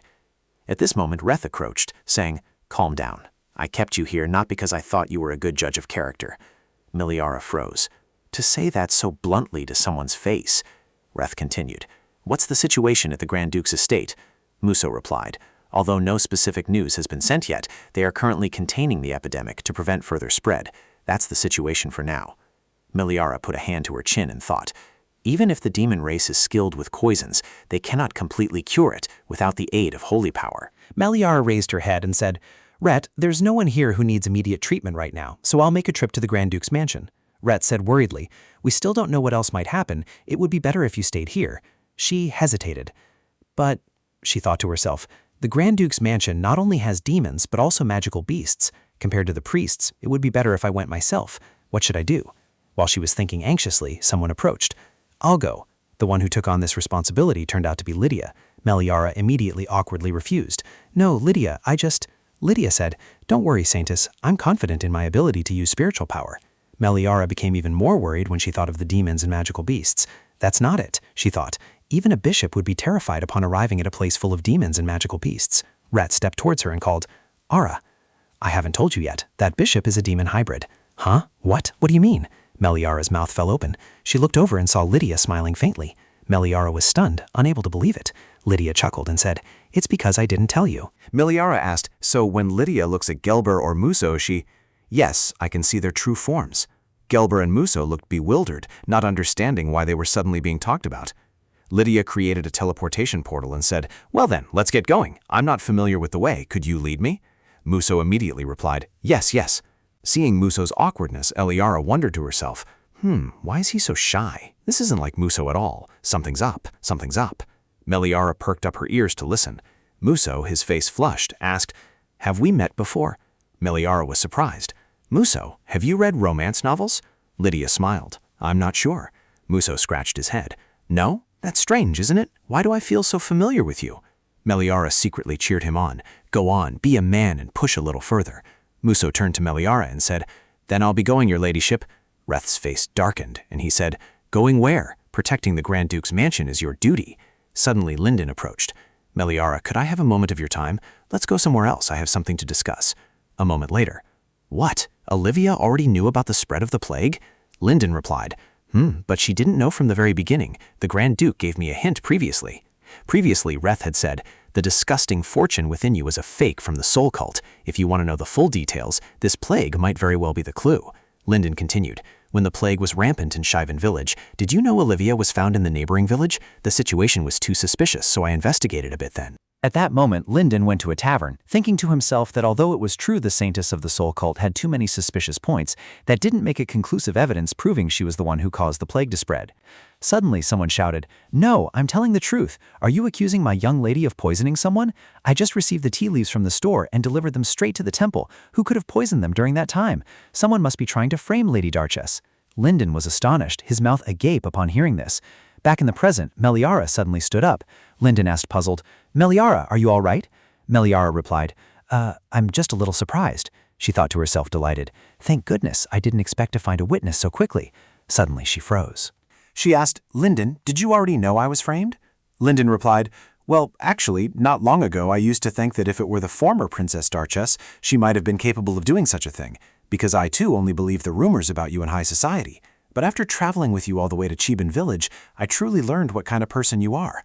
The Meliara I know would absolutely never harm anyone else. Meliara was so moved she almost cried. Linden continued, That's why, after hearing what that man said, I became even more certain that there was something hidden. Initially, I thought I needed to get to the bottom of it, so I arranged to meet him. Linden asked, I have something I want to verify, so come to Ishison Manor early tomorrow morning. The young man nodded and replied, Yes, as your highness commands. Rhett immediately asked, And then what? Did you find out anything? Linden said, About that, the next day I waited until the afternoon, but that man never showed up. I don't know if it was because he was afraid of being questioned by me, the prince, or due to pressure from the ducal estate. After that, I couldn't find him anymore.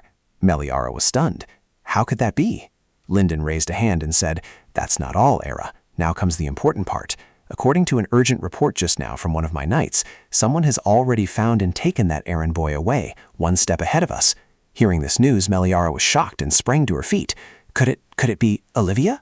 Linden replied, No, not the Saintess of the Soul Sect. It's Arlian Darchess, your brother.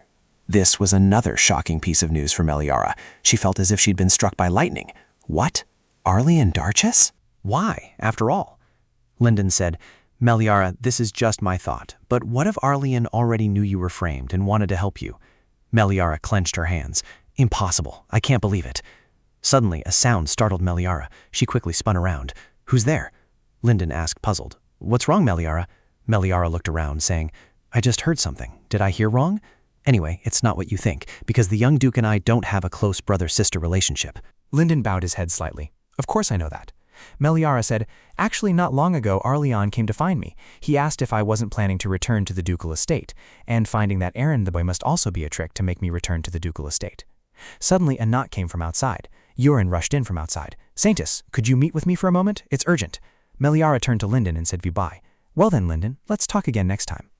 Linden immediately stood up and called out, Ara, wait, there's one more thing you don't know, though I'm hesitant whether to tell you or not. I learned about this through the Information Bureau. 2 years ago, when you and Olivia started having conflicts, do you remember the young duke had to leave for the battlefield? It seems that at that time, upon hearing news of you, Arlian sent people to investigate thoroughly. Perhaps Arlian had been investigating this for a very long time. You must also remember the incident where you stole the Saintess's necklace and were put on trial. Meliara lowered her face and thought to herself, I remember reading that part in the novel. That incident was actually discovered to be the work of a servant from another noble family, so Meliara was cleared of the false accusation and not punished.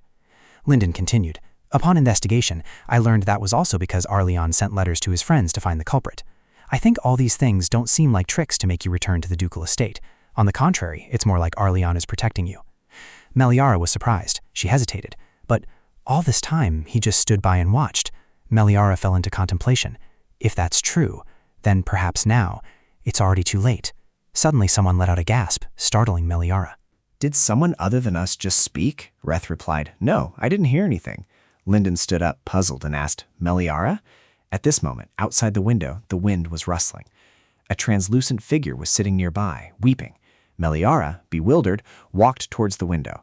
She gently drew back the curtain and saw a person whose tears were falling profusely. That person looked just like Meliara. Seeing Meliara, she also flinched. Meliara was bewildered, and the spirit was also surprised. Oh, you can see me? Linden and Reth behind her didn't understand what Meliara was doing. Meliara turned and asked, Do you two really not see anything? The spirit looked dejected. Linden, curious, sat down and asked, What exactly do you see? I only see the sofa. Reth echoed, I don't see anything else either. Meliara pondered for a moment. Then she extended her hand towards the spirit and said, Please excuse my rudeness. As she spoke, her hand touched the spirit but passed right through it, startling Meliara. The spirit said, You're the first person who has ever seen me. Linden worried, Ara, are you all right? You don't look well. You've been talking about seeing someone, but who exactly are you talking to now? Meliara turned to the two of them and said, I'm sorry, but could you two excuse us for a moment? I'll explain in more detail later. A moment later, the two had left, and Meliara returned to her seat. Meliara asked, You are Meliara Darches, right? Just call me Ara, Liara. To make it easier to distinguish, I'll refer to the other soul as Meliara's soul, and Meliara will remain Meliara.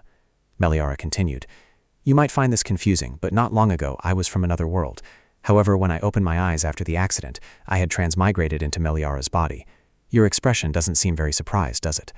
Meliara's soul replied, Yes, when I opened my eyes, I also found myself in this sanctuary. Ever since you, Ara, arrived here, I have somewhat anticipated this. Meliara asked curiously, Hey, did you, Meliara, also have an accident like me? Is that why you exist in this soul state? Meliara's soul awkwardly replied, No, that's not it. It's not because I died that I ended up like this.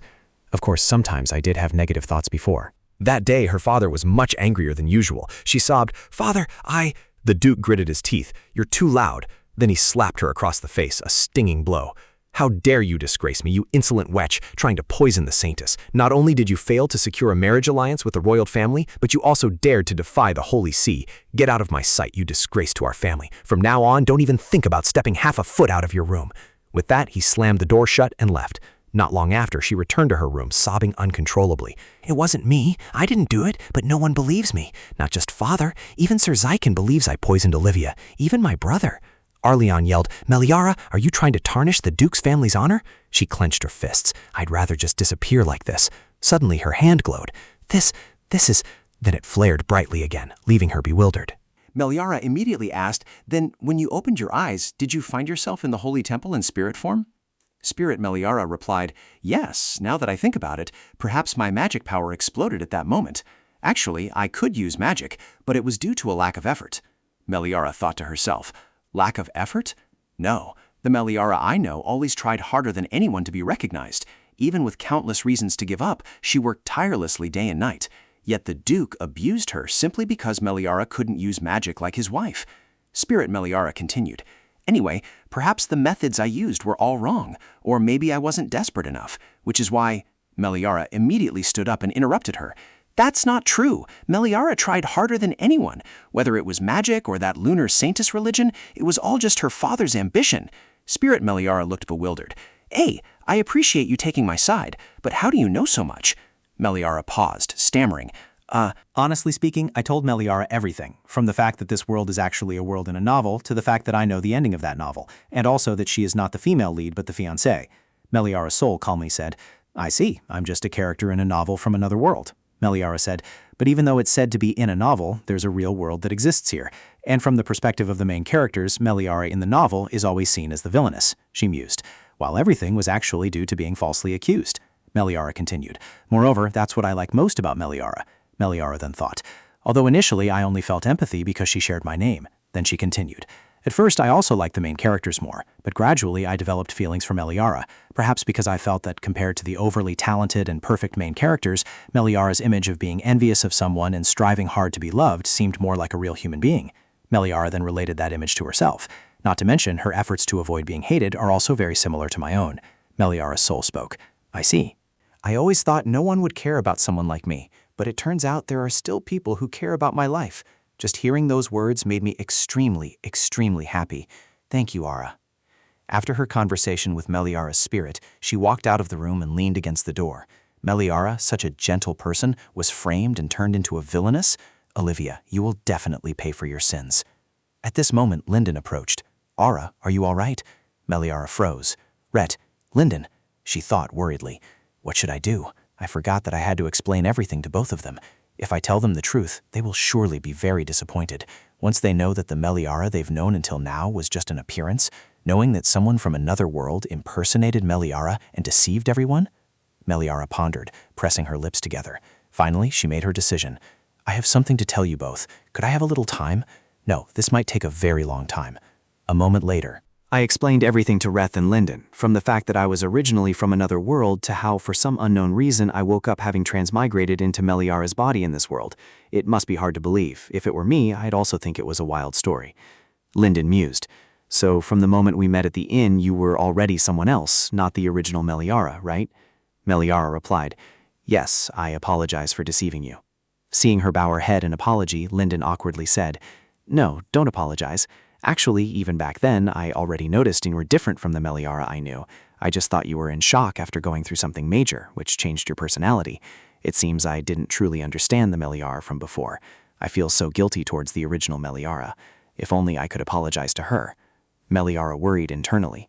Linden, her heart aching at that moment. Then she turned to Reth and called out, Hey Reth, when I found out you were Duke Arvis, I got angry and questioned why you didn't tell me sooner, right? I apologize for getting angry when I was the one hiding such a big secret myself. Reth walked over to Meliara, extended his hand, and gently stroked her face, saying, You don't need to apologize. So that's why your expression was so dark back then. I just need to know the reason. That's enough. Besides, it doesn't matter whose body you transmigrated into. What I'm waiting for is the soul. Before he could finish, Linden cleared his throat. Meliara startled, then turned to him awkwardly. Sorry, Linden. We got too caught up in talking. Meliara's waiting. Let's go inside. Linden smiled and replied, I'll come in. A moment later, the door opened. Meliara walked in and said to Meliara's soul, Meliara, you've been waiting a long time, haven't you? I've explained everything to them. It's all right now. Linden walked in, his face bewildered as he saw no one there, only a sofa. Linden stepped in and looked around. Meliara, puzzled, called out, Linden. Linden turned to her. Ara, could you tell me where Meliara is? I have something I want to say to her. Meliara then realized, that's right, Linden can't see her. She spoke up. She's sitting on the sofa opposite. Linden smiled and replied, Thank you. Linden sat down and said to Meliara's soul, Meliara, I apologize. In name, I am your friend, but when you faced difficulties, I couldn't give you strength. Instead, I only thought of taking advantage of you. I know it's too late now, but I, Linden Iserson von Bacarda, pledge my honor as a prince to do everything in my power to clear your name. Of course, I'm not asking for forgiveness lightly. I'll let Ara slap me a few times if it helps you vent your anger. Meliara from behind was like, What now? Who asked for that? She pointed to herself. Huh? Me? Meliara looked at Reznor with a bright smile. Meliara spoke. Linden, Meliara doesn't want that. Meliara's eyes turned bitter as she thought to herself what she truly desired was just a sincere and warm word of comfort, like this one now. At the same time, at the Grand Duke's mansion, someone was being healed by a priest. This healer was none other than Lydia. A maid approached and said, It turns out that not only saints possess healing abilities.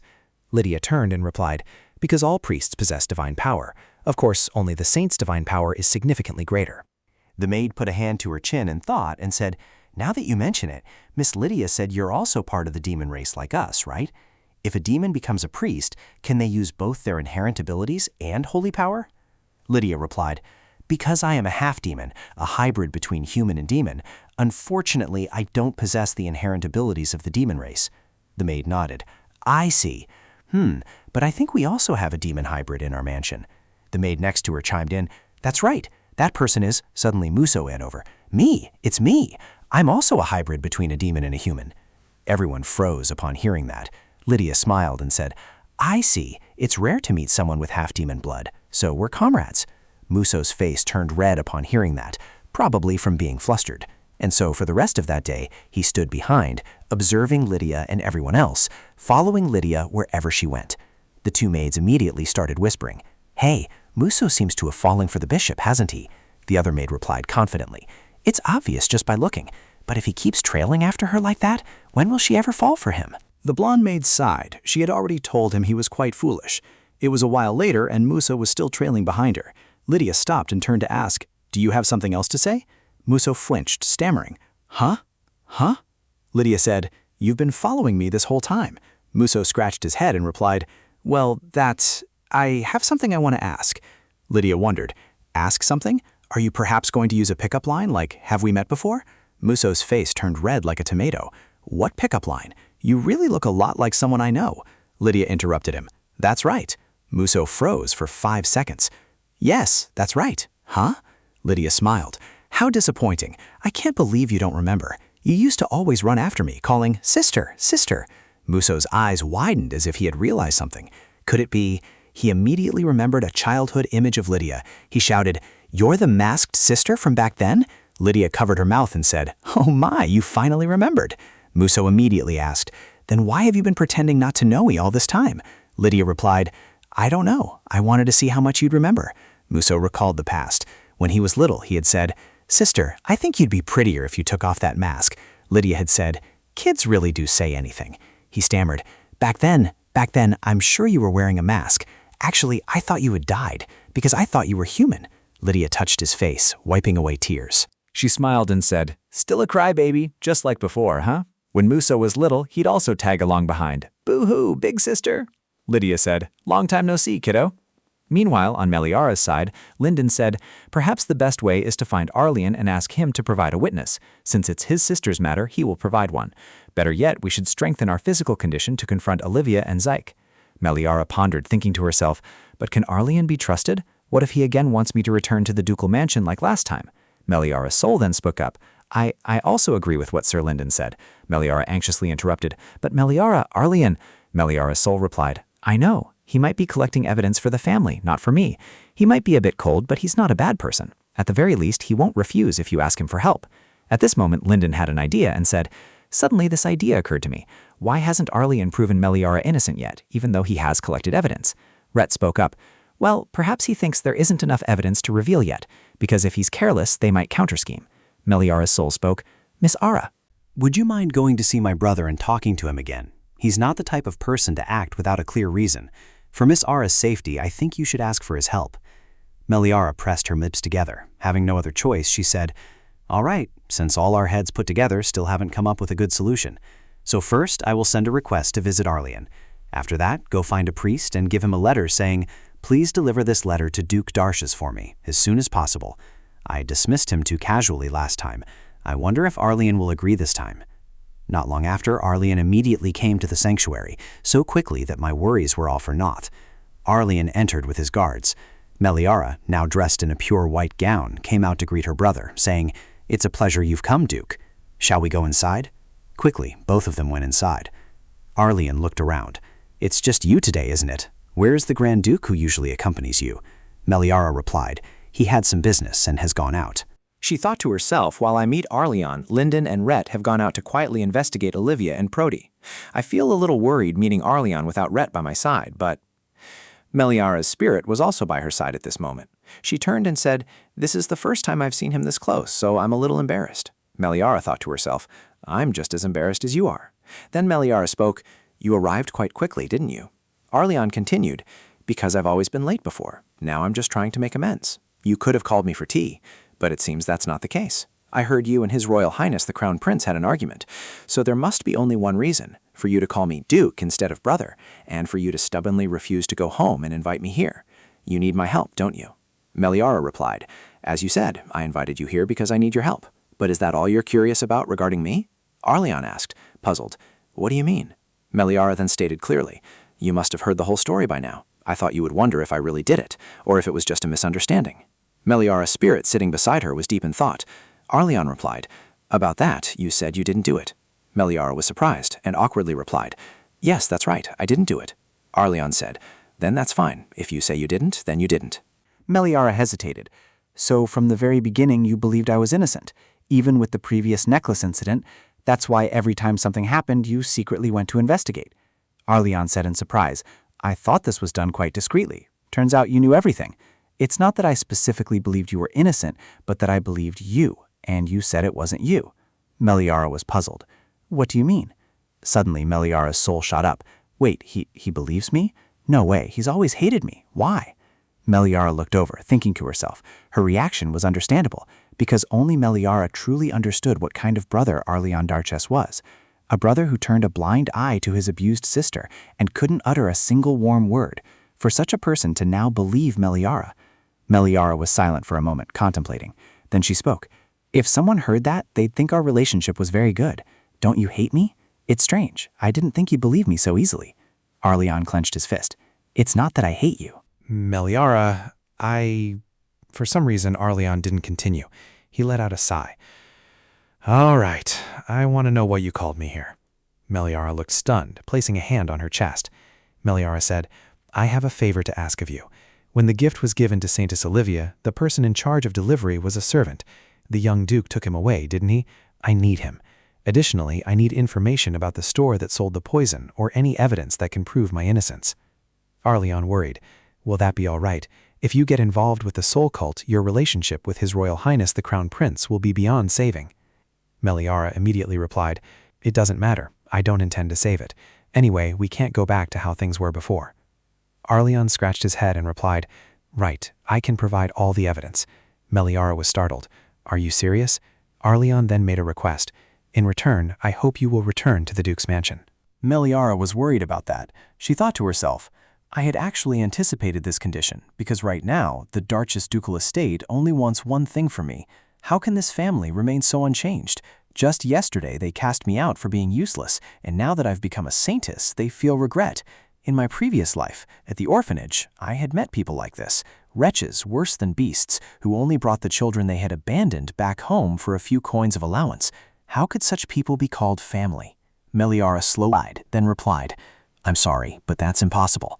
Our relationship ended the moment Duke Darches cast me out. However, as the Saintess, if the ducal household needs help, I would be glad to help. Arleon immediately interrupted her. No, that's not it. You became the Saintess, and Father would naturally want you to come home. But I'm different. I truly wish for you to return to Meliara. Then he placed a gift box down. After the conquest, I brought this gift back. Will you accept it? Meliara and Meliara's soul exchanged glances. Then she picked up the gift box. When she opened it, she was surprised. This is a teddy bear? Why would you give me this? Arleon replied. Because I thought perhaps I had never fulfilled my duty as an older brother. Meliara secretly glanced at Meliara's soul and saw her tears falling. Arleon's face darkened as he continued. When Mother passed away after giving birth to you, I was just a 9-year-old kid, 20 years ago. Unlike our strict father, Mother was gentle and affectionate. She would smile and call, Arleon, come here. Isn't it wonderful? You're about to have a sibling. Arleon will surely be a good older brother. Her warm embrace, pleasant scent, and gentle voice like a song, I loved everything about Mother. Yet, that mother whom I loved so dearly, Arleon heard his father yell, Get rid of that child immediately. Don't let that thing that just killed its mother appear before me. The doctor who delivered the Duchess's baby said, The Duchess lost too much blood during childbirth. It's already a miracle that the baby is still alive. At this moment, a maid opened the door and poked her head in. Your Grace, we still haven't found a wet nurse. What should we do with the young lady? The Duke's face was filled with immense anger. He growled, asking, What are you doing bringing that child here? I don't want to see its face for now. Find just anyone and lock it away in the annex. Not long after that, Arleon heard people whispering to each other. So you brought that baby to the annex, even though it's a newborn? What else could I do? I just had to follow the instructions. Ultimately, only Madame suffered. To put it another way, wasn't it because of the young lady that Madame passed away? Shh, someone will hear us now. Arleon walked over. Hey. The two maids turned around and asked, Young master, you're awake? Do you need something? Arleon said. I want to go to the villa. And then he went to the villa. I knew Mother's death wasn't your fault, but at that time I only believed what I heard and started to hate you, as if that was how I could console my grief. When they had both grown a few years older, the Duke's words still boomed. You can't even do such a small thing. You're nothing like your mother. Even after growing up, let alone helping you, I didn't even have the courage to defy Father, just like when Mother died, because I thought I couldn't do anything. Sometime later, as Arleon was standing, buttoning up his shirt, Meliara approached. Brother, do you really have to go to the academy? Meliara immediately noticed the bruises from where she had been hit. He stood in thought for a moment, then sat down. Meliara, Father only does this because he's thinking of you. Perhaps you could try a little harder. At that time, I only wanted to quickly leave that suffocating house. I'll write to you often from the academy. Although I still felt sorry for my young sister, I didn't know you were so desperate that you had to cling to someone as indifferent as me. Not long after that, it's been a long time since you've returned home. It's good, young Master Arleon. You've returned from a long journey. Do you need me to prepare bathwater? Arlian, now 18, replied, "Later, where is Meliara?" The servant replied, "The young lady is in her room. Perhaps she was just scolded by the master." Arlian approached and knocked on the door. "Meliara?" The door slowly opened. Meliara's lifeless voice echoed from within. "This is all my fault, my weakness, for not understanding Father's intentions. That's why both Father and my brother hate me. Someone like me shouldn't have been born into this world." Arlian looked at the scene, bewildered. What? While he had turned his back and lived peacefully, his sister's spirit was collapsing more and more severely, because no one cared or wanted to care. He recalled his mother's words. "Arlian, you must be kind to your sister. Meliara only has you as a brother." Arlian clutched his head, staggering. What have I been doing all this time? She's only 9 years old. After that, although he tried to get closer to her, Arlian hesitated, calling out, "Meliara, can you talk to me for a moment?" Meliara turned and replied, "Father has called for me." But perhaps he had become someone difficult for her to approach. Not long after, the Duke made a decision. "I have decided for Meliara to marry the Crown Prince, provided that girl properly reveals her divine power to me." Seeing Meliara conversing with the Crown Prince, he thought, "There was a time I thought if you couldn't be happy in this house, perhaps marrying the Crown Prince and leaving here would be the best way." However, while he was away at war, the situation had deteriorated significantly.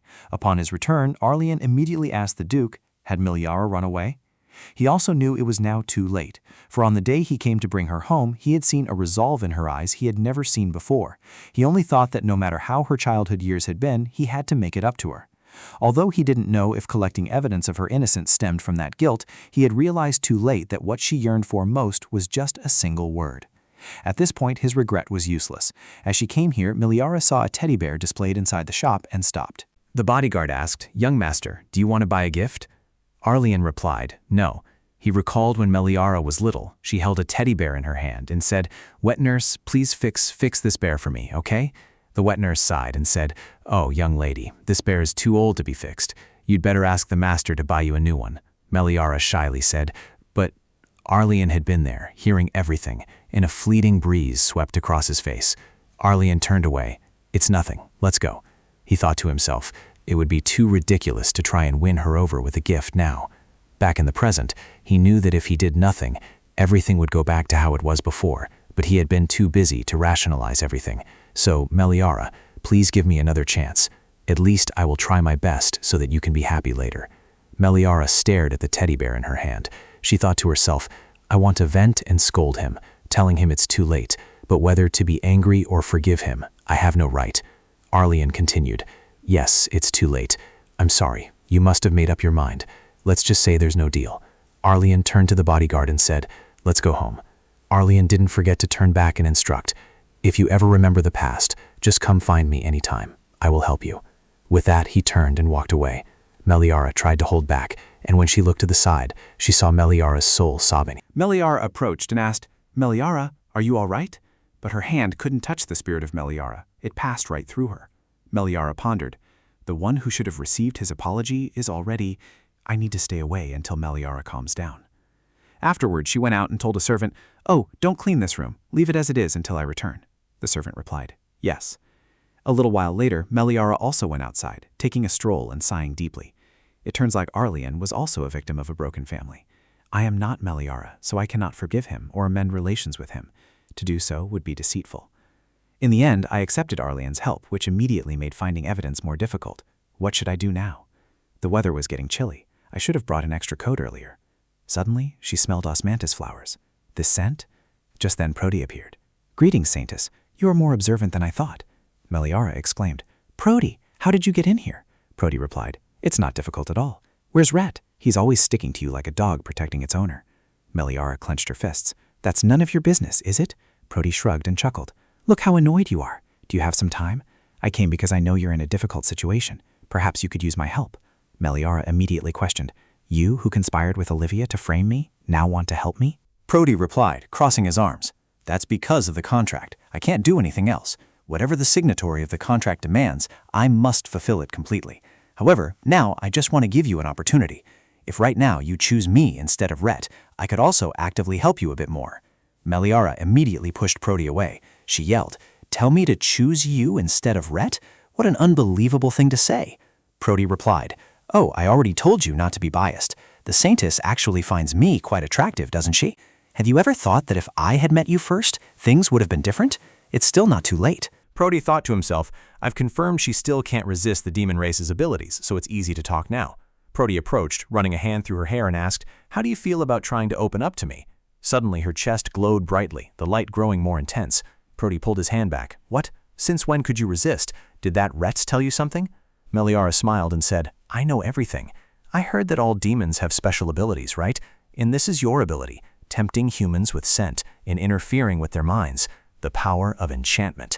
She recalled Tanma's words. Most demons possess inherent abilities, which in human terms could be called magic. However, this is a far more advanced concept, so instead of merely possessing a specific ability, demons can freely control that power.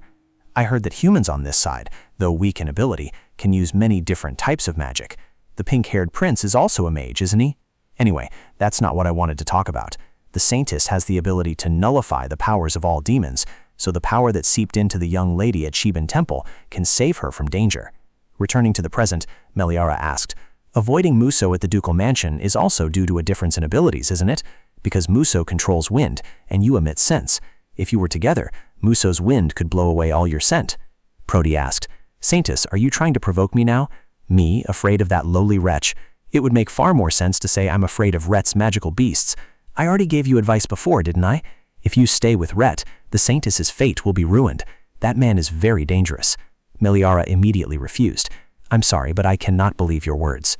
Prody snorted, though I don't know who you've been listening to, gossiping.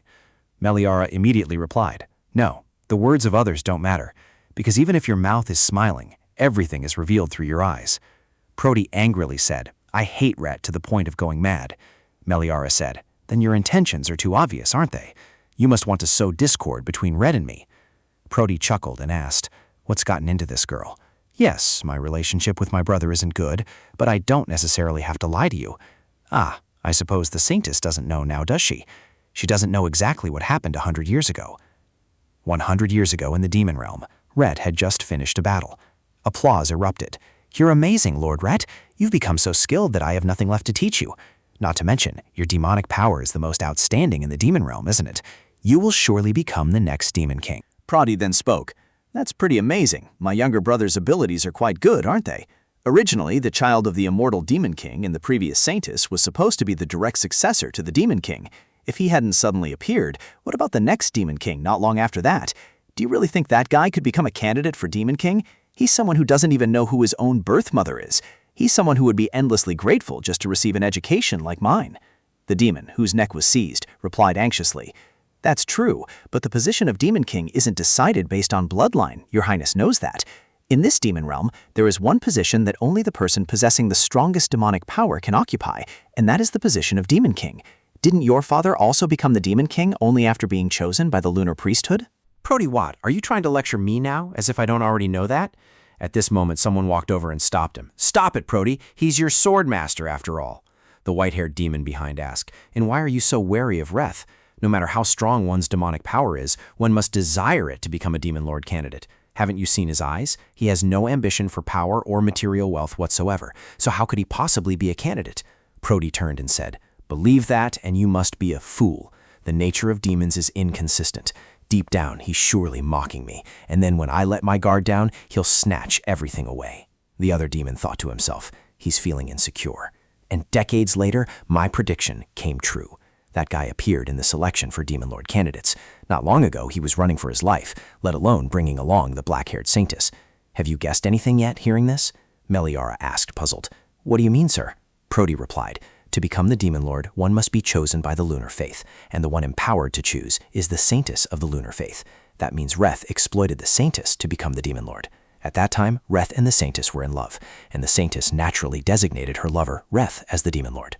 Let's assume the matter ended there, but precisely when that guy Reth became the Demon Lord, that Saintess disappeared without a trace. He must have achieved his goal and no longer found her necessary. So Saintess, remember to be careful. I'm just giving you advice before he exploits you. Meliara chuckled to herself, thinking, unbelievable, Reth tricked me like that? You're hoping I'll get angry and say that, aren't you, Prody? Unfortunately, that's absolutely not going to happen, because the black-haired Saintess in the story you just told is me. Even though I don't remember much, at least the emotions Rhet has shown all this time were real. It's all just because you're blinded by jealousy. She then said, Thank you for your advice, but if you ask me which side I believe, I still choose to believe Rhett. Between the one who shook hands with the soul cult Saintess to slander me and the one who promised to always protect me, wouldn't only a fool believe the former? Prody clutched his head. I've explained everything thoroughly to the very end. Since you're so stubborn, I'll have to resort to physical means. Meliara flinched at that. Try laying a hand on me. This is the Lunar Church's holy temple, you know. Prody stepped forward and replied, even if I don't use enchantment, I still have plenty of ways to take you. Just then, a sword flew in and plunged into the ground. A pair of wings flapped, startling Prody. Meliara was also surprised to see the newcomer. This person was none other than Rhett, who gently landed on the ground. Prody asked anxiously, "How do you know?" Reth drew his sword. "I've warned you many times, but you still ignored me. Do I have to break your other side for you to finally feel fear?" Prody reminded him, "Even if you are a demon lord, don't you know what will happen if you dare to touch someone like me, who has a contract with humans?" Reth stepped forward and pointed his sword at Prody's neck, said, "So you're a lovesick fool. Anyway, there will be many other opportunities besides today. But the Saintess better remember one thing. This one cannot help the Saintess escape false accusations. Don't forget, the evidence is in my hands." Meliara immediately questioned, "Does that mean you're admitting you're an accomplice, right?" Prody pushed his sword down and replied, "Is that how you see it? Well, the Saintess and the priests from the co-faction healed them all anyway. No one died, so what's the problem?" Meliara frowned. "For you, is it enough that no one dies? So many people are suffering. But for some, it's a tactic to push those they hate into a corner, or simply a form of entertainment. Just as Reth said, from now on you'd better be careful. What you and Olivia caused, I will definitely repay at all costs." Prody said irritably, "You two are truly a pair. But even so, I haven't given up yet, because I don't want to encounter something like what happened 100 years ago again." With that, Prody gradually disappeared. Meliara let out a tired sigh. Then she looked up at Reth. She called, "Reth? Is it all right for you to show your wings like that? This appearance will attract others' attention." Reth simply replied softly, "Ah." His attitude left her bewildered. Then he transformed back to his usual appearance. He said, "I've confirmed there's no one around recently, so it's fine. I wasn't detected on the way here either." Meliara felt relieved. "I see. It's a good thing no one noticed." She recalled his appearance from earlier, thinking to herself, but at the same time she felt a slight pang of regret. Long-haired Wrath was really cool. What am I doing, letting my mind wander at such a serious moment? Reth approached and asked, "How are things with Arleon Darcius? Is he willing to provide the evidence?" Meliara hesitated before replying, "About that. First of all, I don't think that's something I can decide. If we want evidence, Arleon must first be forgiven. Because their relationship has become so terrible, I think whether or not to forgive him is a choice the true Meliara truly has to make. Furthermore, what worries me more, in fact, is the Darcius family. Accepting help from Arleon means incurring a debt to the Darcius ducal household. I have a feeling that later on, no matter which side we take, it will have a negative impact on me." Reth replied, "I see. There will be other better ways. I will find a way to solidify our position." Meliara was extremely grateful. "Thank you, Reth." Reth continued, "I'm quite concerned about the true princess. If you feel guilty for taking over her body, that is absolutely not your fault." Meliara immediately waved her hand dismissively. "No, it's not about guilt. It's just that she's someone who has always weighed heavily on my mind. Not to mention, she was falsely accused and framed, which makes me want to help her even more." Meliara was originally my bias. Rhett didn't understand what a bias was, so he just said, "Oh, really?" Suddenly her eyes drooped. On the day Lyndon swore to help Meliara, seeing Meliara's tears streaming down. My becoming Meliara's form, perhaps, was to clear her name. Although no one in the novel stood by her, in this life, at least one person is needed to always believe in her unconditionally. Just like I have Rhett. Suddenly she realized something. Rhett, puzzled, turned and called, "Ara?" Meliara blushed, thinking, could this be? Rhett, confused, asked, "What's wrong, Ara? You look like you have a fever." Meliara looked bewildered. "Oh my." Rhett, worried, asked her, "You don't have a fever, but your face is very red. Are you all right?" Meliara mused. "That's right. The truth is, I already knew." She recalled Rhett's earlier words. "It's only natural for me to protect you. You don't need to thank me for everything." She thought back to that moment, and then another. No, it was from a very long time ago. I had already fallen for this man. Because this is the world of a novel, and because I felt his feelings were too unreal, I pretended not to know until now. But am I being too selfish, wanting to take his hand only now? Meliara spoke up, calling, "Hey, Rhett. I have something to tell Rhett." Rhett replied, Go ahead, Ara. Meliara's face flushed crimson. Actually, my feelings for Rhett. She thought to herself, the person Reth treated sincerely wasn't the me from 100 years ago, but entirely the me of the present. Therefore, I also want to reciprocate that feeling. Meliara hesitated. The thing is, my feelings for Reth... Suddenly, someone called out, Meliara. Meliara froze stiff. It seemed that whenever a similar situation arose, she was always interrupted. Urin, who was also present, called out, Saintess. Meliara saw Linden and asked curiously, Linden, Urin, what's going on? Reth asked, more bad news? Linden laughed and replied, haha, no. This time it's good news, Grand Duke. Olivia, she's dug her own grave. The situation began like this. Days passed, but the plague showed no signs of stopping. People gradually began to flock to the lunar faith. The Soul Sect immediately began urgently persuading people in the square. Up until now, things were still within expectations. Then, suddenly, a person raised their hand. He, wearing a full hooded cloak, asked, does that mean the Soul Sect also has no suitable method of treatment? Hearing these words, everyone there immediately began to whisper and discuss. Indeed, we must go to the lunar faith. What else is there? Because the lunar faith definitely has the ability to cure infectious diseases with holy power. The priest immediately tried to stop everyone. Everyone, wait! We will also contact the royal family with the utmost urgency. Suddenly, Olivia spoke. No, who says we can't cure diseases? Saying this, she immediately stepped down towards the people. Olivia looked over at a mother and child nearby. She approached and asked, is this child also suffering from the epidemic? The mother replied, yes, we came here hoping to find some medicine. Then she reached out her hand towards the child, and the light emanating grew brighter and brighter. The mother exclaimed joyfully, the spots are gone. Oh my, she's not coughing anymore either. Oh, thank you, Saintess. Olivia spun around and said to everyone, look everyone, I have cured the child. Now, do you still find the lunar faith more trustworthy than the Soul Sect? Suddenly, the people there started murmuring again, astonishing Olivia. Did you see that just now? The spots disappeared, but the child vomited blood. Clearly, the Soul Sect cannot improve the condition. That is not the holy power of the Soul Sect. Returning to the present, Linden said, that is all I heard.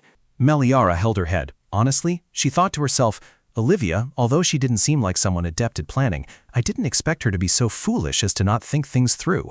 How could she, pretending to be the Saintess of the Soul Sect, forget that the distinct nature of the divine power of the Lunar Church and the Soul Sect are different? As Lydia once said, the characteristic of the Lunar Church's divine power is purification. If the Lunar Church can detoxify, cure illnesses, and treat psychological symptoms, then the Soul Sect's divine power focuses on healing physical injuries, meaning it's suitable for treating bruises or broken bones. The targets the Soul Sect wanted to attract in the square were nobles, or at least educated commoners. There's no way they wouldn't know that. It seems Linden immediately recognized the problem. Linden smiled and winked. It looks like heaven is on our side, doesn't it? A moment later at the square, Urin ran over. Uncle Sion, where are Saintess Olivia and the priests of the Soul Sect? Sion took off his hood and replied. The people started to get suspicious, so they quickly went into hiding. Meliara immediately asked, did the priests of the Soul Sect just stand there and watch that scene? As priests, they surely must have recognized at first glance that it wasn't the divine power of the Soul Sect, right? Urin spoke up. The Soul Sect has been corrupt for a long time, sir. As long as they can maintain their own status, they wouldn't care even if they worshipped a fake Saintess. Sion continued. Anyway, they've been exposed to the public, so they won't be able to hide it for long. For now, let's just observe what becomes of the Soul Sect. Immediately after that event, the Lunar Church became so busy that they had no time to worry about anything else. This was because all the patients who had been waiting for and trusting the Soul Sect's assurances flocked to the Lunar Church's holy temple. Meliara, who is currently treating a young boy, reassured him. There, everything's fine now. Just then, someone ran over and called out, Saintess! Meliara turned around. I'm here. Urin, did you call me? Urin replied, Saintess, I think you should rest.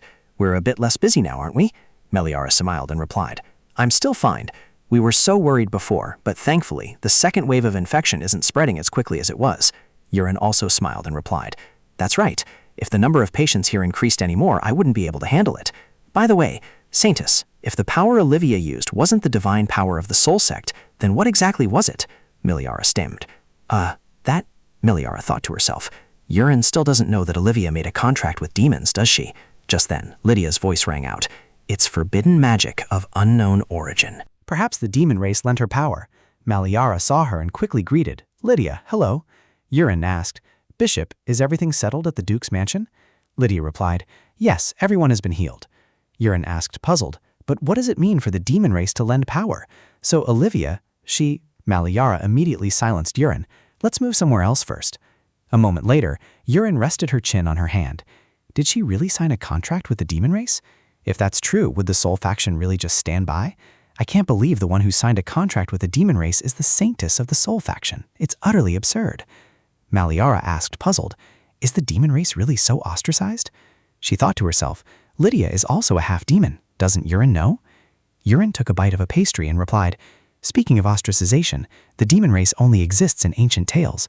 However, every now and then rumors surface that the Soul faction has passed judgment or something similar on those who sign contracts with the demon race. I just thought it was an act, since they were originally missionaries who adamantly claimed that demons must be expelled. Lydia spoke. Demons exist, Yorin. The lunar faith does not deny the existence of demons. They simply live in a different place from humans, can use magic a bit more freely, but are otherwise just like us. When the Empire was first established, the Demon King and the Emperor at the time made a promise that neither side would ever interfere with or cause harm to the other's world. Meliara broke out in a cold sweat, thinking to herself, oh, the original story go against the promise he himself made? Lydia continued, but the current soul cult fabricates and spreads the notion that all demons are evil, and that the lunar faith, being a cult that believes in demons, naturally deserves to be suppressed. Yorin then asked, doesn't that also imply that making a contract with a demon is evil? Lydia replied, I wouldn't dare to say whether that is good or bad, but this time it's a different case. That girl's been pretending to be the Saintess, a figure who appears only once every few decades, and the longer this goes on, the more harm she causes everyone. In short, what I know is that there's a high probability that the priests of the soul cult are unaware that Olivia is the one who made a pact with the demon race. So now I'm even more eager to see how things unfold. I wonder what will become of that old man. The scene shifts to another location. That ungrateful wretch, she's a fake, making a pact with the demon race. Currently, this situation isn't something that can be easily resolved by stripping her of her Saintess title. Once this reaches the Emperor's ears, my life will be over. At this, he cracked a smile, then burst into laughter, his laughter echoing outside. His eyes gleamed. Right, I can't just collapse so easily. It seems I'll have to make a move against the lunar cult first. Meanwhile, on the Saintess' side, she was pacing back and forth, restless and uneasy. I must appease public opinion by any means necessary, by any means. Everyone witnessed that scene, so it's only a matter of time before I'm exposed. I worked so hard to climb to this position. At that time, everyone was buzzing with talk. Look, the Crown Prince has had his mind stolen by the Saintess of the Soul sect. So what about Princess Darchis? She's the fiancée in name only. She's become redundant, of course. I've climbed to a position where she has to look up to me. Back in the present, the Crown Prince approached and called, Livy, are you all right? I heard there was a commotion in the square. Olivia snapped awake. She flashed a calculating smile. Right, I still have this man.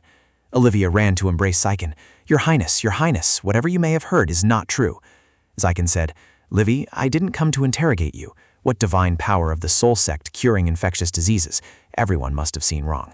Anyway, these baseless rumors have reached my father's ears. Olivia spoke, Crown Prince, do you love me? Promise me that you will always believe me, no matter the circumstances. Zyken, enchanted, stammered, Of course, Livy, I will always stand by you. Olivia smiled. You're absolutely right, Crown Prince. The scene shifted to Meliara. At this moment, she was tapping her fingers on the table and sighing. Lydia asked curiously, Saintess, what's wrong? Meliara replied, Oh, I'm sorry, I'm disturbing your book arrangement, aren't I? Actually, I'm restless because of the commotion in the square, and yet I haven't heard any movement from the Soul sect. They surely aren't planning to let Olivia off the hook, are they? Lydia snorted. That's right. If it were that old man, he would have already justified or dealt with something by now. Meliara wondered, that old man, the bishop of the Soul sect, could it be that Lydia knows Bishop Soul? Lydia replied, More than just knowing him, I even know that old man taught her how to use divine power. At first she was quite obedient, but as she grew older, she became more stubborn and ambitious, it seems. Meliara, upon hearing this, stood up in surprise and exclaimed, Huh? This might be a bit sensitive, but if I may ask, how many springs has Lydia experienced now? She thought to herself, in the novel, the Soul sect bishop seemed to be at least 50 to 60 years old. Lydia said, Oh, didn't the Saintess say she doesn't remember anything? We met once, a very long time ago. Meliara asked again, doubtfully, A very long time ago? She thought to herself, could Lydia have met me 100 years ago too? What kind of person was I 100 years ago to be so close with the demon race? Lydia suddenly remembered. Now that you mention it, didn't someone say that the Saintess of the Soul Faith and the Crown Prince were in a romantic relationship? Meliara replied, right. Could that be why the Soul Faith abandoned Olivia? Lydia continued, As the Saintess knows, our empire developed based on the Soul Faith, and the Lunar Faith has never interfered in politics. The Crown Prince is also involved with Olivia, so the royal family surely doesn't want the Soul Faith to weaken now, because, though highly unlikely, it's possible the royal family might protect Olivia. Meliara asked, puzzled. If Olivia is a fake Saintess, what benefit would the royal family gain by protecting her? Lydia replied, to minimize damage rather than for benefit. The crown prince blindly believed a woman's words, ultimately canceling his engagement, then making her his fiancée, only for her to be a fake Saintess. She made a contract with the demon race and even used forbidden magic. If all of that is exposed, the reputation of the royal family and the crown prince will plummet uncontrollably. If the emperor thinks this way, and the bishop of the soul faith wants to cover this up, we might find ourselves at a disadvantage. Meanwhile, in Meliara's soul form, she was holding a teddy bear. I can't believe my brother doesn't hate me. If I had known this sooner, would anything have changed? She recalled Arleon's words. If you ever remember anything from the past, just come find me anytime, and I'll help you. You don't want to show me that? It won't be easily discovered if you put it here. Give it to me.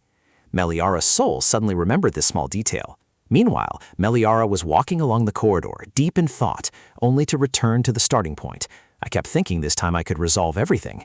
If I can't directly show everyone in front of the Emperor that Olivia is a fake Saintess, colluding with the demon race, then perhaps this is a good way. Wait! Meliara's soul suddenly came over and called out. Ara!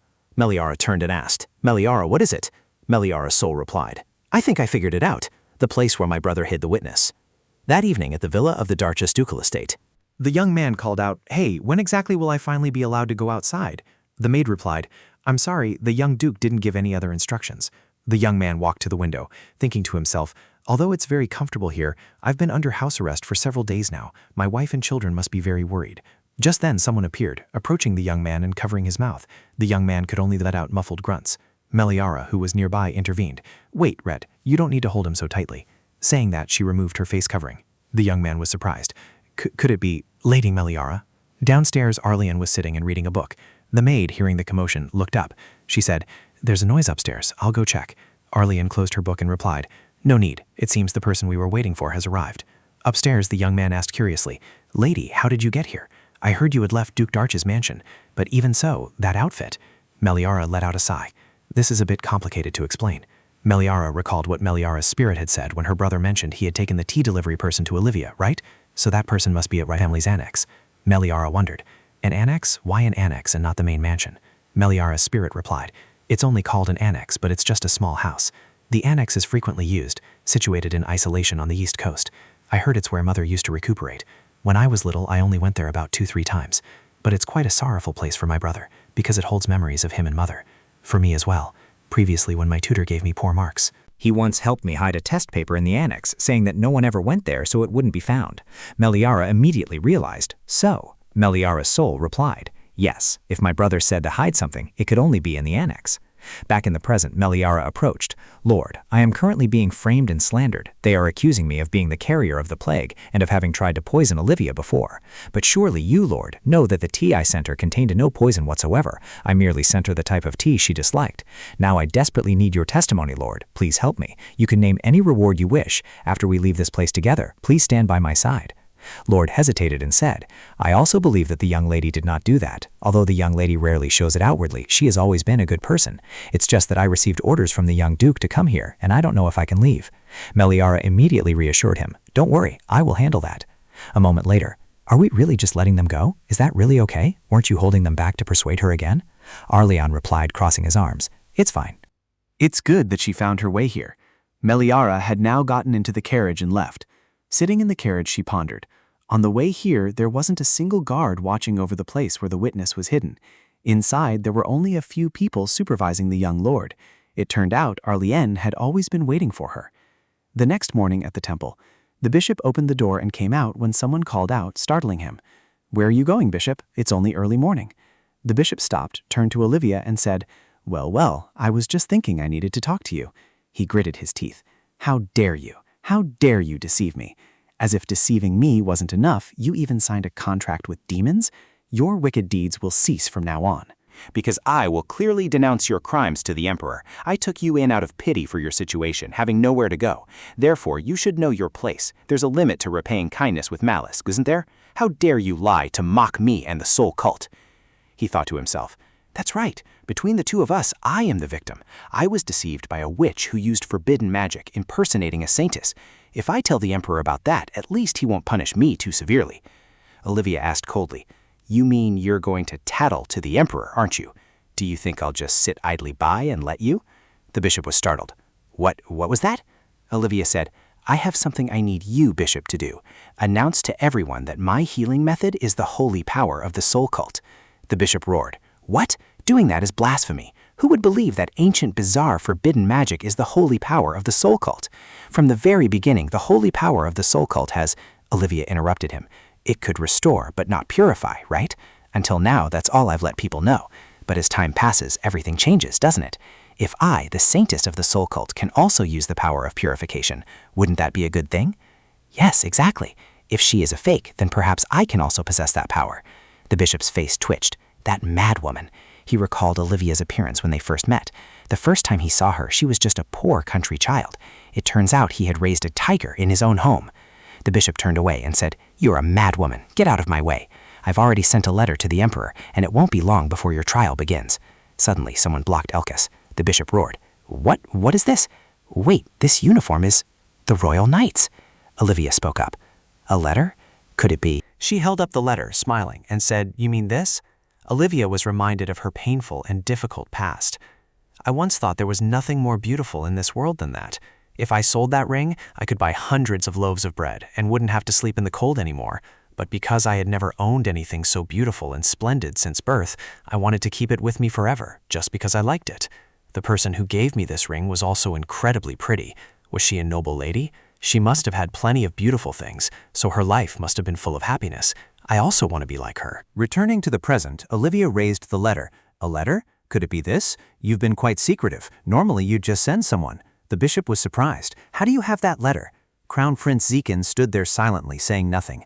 Olivia replied, "It's all thanks to His Royal Highness the Crown Prince's discovery. Otherwise, would we have to bother His Majesty the Emperor? He's busy conquering the northern region, isn't he? Let me put it this way, Bishop. Is it truly necessary for two denominations, two saintesses, to exist in the same country? Don't you find it strange, Bishop? I heard that the soul and lunar faiths, despite their origins, possess similar powers. You, Bishop, were also involved with the lunar faith previously, weren't you?" The bishop recalled images of himself and Lydia when they were children. He gritted his teeth and roared, "Silence! How dare a witch like you lecture me?" Upon hearing his beloved being humiliated, the Crown Prince immediately flared up. "Bishop, do you dare to be rude in front of the Crown Prince? Saintess Olivia is my fiancée." Olivia interjected, "I'm fine, Your Royal Highness. Bishop, if the lunar faith and the soul faith merge, our empire will become even more stable." The bishop's authority will also be further strengthened. The bishop sneered. "Do you think I believed your sophistry? I ended up like this because I listened to you before. I should never have declared a vile woman like you a saintess from the start. Where are all the holy knights? Immediately arrest this witch for me." Olivia said, "The holy knights have been dispatched to the village. Due to the plague, there's a severe shortage of personnel." The bishop immediately asked, "Who dared to dispatch the holy knights there?" Olivia replied, "Oh dear, of course it was the Saintess. I sincerely suggested it for the sake of the Holy See. It seems the bishop is not yet ready to negotiate. While you adjust your thoughts, please remain in the sanctuary." As the bishop was forcibly removed, he struggled continuously. "Let me go." Olivia turned and left. "Then we'll take our leave for the village." Suddenly someone approached. "You won't leave so easily, Saintess Olivia. Release the bishop." The person who arrived was Meliara. Zykin asked in surprise, "Oh, how did you get here?" Olivia also spoke up. "That is a private matter of the Holy See. Princess Starchus, do not interfere." Meliara immediately questioned her. "Is that really so? Do you know anything about the rumors spreading in the capital? They say that the Saintess of the Holy See has completely cured everyone's illnesses. If that wasn't the holy power of the Holy See, then you must have used forbidden magic." Whether this rumor is true or false is irrelevant to me. What I want to expose are the malicious acts you have committed all this time. Now I will go to the Imperial Palace. Olivia and His Grace, the Bishop of the Soul Sect. I will report all your crimes to His Imperial Majesty. A moment later, everyone was present at the Imperial Palace. Olivia stared intently at Meliara, thinking to herself, I originally wanted to follow her to refute her claims, but what exactly does she intend to do? How can she be so brazen without any evidence? At this moment, a voice echoed. His Imperial Majesty has arrived. Then a person slowly approached. He quickly took his seat on the throne. Upon seeing red, he glared. Long time no see, Grand Duke. Many chaotic events have transpired during my absence from the capital, haven't they? Olivia immediately said, Your Majesty, about that. The Emperor angrily commanded, Everyone be silent until I have finished speaking. I had intended to entrust the capital to Crown Prince Zykin, but it seems he still lacks the necessary qualifications. So then, what is the urgent reason you have requested an audience today? Meliara spoke. Your Imperial Majesty, I apologize for asking this, But do you still recall the incident where I supposedly poisoned Saintess Olivia previously? The Emperor replied, yes, it's not easily forgotten, considering that the poison had not yet taken effect, and out of respect for Duke Darchus, who is a meritorious official, I merely stripped you of your position as fiancé. Why are you bringing that up now? Meliara replied, because regarding that incident, someone framed me from the very beginning. The Emperor interrupted her. At that time, the Saintess also claimed she was innocent, didn't she? But the evidence was clear as day. How could... Meliara immediately replied, no. I have a witness. At this moment, Lord arrived. Your humble servant greets your Imperial Majesty, he said. Meliara said, this is the person who personally delivered the tea to the Holy See when I sent the tea as a gift to Saint Olivia. At the trial then, the item submitted as evidence was chamomile tea. But Lord, do you remember what happened that day? Lord nodded and replied, yes, of course. It rained extremely heavily that day, so I remember it very clearly. I personally witnessed the young lady choosing the gift. Meliara asked, so what was that gift? Do you still remember? Lord replied, yes, the young lady was clear and I witnessed everything at that time. Meliara said, I chose this packet of mint tea. Lord continued, the young lady bought mint tea. The Crown Prince immediately shouted, ridiculous! How can such a statement be believed without evidence? And even if that were the case, are you implying that someone swapped it for poison tea? Lord raised his hand. Sir, I have evidence. To transport the goods from the shop to the Holy Temple, I was issued. Here's the delivery note. It's clearly marked as meant inside. The Emperor asked, did you deliver it directly to Saintess Olivia? Lord replied, no, how could a lowly person like me meet the Saintess of the Soul Faith directly? I handed it to a man who claimed to be Saintess Olivia's attendant, because he said he would deliver it to the Saintess on my behalf. The Emperor rested his chin on his hand and asked curiously, a man? Was he a priest of the Soul Faith? Lord replied, no, he wasn't a priest. He had white hair and deep blue eyes, and one of his eyes was covered. Zikin exclaimed in surprise, what? Seeing his strong reaction, the Emperor asked, what's the matter, Zikin? Zikin immediately covered his mouth. It's nothing. The Emperor said sternly, if you know something, just say it. Don't hide it. This is my command as Emperor. Zikin stammered, well, I once heard a subordinate from the Grand Duke's mansion say... The Emperor immediately asked, say what? Zikin replied, they said that the man who spread rumors that Princess Darchus was responsible for the plague also looked like that. Meliara immediately continued for him. Not only that, Meliara then turned to a maid. This is someone who used to work under Saintess Olivia. She also said that she had seen that man before. The Emperor immediately asked, is that true? The maid replied, yes, Your Majesty, that man claimed to be an errand boy from Duchess Darchus' estate and handing me the tea. I then presented the tea to the Saintess, and she drank it. The Saintess's arm slowly dropped, and the teacup fell to the ground. The maid continued, and witnessing the Saintess faint right before my eyes, I initially thought it was my fault, which caused me great distress, and eventually led to me quitting my job. The Emperor stroked his chin and said, this is indeed a strange matter. After hearing everyone's accounts, it seems Duchess Darchus is innocent, and everything was instigated by that white-haired man. Is the Saintess of the Soul Church completely unaware of this matter? Olivia flinched, her face darkening. I truly know nothing, Your Majesty. The Emperor continued, is that so? Then you also know nothing about the rumors circulating throughout the Empire recently? They say the Saintess of the Soul Church signed a contract with the demon race and used forbidden magic. Saintess of the Soul Church, are you certain that not a single word you've spoken to me is a lie? Olivia angrily gritted her teeth. She placed her hand on her chest and exclaimed, yes, Your Majesty, it's all fabrication. Signing a contract with demons and using forbidden magic? What nonsense! This is the first I've heard of such a thing.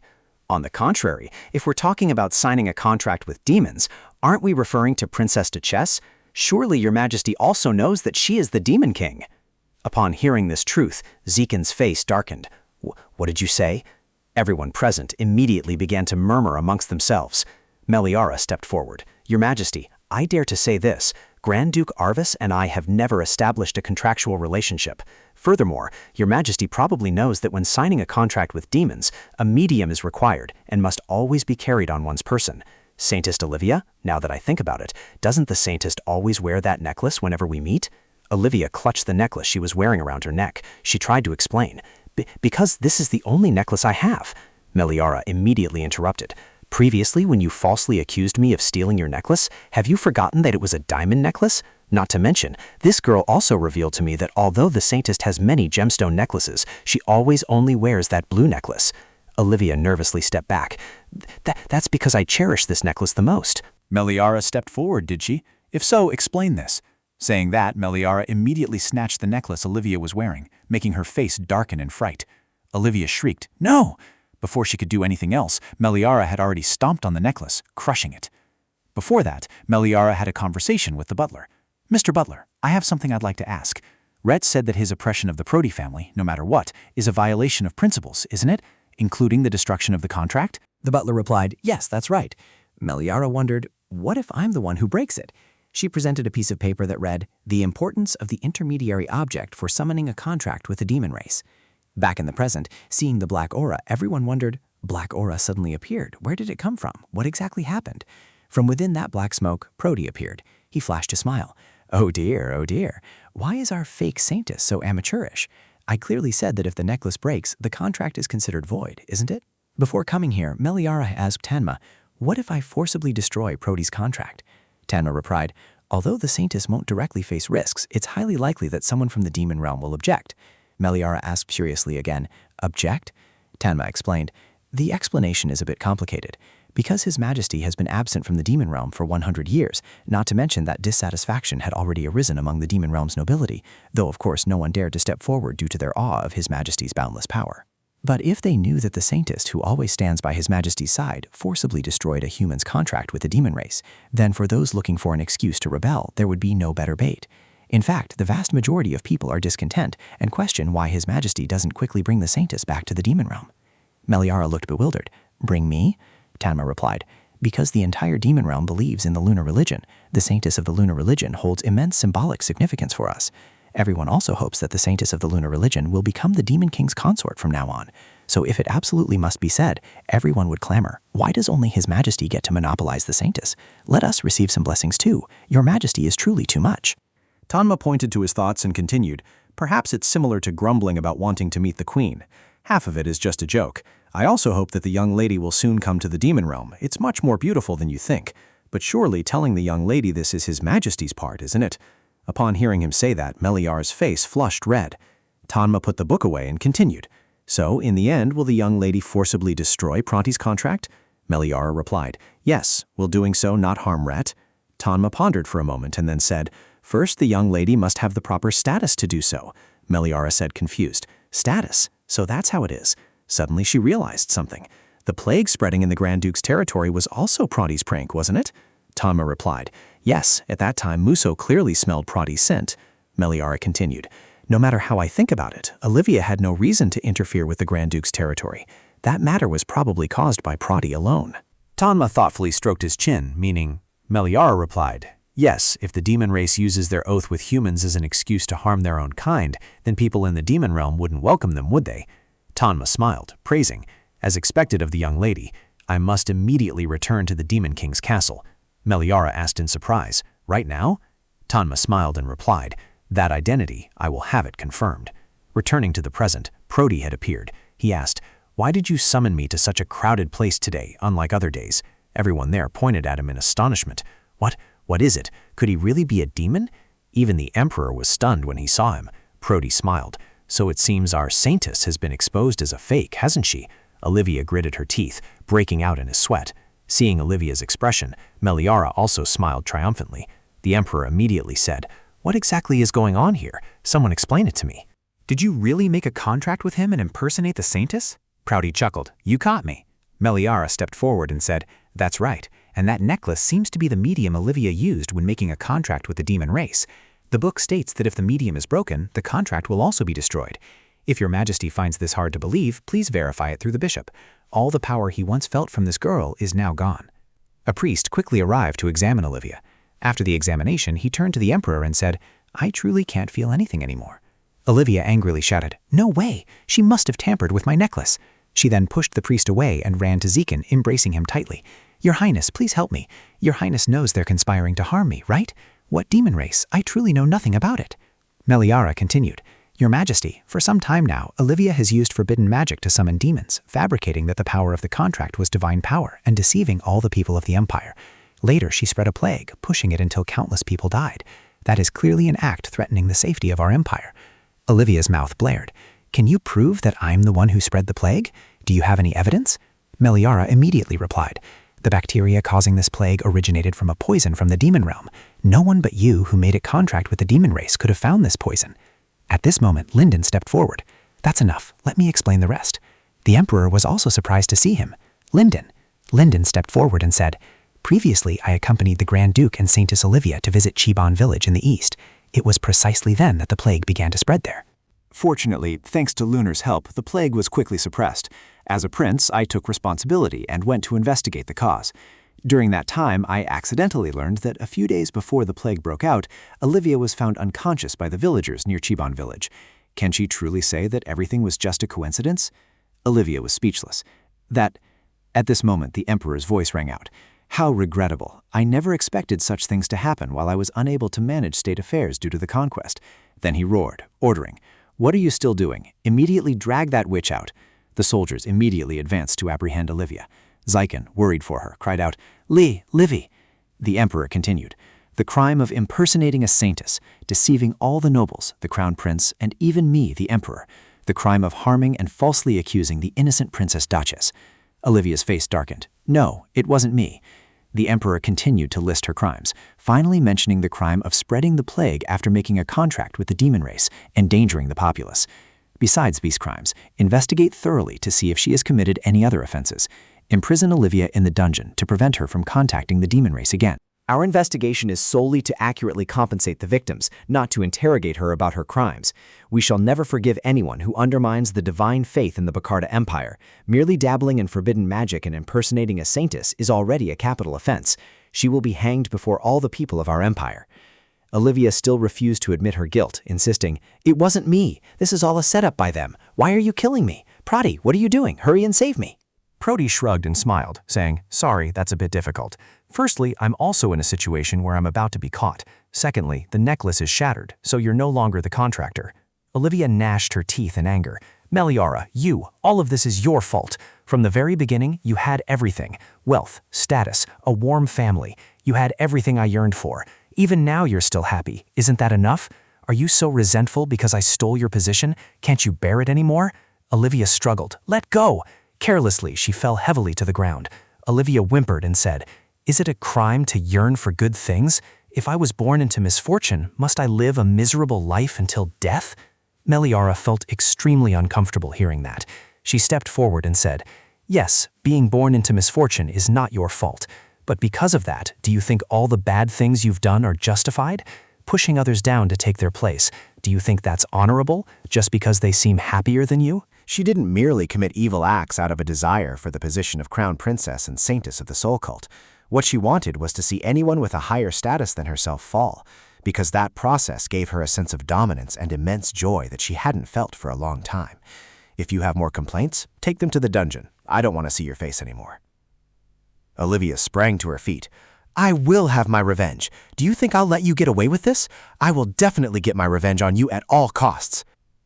Meliara thought to herself, "Olivia, would you ever believe that Meliara died completely unhappy?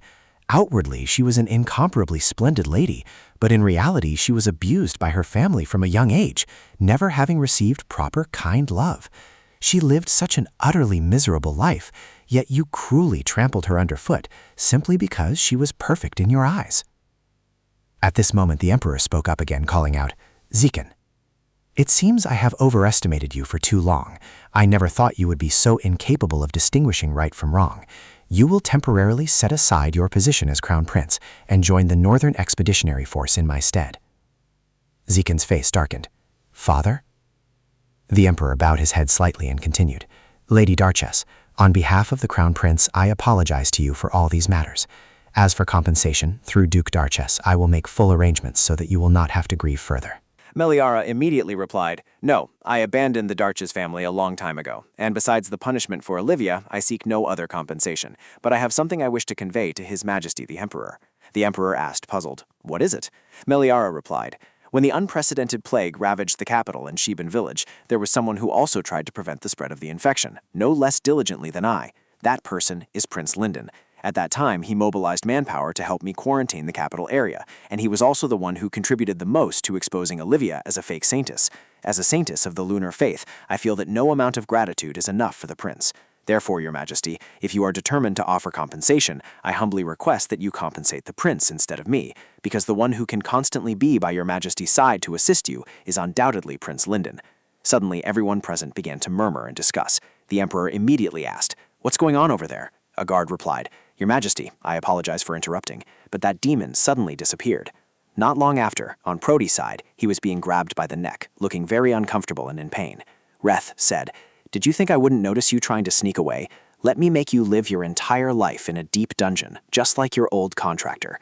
Prody forced a smile and asked, My only crime was obeying my contractor? Why must you do this? Reth replied, Using demon realm poisons to cause infectious diseases is your trick, isn't it? And you even dared to touch the demons in the Grand Duke's mansion. Prody immediately asked, Why do you assume I did it? Everyone living in the Grand Duke's mansion is a demon, you know. Are you naive enough to completely believe their words? Wrath created a black orb in his hand and said, Shut up, your sophistry won't work on me. Prody sneered. Speaking of the Grand Duke's mansion, that reminds me, there's a rose garden there, so I took a little tour, but it seems a fragment of a human soul is trapped in a rose branch.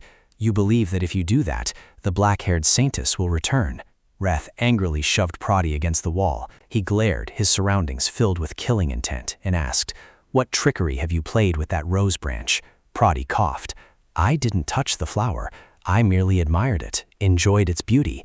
Besides, you're planning to bring that Saintess back to the demon realm soon, aren't you? Coincidentally, I have a gift prepared for you. Just look forward to it. Wrath angrily asked, What are you plotting? Prody sneered. Guess what? I bet you'll like this. I've gone to great lengths to prepare it. Are you curious? Rhett immediately grabbed his face and created a black teleportation portal behind Prody. He said, I don't have time to listen to you. Just as Prody was about to be sent off, he shouted, Rhett, you bastard! Rhett pushed him into the portal while threatening, When we return to the demon realm, I will personally punish you. With that, Prody gradually disappeared into the teleportation portal. Rhett remained silent and pensive for a moment. Not long after, Urin said, The plague has been quelled, the Saintess's false accusation has been cleared, and from now on, there's only one thing left for us to do. That is the ceremony to announce the Saintess. Meliara looked bewildered after hearing this. Is that really so important? I thought doing it simply would be fine.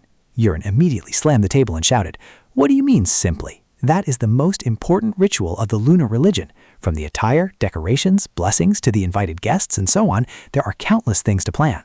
But thanks to the good deed Olivia caused, we now only have 1 week to prepare. What a disaster! In short, from now on, we'll be very busy. Meliara could only force a smile. Lydia turned to Meliara and asked, Has the Saintess decided where she will stay after the announcement ceremony is complete?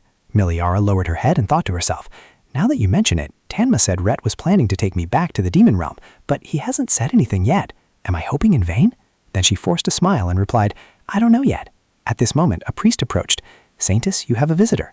Meliara looked over, bewildered. Huh? A moment later, the person who came to see the Saintess was none other than her brother, Alien. Meliara walked over and called out, Alien! Thank you for coming. I have a few words I'd like to say to you. Thank you for handing the witness over to me. Arleon retorted, You found that out yourself, and besides, that place is a villa of the Danish ducal estate. You could naturally visit it. Meliara continued, Not only that, before that, a letter was sent to the Holy Temple. The letter contained evidence of Olivia's mistreatment of me all this time. Although it was an anonymous letter, it was you, the young duke, who sent it, wasn't it? At this, Meliara bowed her head in thanks. I was greatly helped by that letter. I sincerely thank you. The Lunar Church will prepare a full Thanksgiving offering. Arleon immediately refused. No need. Meliara asked in surprise, What?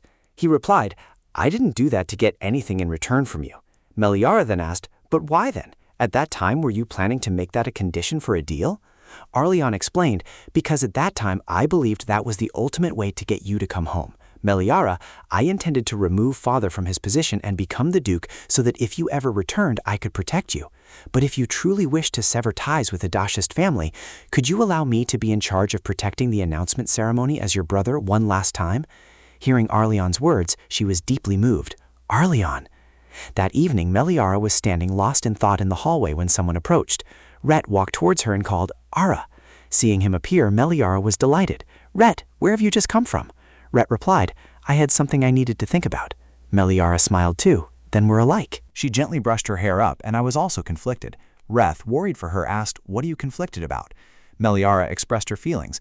Although I deeply appreciate him entrusting me with the witness and evidence, if I accept that request, won't I just be giving him more hope? Meliara truly had no way to meet him again. What was Reth thinking? He replied, I don't want to say now because I'm afraid it will trouble you.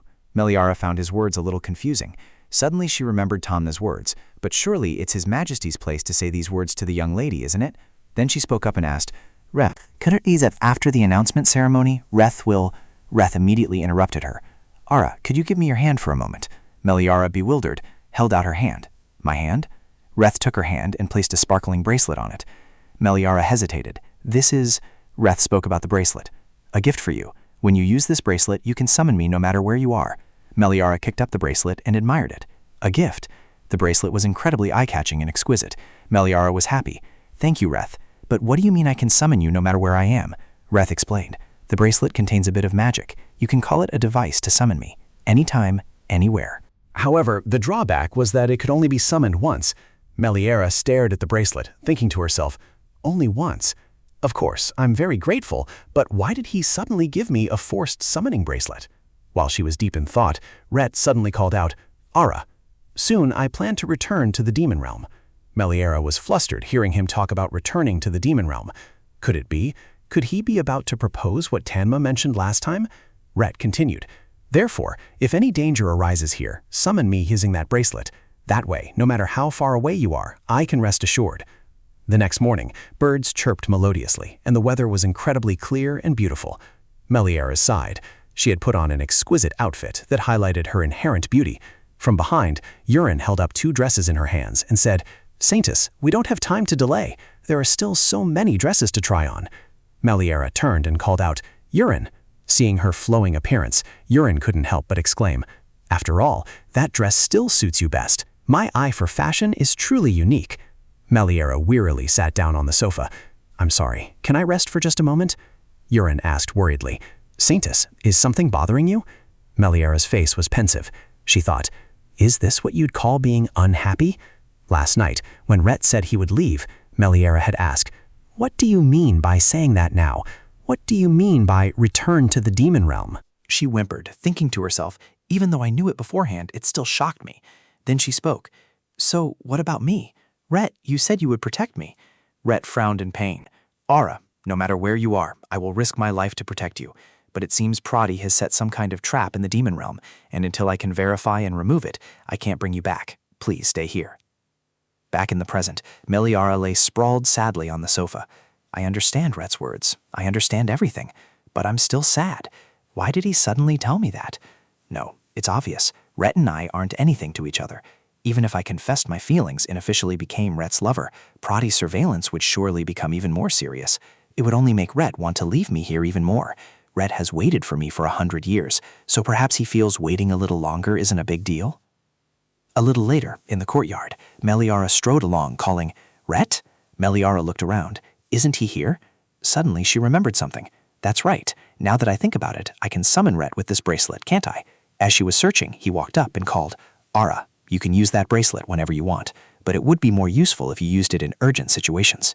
Meliara turned back and said, I also have something I want to say about that. Rhett asked, puzzled, What is it? Rhett, when you go back to the demon realm, could you take me along? Rhett stopped short, then said hesitantly, Ara, that might be a bit difficult. Meliara said flustered, I know, you're worried about me, that's why you won't take me along, but I want to be with Rhett, because I like you very much. Honestly, no matter what Prati did in the demon realm, I'm not scared at all. I'm the Saintess of the lunar religion. I can protect myself if anything dangerous happens, not to mention Rhett also protects me. So what I mean is, just being by Rhett's side makes me happy. Rhett immediately asked, Since when? Meliara didn't understand what he meant, looking up blankly. Huh? Rhett's face also flushed as he asked, You like me that much? Since when? I thought you'd need a little more time. Meliara smiled and replied, Actually, if you ask me since when I liked you. Before she could finish, Rhett reached out to her, making her confused. Rhett? Rhett leaned close to her face and said, No, I don't need to hear the answer. Then he placed a kiss on her lips. Meliara, feeling lightheaded, thought to herself, If you ask me since when I liked you, well, Rhett, from the moment our eyes met, on the very first day I saw you, I probably fell for you right then. And after confirming our feelings, Meliara was always smiling so much she couldn't close her mouth. Urine immediately walked over, hands on hips. Saintess, Saintess, are you listening to me? Meliara, startled by Urine calling her, snapped out of her daydream. Oh, Urine. Urine asked curiously. I asked where you went. Meliara replied awkwardly. Sorry, I was just resting for a bit. Urine waved ahead and said, There's a lot to do today. You need to keep up with the schedule. That's right. After establishing our relationship with Rhett, we had no time for romance. The Lunar Holy Temple was busy preparing for the announcement ceremony. Although I thought it wasn't necessary to make it grand, this was the most important event of the lunar religion, so there was nothing to be done. Urin pointed at Peter and instructed, "The main hall must be decorated elegantly and lavishly." Peter was so cheeky. What would you know? A saintess's topics should be lovely, shouldn't they? Meliara witnessed it all, thinking to herself it felt just like preparing for a wedding. Speaking of weddings, it made her miss Rhett so much. Rhett had temporarily left to return to the demon room. He said he would arrive in time for the announcement ceremony to take her away. So the wedding location will be in the demon room, won't it? No, the Grand Duke's mansion is also very peaceful, though partly because it's in the human world. While she was thinking about marriage and having children, someone called out to wake her up. Saintess, regarding the matter of having Duke Duchess serve as a guard for the announcement ceremony, I wonder if you have made a decision yet. It was then that Meliara suddenly remembered, now that you mention it, I didn't give him a definite answer back then. Meliara pondered for a moment. After that, she went to another room, peeking from outside the door. Meliara, are you in your room? When she didn't see Meliara's spirit, she wondered, she's always in this room, where could she have gone? Oh, the bear Alarin brought as a gift. Why does it look different? Am I mistaken? Meliara sighed. If only I could help Alarin and Meliara meet for a moment, that would be great. Some saint, she can't even do that. Suddenly, someone's voice rang out. I can do it? Meliara startled and looked around, wondering where the sound was coming from. The stuffed bear patted its chest. Over here, sweetie, it's me. Meliara was startled and gaped when she saw the talking stuffed bear. Meliara immediately threw the stuffed bear far away, exclaiming, "The stuffed bear is possessed!" The stuffed bear stood up, pouting. Hey, I told you it was me and you still threw me. Or maybe you don't understand when I say it like that, huh? I am lunar, my dear daughter. Caw, caw, caw, it said, and the atmosphere froze. Meliara asked, confused, Lunar? A moment later, spill it. The stuffed bear drooped. Confess what? You suddenly brought me to this room like this. Why does it feel like you're interrogating me? Meliara said, if you are lunar. She recalled Lydia's words. Saintess, please remember this. The deity named Lunar, whom our lunar faith worships, was originally a religion in the demon realm and is the god of the moon and time. It was only 100 years ago that the current demon king, Duke Arvis, first propagated it in the human realm. Meliara continued, although its influence is less than that of the soul faith, this religion is quite large, with over 100 priests, and yet the deity worshipped is a teddy bear? Lunar replied, I was afraid my dear daughter would faint if she heard my voice, so I possessed this teddy bear. I don't know why, but this teddy bear is very compatible with my power. Meliara put her hand to her chin, pondering. Perhaps it's because Meliara keeps holding it in her hands so much. She also possesses divine power, after all. Lunar continued, I am not the kind of god who often appears. You can only hear my voice during the appearance of the blood moon cycle. This is because space and time will converge when the red moon rises. This is a rare opportunity. Besides that, do you have any other questions for me? Meliara replied, Not really, when she suddenly remembered something. Earlier you said I could do it, so can I really help Meliara and Arlian meet? She pondered. Lunar is a god, so these things should... The teddy bear said, I'm sorry, but it's actually a bit difficult. Meliara asked, Why? Lunar explained, because Meliara, though not truly dead, is already in a soul state, and connecting the space between a soul and a living person is extremely difficult. Meliara asked, But I could see and hear her voice before, couldn't I? Lunar replied, That's precisely why you're special, my dear daughter. There is a way, but it's only possible if Arlian dies. Hearing this, Meliara couldn't help but shiver. What a gruesome thing to say. Lunar continued, There's nothing for it, unless Arlian also transforms into a soul state. Otherwise, he truly cannot meet Meliara. I already told you it wouldn't be easy. Time flew by until late at night. I talked with Lunar all night, but gathered nothing, simply welcoming the new day. At this time, Urin kept fidgeting, turning this way and that, when someone arrived, catching her attention. Urin immediately turned and called out, Saintess. Because Lunar had talked so much that night, she now looked incredibly haggard. I don't know why Lunar talked so much. I didn't get any sleep. Urin approached. Saintess, it's perfect. Choosing the dress I recommended was indeed the right decision. Meliara walked down the stairs and replied, Thank you, Urin, but the announcement ceremony is in the evening. Why do I need to try on dresses so early? Urin immediately said, No, what if we encounter a lot of problems by then? Of course we need to prepare backup dresses too, but this dress truly suits you perfectly, Ara. Suddenly a voice spoke up. I agree. The owner of this voice was Lyndon. He walked over, smiling. The dress suits you very well, Ara. Meliara saw him and called out, Lyndon, I heard you've been busy lately, so I thought you wouldn't come. Lyndon took her hand and said with a smile, What are you saying? It's your announcement ceremony. Of course I have to be here. After that, the two walked together, and Meliara was also extremely grateful to him. Thanks to the royal family support, the announcement ceremony could proceed as planned. Honestly, it would have been very difficult to organize with just our own staff. Linden replied, "Father instructed me to provide full support. He wants to repay you for resolving the plague and exposing Olivia's true identity." Seeing Meliara continuously smiling, he asked, "Why do you seem so satisfied?" Meliara stammered, "Huh? Am I?" I suddenly felt as if Linden had also found his rightful place, so I unconsciously, Indeed, compared to that foolish Geekin, you are more suited to be crown prince. I've thought so from the very beginning. Linden said awkwardly, "I haven't officially been made crown prince yet, but thank you. Now that father trusts me, it's all thanks to you." Meliara immediately waved her hand. What did I do? It's true that Linden helped more than I did in stopping the plague. Linden clenched his hands. "No, actually, not long ago I even resolved to follow you to the demon realm." Meliara was surprised. "Follow me to the demon realm?" Linden replied, "Before, I heard the priests talking about your residence after the announcement ceremony ended. At that time, I thought you would return to the Grand Duke's mansion instead of the demon realm, and I decided I would follow you to the end, whether it was the Grand Duke's mansion or the demon realm. Because even though I knew things between you and Grand Duke Arvis were unusual, I couldn't completely give up. And so I accidentally saw your expression when you looked at the Duke. In that very moment, I immediately understood that it wasn't me, but I still haven't completely given up hope. Now, sometimes I still think, what if I had confessed my feelings earlier, would things have been different? But because you are someone I cherish extremely." You wish me happiness, and I sincerely wish you to be happier than anyone else. Meliara took his hand, thanking him for being honest with her, even though it wasn't easy. Linden will surely be happier than me. Who knows, you might meet a smarter, more talented girl and forget all about me. Linden forced a smile, unhappily replying, "Yes, I certainly will. My standards are very high, you know." Time quickly passed to that evening. Meliara was standing idly at this moment, wondering, when will it be my turn? It looks like I'll have to wait a long time. The voice of the person she had been waiting for the most spoke up. "Ara, luckily I didn't arrive late for the announcement ceremony." Seeing her love arrive, Meliara became joyful and excited. "Reth, when did you get here?"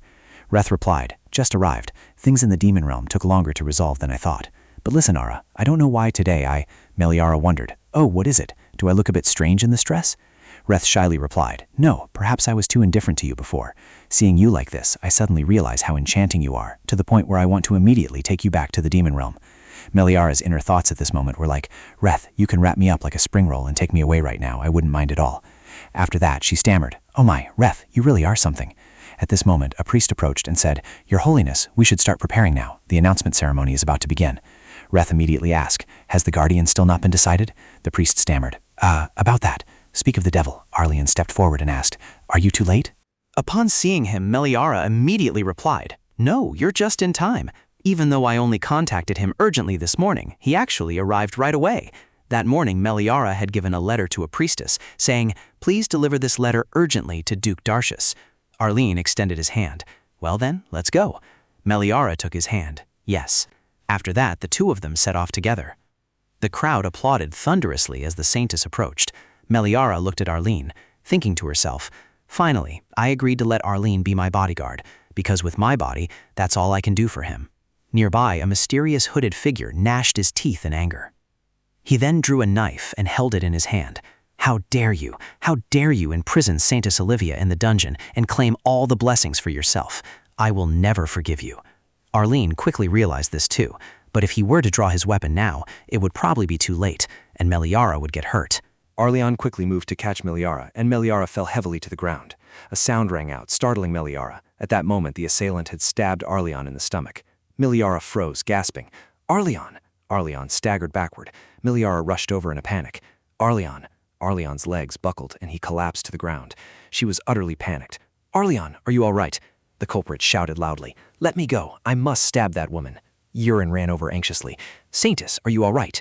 Meliara replied, "I'm fine, but Arvion." Lalion coughed, spitting out several mouthfuls of fresh blood. Seeing Meliara dazed, Urine anxiously shook her. "Saintess, please, calm down. There are many priests here. As long as he receives quick and timely treatment, he would be fine." Rhett immediately approached the priests and ordered, "Take that man to the dungeon. I will personally interrogate him." Meliara turned and shook Arlian. "Arlian, can you hear me? We will treat you right away. Please try to hold on a little longer. Someone quickly bring bandages, painkillers, and a physician." At this moment, Arlian's voice rang out. "Meliara." Meliara stopped him. "Arlian, you mustn't move." Arlian said, "Why, you?"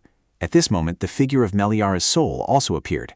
Arlian asked in bewilderment, "Why are you also over there?" Meliara's soul also seemed on the verge of tears at this situation. Meliara couldn't help but turn sharply in surprise. Was Arlian truly seeing Meliara now? How could that be? Could it be the case Lunar mentioned? A spatial link between a soul and a living person is extremely difficult. There is a way, but it's only possible if Arlian dies. Meliara was utterly astonished. Could it be that only now, because Arlian is so severely wounded that he's on the verge of death, he can finally see Meliara's soul? Meliara immediately cried out, "Arlian, are you all right? The wound has torn the skin. Don't move anymore. You'll bleed even more, and you haven't even pulled the knife out yet." Meliara's soul approached. "Is my brother going to die?" "No, Miss Era, please save my brother." Meliara then said, "Arlian, I will immediately take him to the hospital." Lydia stepped forward. "It will be too late if we take him to the hospital. We must treat him right here." Meliara asked anxiously, "But the lunar faith cannot heal external injuries, can it?" Lydia turned to the priests and ordered, "Bring young Duke de Chest to the nearest room for me. We will proceed with the treatment there." Arlian was quickly taken to the nearest room. Lydia came, wringing a cloth, and said, "Surely the Saintess knows the difference in divine power between the lunar faith and the soul sect." Meliara replied, "Yes, the soul sect heals external injuries, while the lunar faith purifies wounds originating from within the body." Lydia turned sharply. "That's right, but there are still a few more things to add. The lunar faith was originally a religion of the demon realm, and its propagation to the human realm happened over 100 years ago.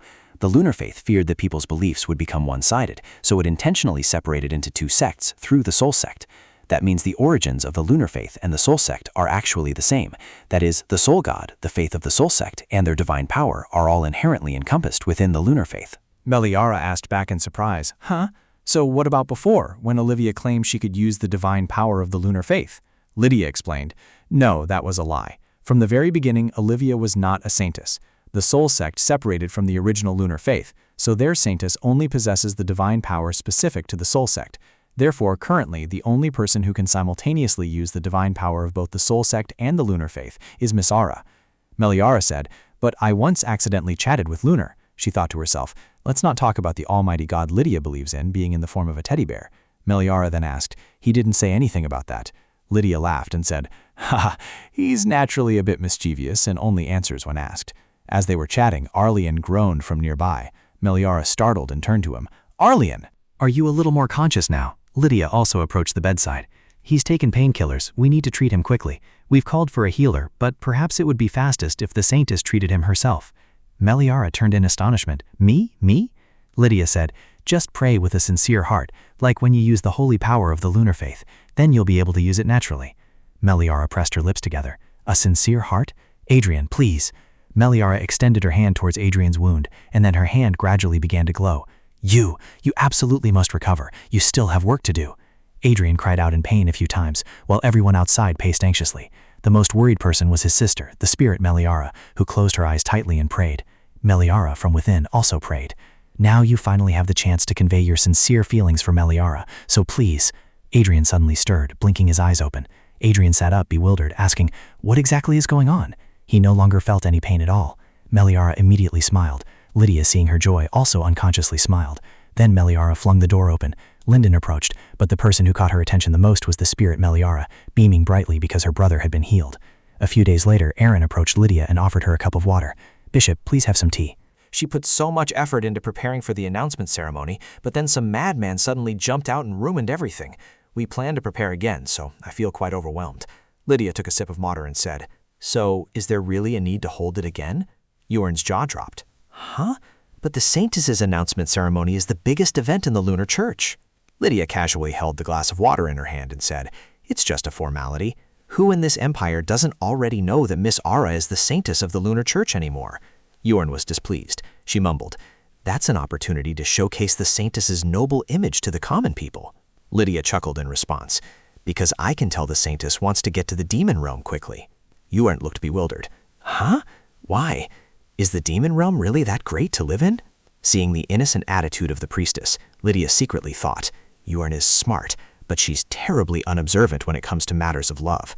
Then she continued, "In short, although on the surface it seems like the announcement ceremony was ruined, apart from that incident, other things were quite successful. because through the Saintess's power, everyone now knows that our lunar church is not only independent of the Soul faction, but our congregation also encompasses the power of the Soul faction and managed to save young Duke Duchess. Not to mention, the stranger who attacked the Saintess was once a renowned holy knight of the Soul faction, wasn't he? That old man must be desperate to jump out of his position as bishop of the Soul faction now. Seeing Lydia's dark smile made Yoren break out in a sweat. It's at times like these that I realize how terrifying the bishop is. Suddenly Yoren remembered. Oh, speaking of young Duke Duchess, I saw him chatting with the Saintess earlier, and he's recovered a lot. Meanwhile, on Arlian's side, are you asking me to believe that now? Meliara is practically dead. And what I saw that day, was that her soul? Meliara spoke. I understand this is very hard to believe, but I'm sure the young Duke can guess. I am very different from the Meliara before. Arlian was also startled to realize it's true. You are very different from the Meliara I once knew. I kept thinking that your personality changed because you were hurt. So is there no way for me to meet her again? If I can't see her, I should at least be able to hear her voice. Meliara turned to look at Meliara's spirit and said, Unfortunately, it seems that only I can hear and see her right now. The reason the young Duke saw her that day was because he was stabbed and on the verge of death. Arlian asked in a low voice, So if I hadn't made it through that time, would I have seen Meliara forever? Meliara immediately shouted, What? Don't say such things. Meliara absolutely doesn't want to see Arlian die, and she has no intention of seeking revenge on her family. Meliara at that time? Arlian interrupted her. I know she is an incredibly gentle child. She said she doesn't resent me.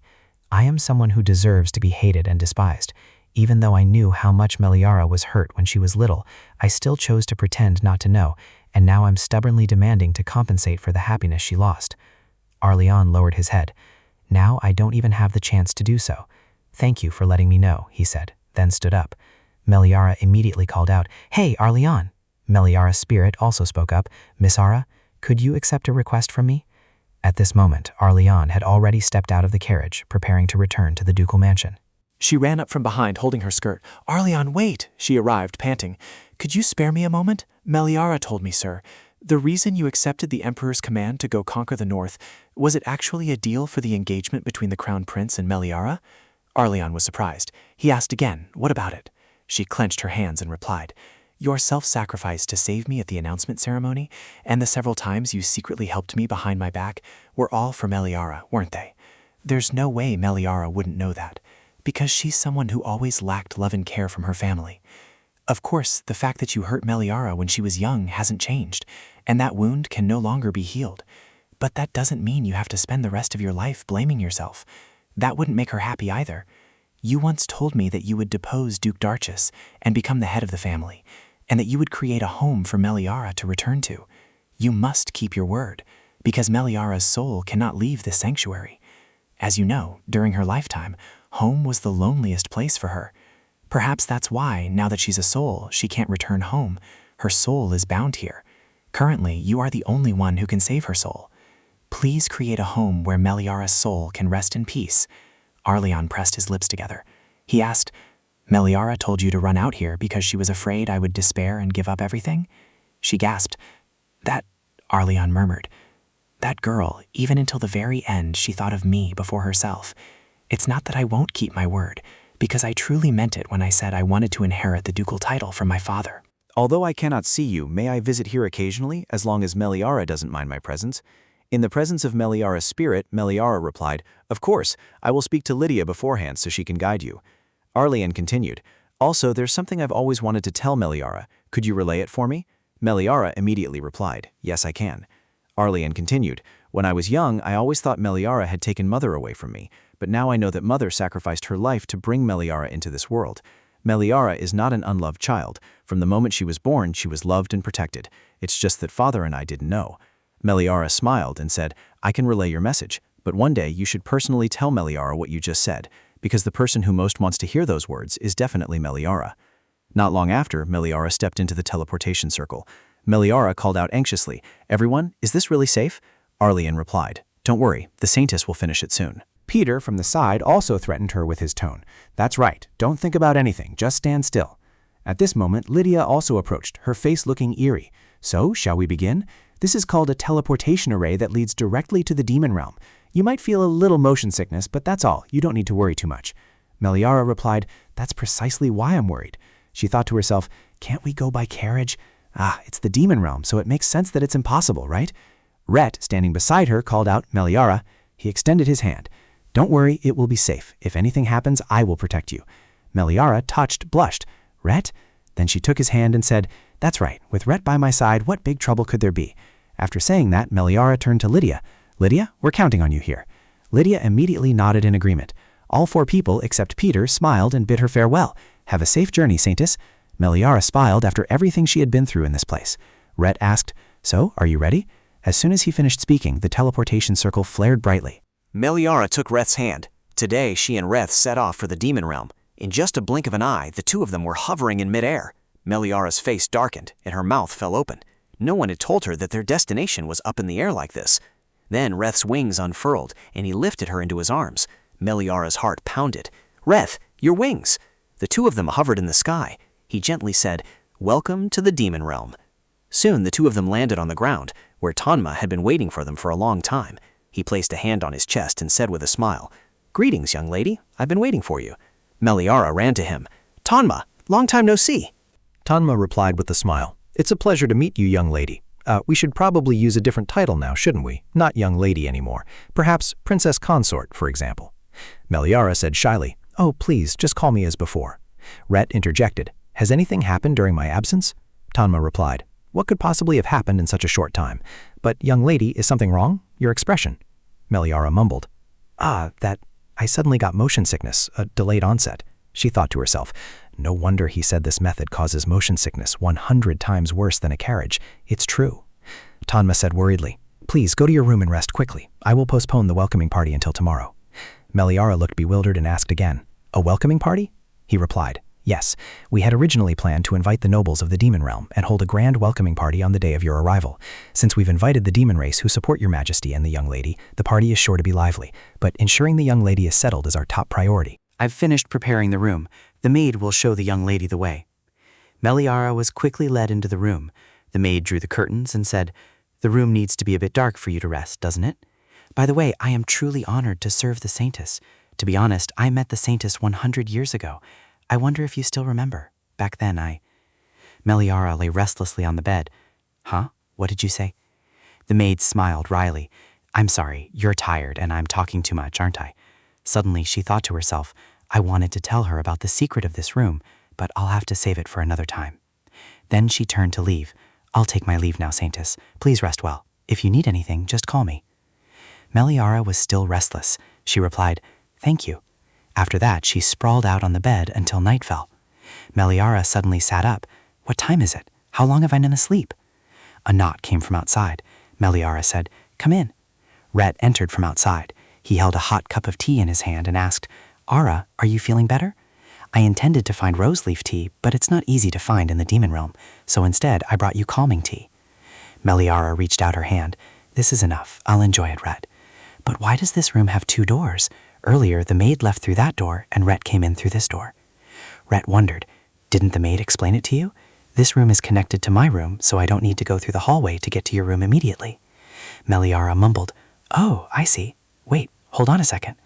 Meliara choked and coughed. So you mean now? Seeing her cough, Rhett immediately asked, Ara, are you all right? Meliara felt flustered and embarrassed inside. Connected rooms are practically one room, a shared room? Rhett spoke, I apologize for not telling you beforehand. I thought you would be safest near me. Meliara shyly thought to herself, so that's why it's like this. Rhett put down the teacup she was holding and called out, Hey, have you looked out the window yet? Meliara looked bewildered. Out the window? Then he walked over and opened the curtains, looking outside with a smile. Meliara's eyes widened as an incredibly beautiful scene met her gaze, bathed in ethereal moonlight. Meliara gazed at the shimmering lake amidst the hazy mountain scenery, the moonlight casting a thin mist that made everything sparkle like a dream. Rhett said, I've always wanted to show you this view. This is the kind of scenery I've always loved. Meliara couldn't help but exclaim, Wow, it's truly incredibly beautiful. This is indeed a fantastical world. Rhett asked, Shall we go higher to admire the view? Meliara immediately turned to him. Higher? It's already high enough here. With that, Rhett's wings unfurled. He pushed off the balcony with one foot and launched himself outwards, carrying a bewildered Meliara in his arms. She spoke, "It looks even more beautiful like this."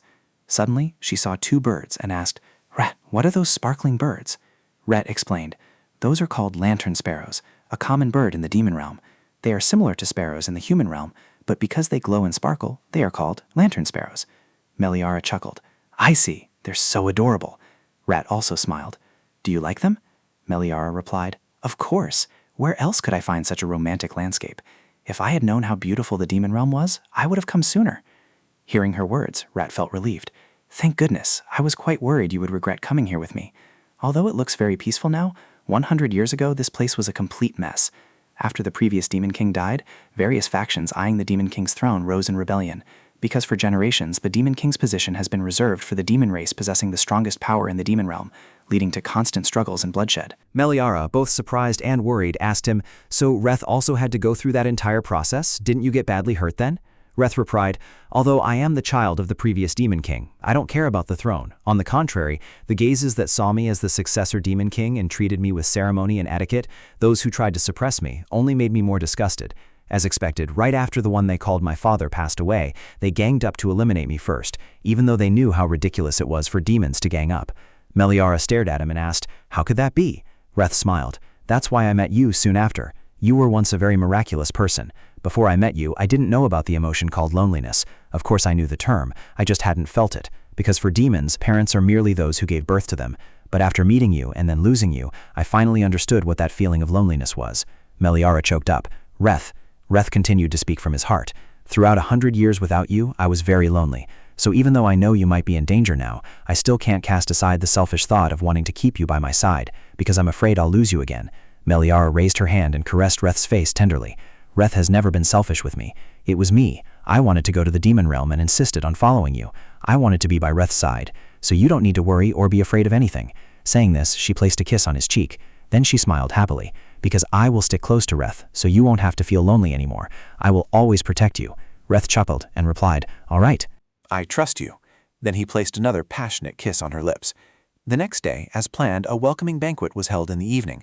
Meliara sat in the seat next to the emperor, which left her utterly flustered and speechless. Why am I sitting in such a high-pressure position? A nobleman arrived carrying a white fox and said, "I heard you like magical creatures, so I've prepared a precious gift. This is a white fire fox. It's still young now, so the sparks on its tail aren't strong yet, but when it grows up, it can easily destroy an entire village." Meliara wondered in surprise. Easily burn down a village? Then she smiled and said, "How adorable. I gratefully accept, thank you, sir." Meliara thought to herself, when did the rumor that I like magical creatures start spreading? Hearing that, Gelber immediately barked, "Woof woof." Red said, "You adopted a new demon beast, so Gelber is jealous." Meliara covered her mouth and chuckled. "Don't worry, Gelber. I love you the most in this house." This time, another purple-haired demonkin approached. "This is my gift. It was Alcan, an extremely rare herb from the demon realm. Although it's not very large, its effects are clear, and you can use it with peace of mind." Meliara happily thanked her. "Thank you very much. May I ask what its effects are? It's important to know its effects clearly so it can be used when needed." The demonkin smiled and asked, "Oh my, you don't know? Alcan is a natural male vitality booster." Meliara's jaw dropped and she froze. She jumped up. "Ha, Vita." The purple-haired one smiled mischievously. "I would truly be delighted if you used it effectively. Now, if you'll excuse me, I'll take my leave." Rhett turned to Meliara and made a suggestion. "It's time for a change of music. We should dance first, then everyone else can follow. So let's dance." At that moment, the music began to play, and Rhett and Meliara stepped out to dance together. Reth raised her hand and said, "Ara, this Alcan is what you've been given." Meliara wondered, "What?" Then Reth whispered into Meliara's ear, enticing her. "If you're curious, we can test its uses today." Meliara's face immediately turned the color of a tomato. "Reth, please don't tease me." Reth continued, "Compared to joking." Suddenly, there was a piercing scream, and someone entered from outside the door. The person who entered was none other than Prody, with a snake behind him. "Oh dear, I'm a bit sad. Everyone is invited to leave, except for me." Everyone present immediately became agitated. Prody, he was imprisoned. How did he get out? Bringing a demon creature, what is he planning now?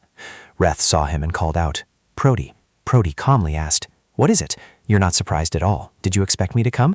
Well, I couldn't disappoint that expectation. Tanma stepped forward, frowning. "Sir Prody, what trouble are you causing?" His face darkened. "I thought that although you were impolite, you still knew your limits, yet you bring a demon creature to a welcoming event? Don't you know that's nothing short of treason?" Prody sneered. "Treason, you say? Since things have come to this, I might as well try treason. After all, that position was originally mine.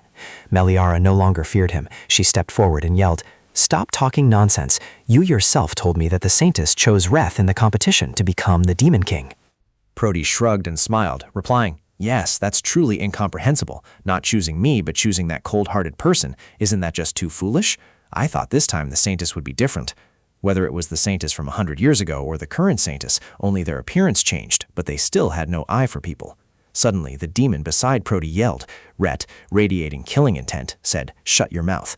Prody provoked, "What, are you afraid I'll tell that Saintess?"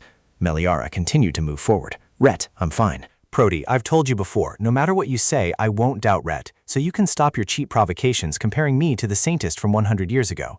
Prody snorted, so confident. "Saintess, will you still be so bold after you hear what I have to say? Because I have found the Saintess from 100 years ago." Meliara, bewildered, asked back, "What does that mean?" She thought to herself, "What is he talking about? I'm clearly the Saintess from 100 years ago." Then she sharply turned to look at Rhett, who remained silent and gloomy. Prody said triumphantly, "Looking at your expression, it seems you haven't told her yet, have you?" Then a beam of light shot out from Prody's hand. "Saintess, you should thank me." The light made Meliara squint one eye, dazzled. Suddenly something surprised her. A girl appeared in front of Meliara, and the girl was also bewildered. Where is this?" The girl looked around confusedly. I was on my way to the internet cafe." Prody turned to the girl and said, "We'll explain the situation later. Can you tell me your name?" "My name is Yunhei." Meliara looked at the girl's attire and thought to herself, "That uniform looks so familiar. Yes, it's the uniform I often see on my way to work, the uniform of the private school that only children from wealthy families attend." The girl asked, puzzled, "My name?" Meliara pondered, but why did Prody summon this child, someone from the modern era just like herself? The girl replied, "Ara, Song Ara." Meliara was stunned, then surprised, exclaiming inwardly, "What?" Prody put an arm around Ara's shoulder and said, "Oh, what a coincidence. That guy Reth also called the Saintess Miss Ara. But what's more interesting is that the Black Rose branch in the Grand Duke's mansion also reacted to this child's soul. Do you think I don't know you planted a fragment of the 100-year-old Saintess's soul in that rose branch? I tracked that soul fragment and performed the summoning ritual, and this child appeared. What are you trying to say? Escaping prison wasn't enough, so you want to be punished even more severely for daring to summon a human without permission? Well, I know you won't admit it easily, so I'm curious, what will your reaction be when you see this?" Meliara was startled when she saw the rose glowing. Light was truly emanating from it. Reth held the rose in his hand and asked, "The reaction of this rose branch means this is the real Saintess, right? No matter how I think about it, this girl is probably the 100-year-old Saintess you've been looking for. Black hair, named Ara." Meliara hesitated, disbelieving her eyes. So did that mean the Saintess Reth met 100 years ago might not have been her? Why hadn't she considered that possibility sooner? Reth suddenly took her hand, and Meliara spun around. He affirmed, "It's truly you." "How could I not recognize you?" Meliara was worried, but Rhett himself had told her that the glowing rose was proof that she was the Saintess from 100 years ago. If she wasn't the true Saintess, then her reason for being by Rhett's side would also... Rhett immediately spoke up to reassure her. "Ara, from the very first time I met you, I had a premonition. Your smiling face. From your way of speaking, everything about you made me certain that person was you. The rose will only be one of countless ways to verify. Therefore, the rose's reaction isn't enough to change my verification of you." Meliara was also surprised to see his expression. Rhett was showing such an earnest expression. She had only seen it that day when Rhett persuaded her to come to the rose garden. Then she reached out her hand towards Rhett's and took his hand. "I trust Rhett, because Rhett is not someone who would lie." Prody, seeing the love between the two, was utterly disgusted. Everyone there also stirred with chatter and discussion. As for Ara, who had just arrived and understood nothing, she looked around. Where exactly is this? I don't know what's happening anymore, but I'm definitely kidnapped. I need to quickly run out of the room and find help. As she intended to run, Prody immediately held her back. He reached out and grabbed her by the neck, threatening, "Hey, you two have been playing the loving couple for too long. Our true Saintess is getting bored here." Ara cried out loudly in pain. "Someone help me." Prody smiled and said, "Will you listen to me now?" Ara struggled. "Let me go, you good-for-nothing." Meliara was silent for a moment, deep in thought. She remembered what Muso had once said about the first time he met Nung Nung, how her appearance then was like an angel, with jet-black hair and eyes, but her current appearance is also very beautiful. I know the Saintess from 100 years ago had black hair and black eyes, so it's understandable to assume that girl is the Saintess from 100 years ago based solely on appearance. But before I transmigrated here, I also had black hair and black eyes, not to mention my current soul is Liara, a Korean. Could it be that the Rose Branch reacts to all souls from the modern world? Is that why it was able to summon that girl with a similar soul? Ara was still struggling. "Let me go." Meliara stepped forward. "Prouty, please release the girl first. Let's talk. You know this is Reth's stronghold. There's no way you can defeat Reth here alone. You must have some scheme. That's why you came, right? Try telling me. Prody released Era with a smile. Talk. All right, I always prefer to resolve issues with words. Era coughed painfully. Meliara immediately went to support her. Are you all right? Era whimpered and asked, where exactly is this place? All I did was skip school. I want to go home. Boo-hoo-hoo. Meliara quickly realized that Prody had indeed inadvertently brought this girl here. Taking an innocent child as a hostage, what exactly was he planning? Meliara held the girl tightly in her arms and questioned Prody. Even if this girl was the Saintess from 100 years ago, what does it matter? That doesn't change the fact that I am currently the Saintess of the Lunar Church. You yourself said that to become the Demon King, one must be chosen by Lunar. I asked first. You're not planning to use the girl as an excuse to actually rebel, are you? Prody suddenly smirked. The Saintess is indeed very intelligent and well-mannered, unlike the previous Saintess. Are you curious about my plan? I merely wanted to see who he would choose between the Saintess from 100 years ago and the current Saintess, between the love that made him suffer and wait for 100 years and the power that would elevate him to the throne of the Demon King. I thought he would be very conflicted, but the ending was unexpectedly bland. In the end, you chose power. Meliara looked at Rhett and thought to herself, that's not it, because from the very beginning, Rhett was certain that she was the Saintess from 100 years ago. Then she spoke, Prody, aren't you the one who chose power? You're the one who has always coveted the position of Demon King. Prody created a puff of smoke and replied with a laugh. Yes, that was the first plan. I wanted to personally witness Rhett and the Saintess fall into discord. But looking at the situation, I suppose I failed. Meliara looked around. Suddenly, everything was pitch black. Everyone also stirred in panic. What? What is it? Why did all the candles suddenly go out? Tanma immediately stepped forward to calm everyone. Everyone calm down, evacuate in this direction. Rhett immediately called Meliara. Ara, it's very dangerous, come here quickly. Suddenly, a piercing scream echoed. Meliara froze and spun around. That scream! Someone appeared from above the window. Everyone quickly realized. Intruders! Since when? Tanma turned to Rhett and asked, Your Majesty, who are they? Rhett replied, A few noble families sided with Prody. I was wondering how he managed to escape from prison. It turns out someone helped him. Prody smiled brightly. And the second plan? Suddenly the candlelight flickered back to life. The candles are back on. Reth approached and asked, Ara, are you all right? Meliara replied, Yes, I'm fine, but Prody and the girl have disappeared. Just as they stepped out the door, Prody yelled, Reth! Reth rushed over, his wings flapping. Prody and Ara were riding a griffin. He taunted, Let's have a decisive battle today. If you and that Saintess are no more, then I shall be the next Demon Lord. I just need to kill you all and make this girl choose me. Ara whimpered, What are you saying? Let me down. I have acrophobia. Meliara wondered, puzzled, Prody, doesn't he ever get bored? Reth drew his sword from thin air and said, I'm sorry, Ara. If I had ended his life sooner, this mess wouldn't have happened. Meliara immediately intervened. Reth, wait. Little Ara, still up there, kept crying, Save me, Mom, Dad. Meliara's voice rang out. That little girl is just a normal child, accidentally dragged into this world just like you. I know it's difficult, but could you please not hurt her? Ref looked up and replied, I'll try. If I attack Griffin, both of them will fall. We just need Tanma to catch the girl. Maybe it'll work. With that, Reth flew high up. He turned down and called, Tanma, take Ara to safety first, everything else after that. Listen to her.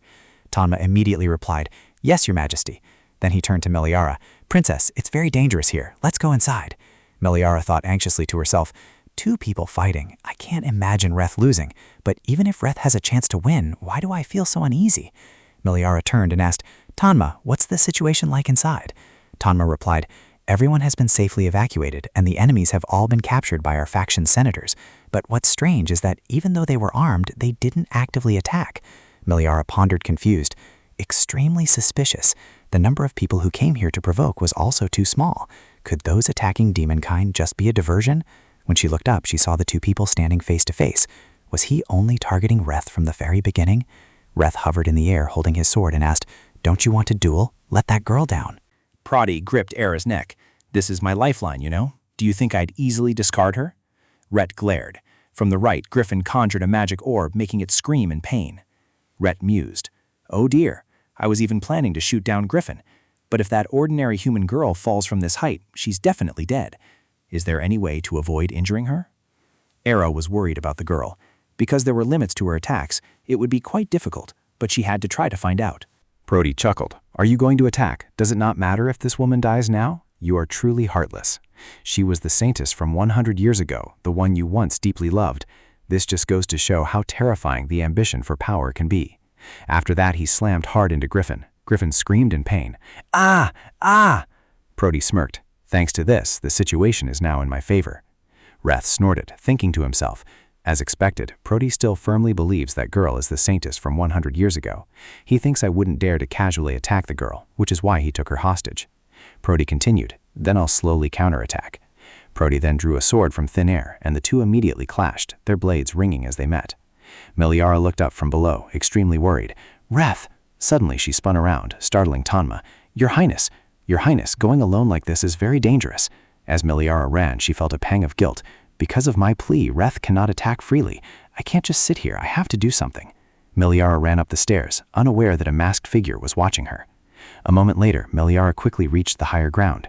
The scene was unchanged. Brody was riding Griffin, while Reth stood opposite him. Suddenly, Meliara's voice rang out urgently. Ara, I'll catch you. Can you jump down this way? I promise I won't let you get hurt, I guarantee it. Ara trembled. But this distance is too far to jump. Meliara yelled, Reth will push Griffin this way for you. She then turned to Reth and asked, Reth, can you do it? Reth nodded. Brody interjected. You lot are completely ignoring me, aren't you? Who gave you permission? Before he could say anything more, Reth attacked with a black orb spell next to Griffin. Brody angrily shouted, You coward! You should listen to me! Why are you dodging on your own like that? At this moment, Griffin was flying back and forth erratically. Meliara pondered, It seems he only wants to confront Rhett, which is why he chose to fight in the air. But the magical beast is under attack, so it must not be easy for him to control it as he wishes. At this very moment, Meliara shouted, Now's the time! Jump!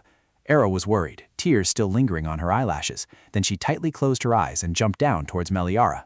Brody startled. What? What is it? Since when? Immediately, Rhett lunged out him attacking. Meliara, holding Ara in her arms, both fell heavily to the ground.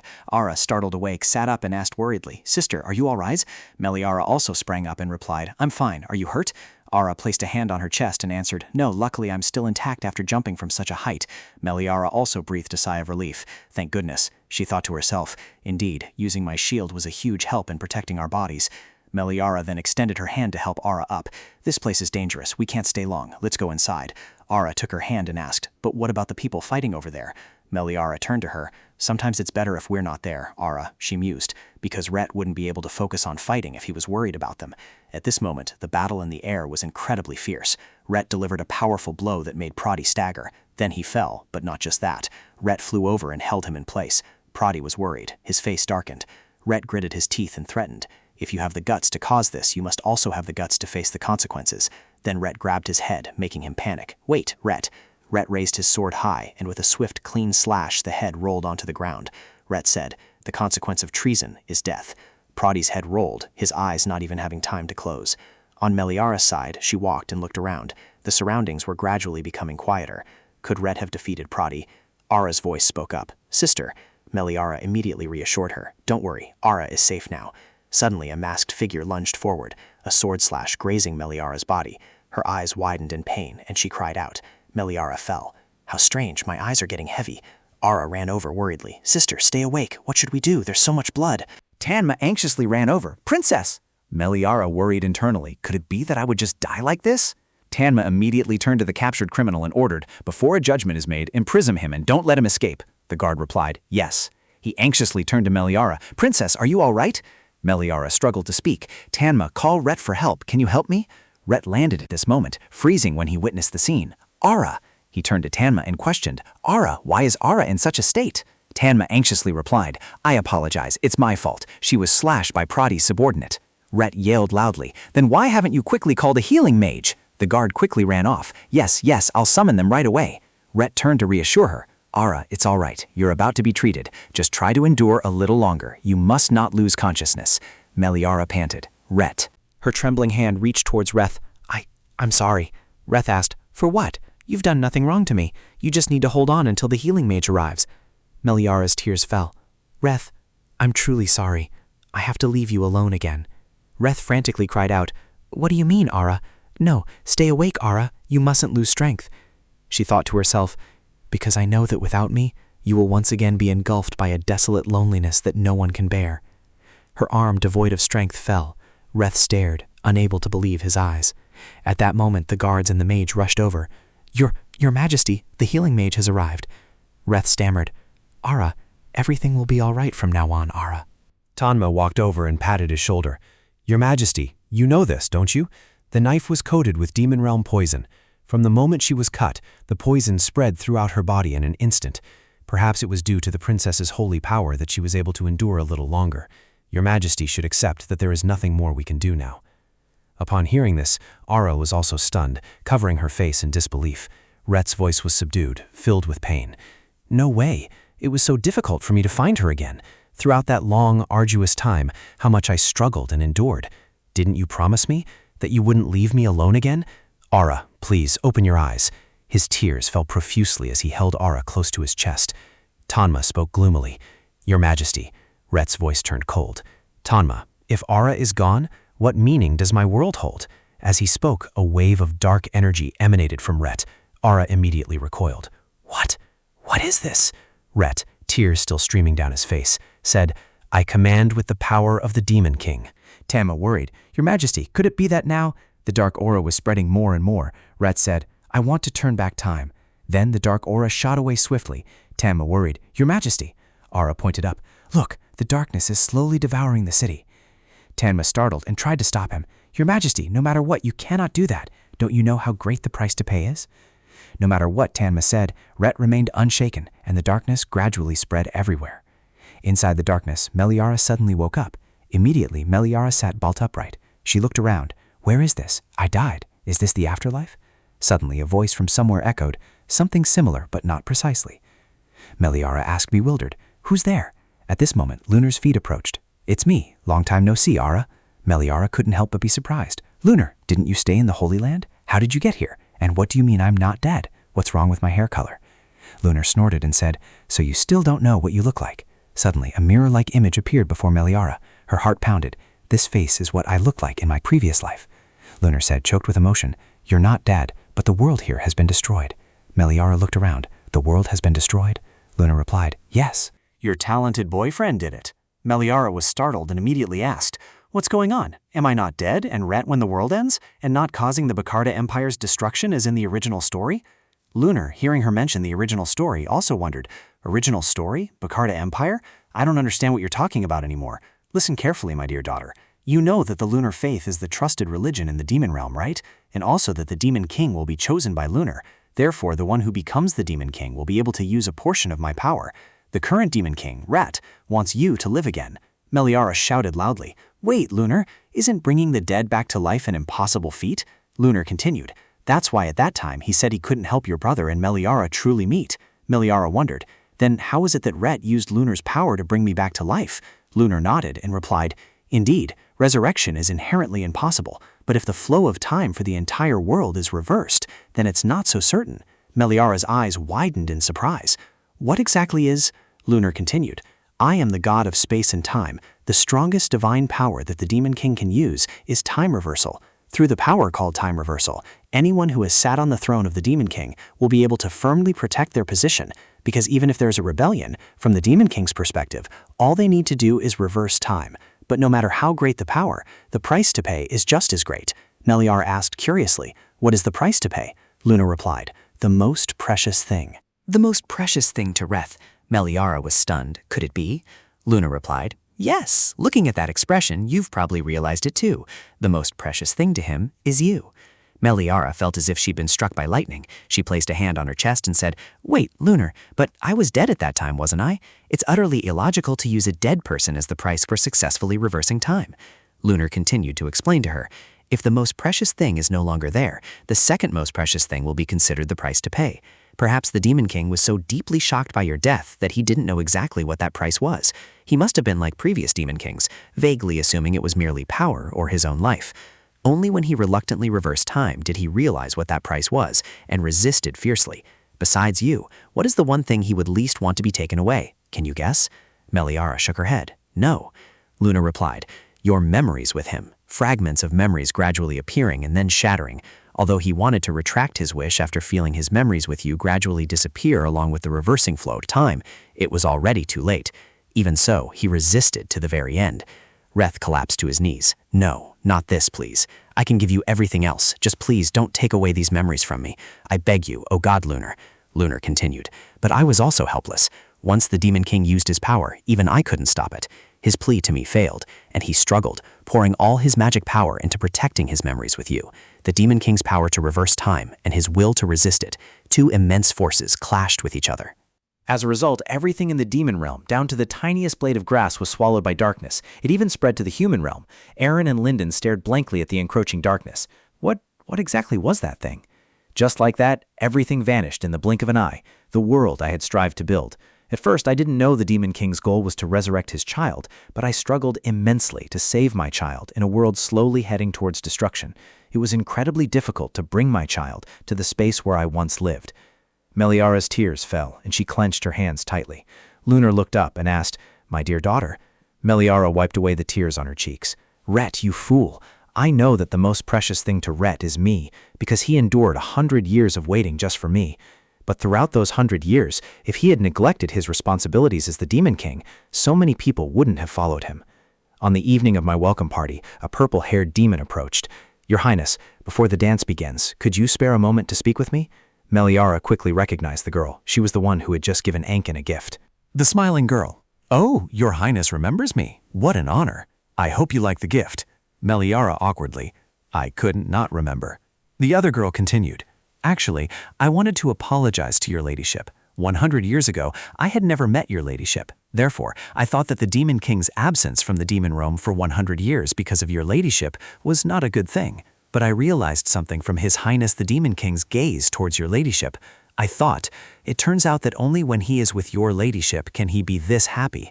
Even though His Majesty was absent from the demon realm for a very long time, he never neglected his duties here. Now that he has decided to stay in the demon realm, on the contrary, I must thank your ladyship even more."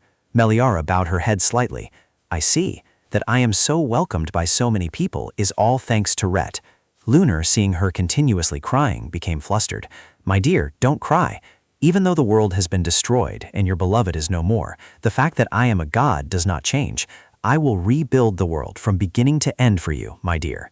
Meliara was lost in thought. Rhett must have thought that the demon realm was the price to pay for resurrecting her, because to him, besides her, those were the most precious things. The things Rhett was forced to sacrifice for her, and also the memories with her that Rhett couldn't give up. Meliara had probably made her next decision. She spoke up. "Lunar, reversing time is a power of God, so I can also use it, right?" Meliara was determined in her heart. If Rhett accepted losing everything to resurrect her, then... She clasped her hands tightly and said, "Child, I will get everything back." Lunar said, "But my child, even if you are a child of a god, using the ability to reverse time is not that easy. Even the Demon King has to pay an extremely high price to use that power." Meliara asked, "That's true, so what should I do?" Lunar suddenly smiled again. "However, it's difficult for you to do it alone, but now I am with you. Traditionally, a Saintess is not allowed to use the power of time reversal on her own. Just watching the world I created with my own hands be destroyed also pains me greatly. This time, I will help you." Meliara looked at the teddy bear in front of her and thought to herself, "Why possess a teddy bear? It doesn't inspire any trust."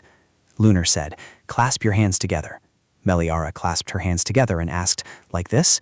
Lunar approached. "Yes, hold that pose, close your eyes, and pray sincerely. I'll take care of the rest." Meliara immediately called his name, Rhett. Just as he said he couldn't live in a world without her, now she also couldn't live in a world without him. A light flashed. Meliara continued to pray because he had become her world. Suddenly, Meliara's body floated into the air. "My body?" Lunar stood below. "I will stay here and watch over you. Go, my dear daughter." With that, Meliara vanished like a star. At this moment, somewhere, drops of water fell from the ceiling onto Meliara's face. Her head ached terribly. "My head!" A familiar figure also came with a bucket of water. When Lydia saw her wake up, she shouted loudly, "Uncle, she's awake!" Meliara calmed down, then looked bewildered. "Where is this? This doesn't seem to be the demon realm. Why am I in my original form and not Meliara? Could it be that the time reversal failed? I thought I would just return before the welcome party. If so, this place..."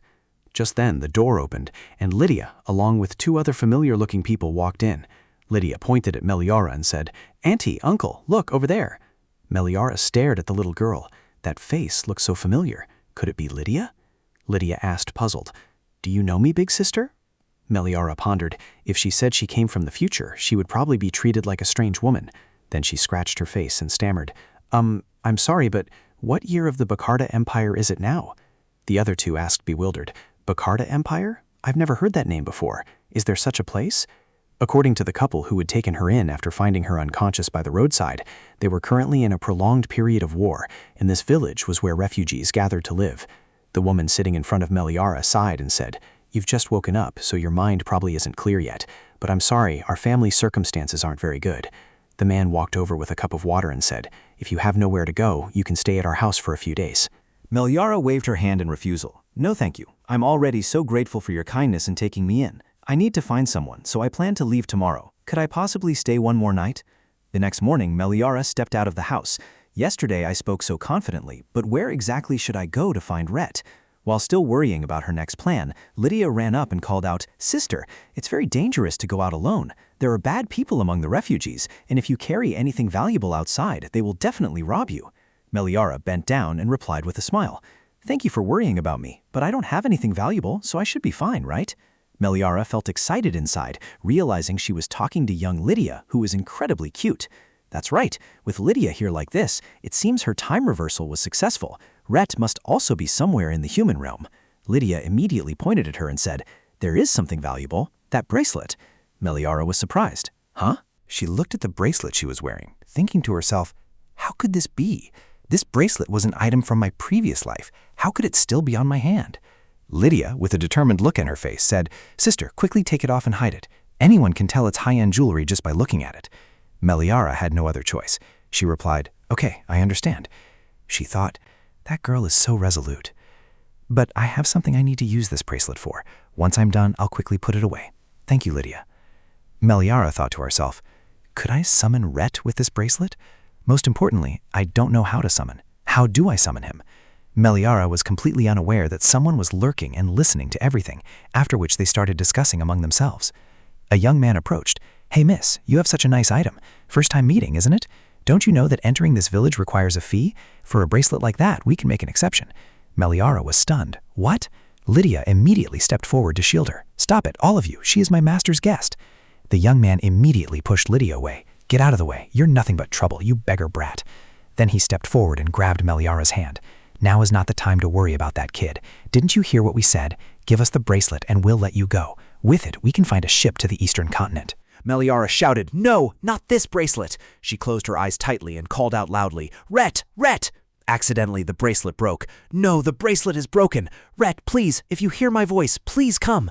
Thick, swirling smoke appeared, making the other guy cough repeatedly. What is this? What's with all this smoke? The guy next to him saw something. Hey, what's that? Meliara's hair fluttered in the wind, and her eyes opened wide. Rhett appeared, letting out a heavy breath. As Rhett appeared, he had a wound on his shoulder. Meliara called out loudly, Rhett! The two thugs on the ferry saw Rhett and were immediately terrified. He's a demon. Why is a demon appearing here? Run! If a demon catches us, who knows what we'll turn into? Meliara was choked with emotion, unable to speak, and called out, Rhett! Rhett turned to her. Hey, girl, did you summon me here? Rhett staggered forward. How can a mere mortal do that? Then his steps became unsteady, and he collapsed onto Meliara's shoulder. She cried out worriedly, Rhett, wake up, Rhett! Meliara examined the wounds on his body. He was injured in more than just one or two places. Looking closely, she saw his leg was also injured. Meliara turned to the little girl and called, Lydia, please call the landlord to help me. Lydia hesitated for a moment. But he's a demon. Meliara's eyes welled up with tears, and she urgently said, This person is very important to me, please. I came here because of him. I cannot live without this man. A little later, everyone had brought Reth inside to rest.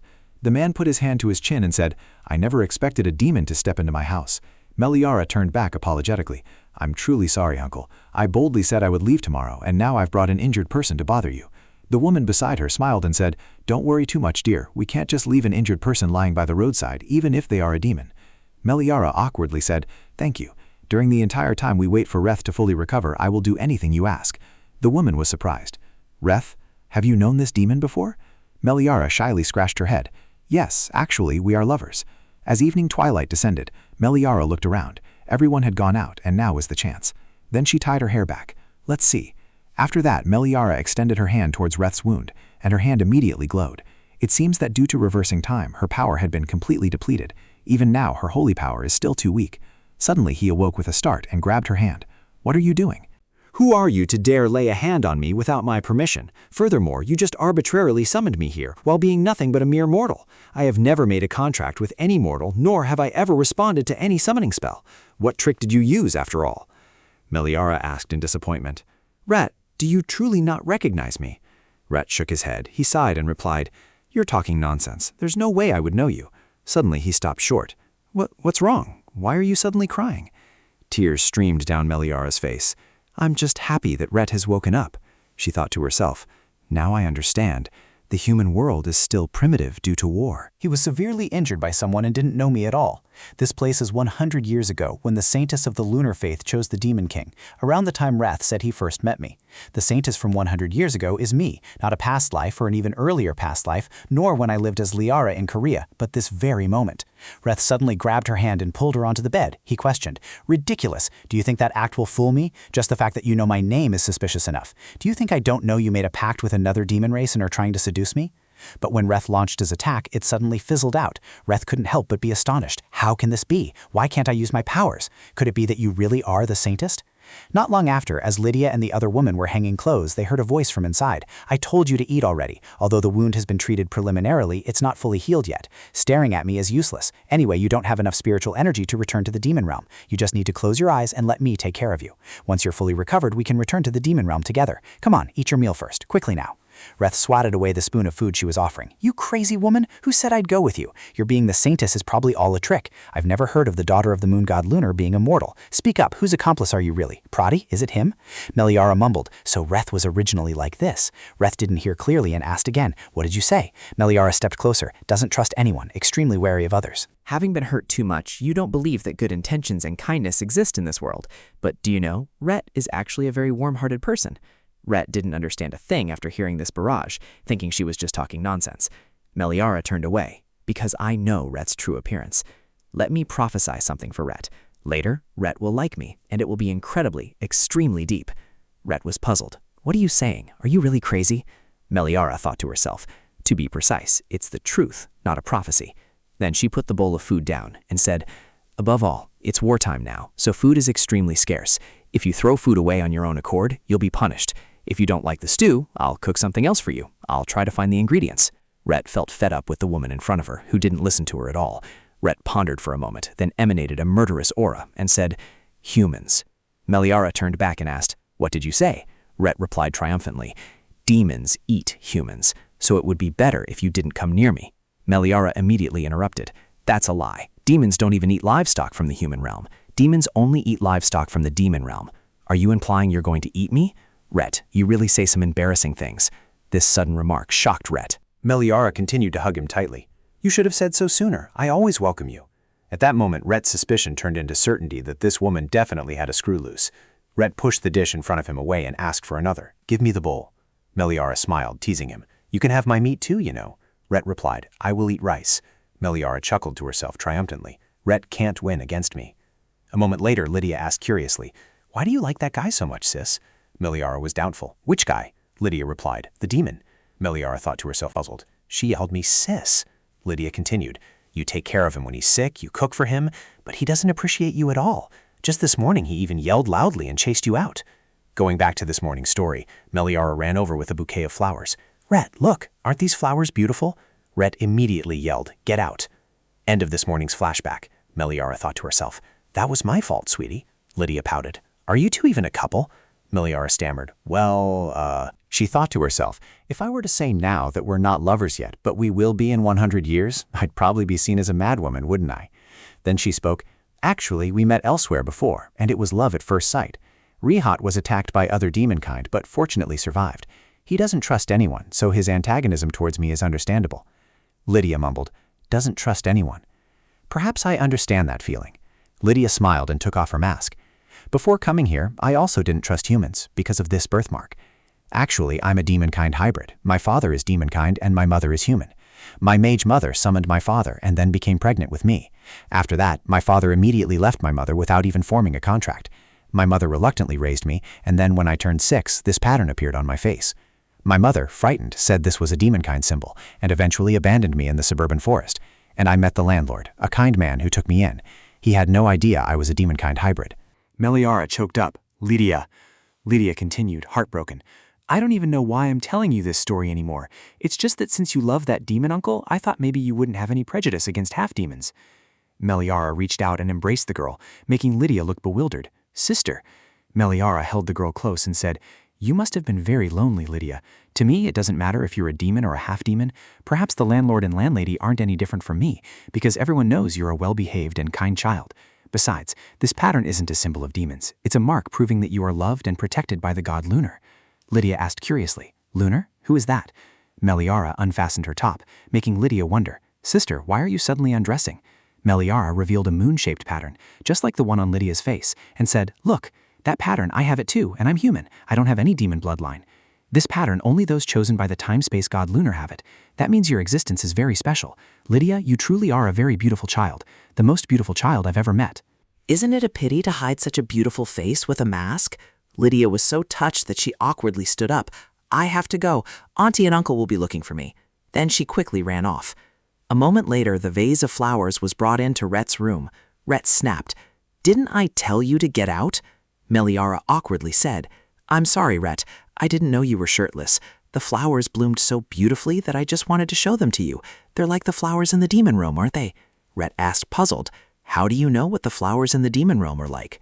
Meliara put the vase down and replied, Should I say back then? Anyway, I've been to the demon realm. I'll leave the flowers here. I'm sure they'll help change your mood. Oh, and do you know what?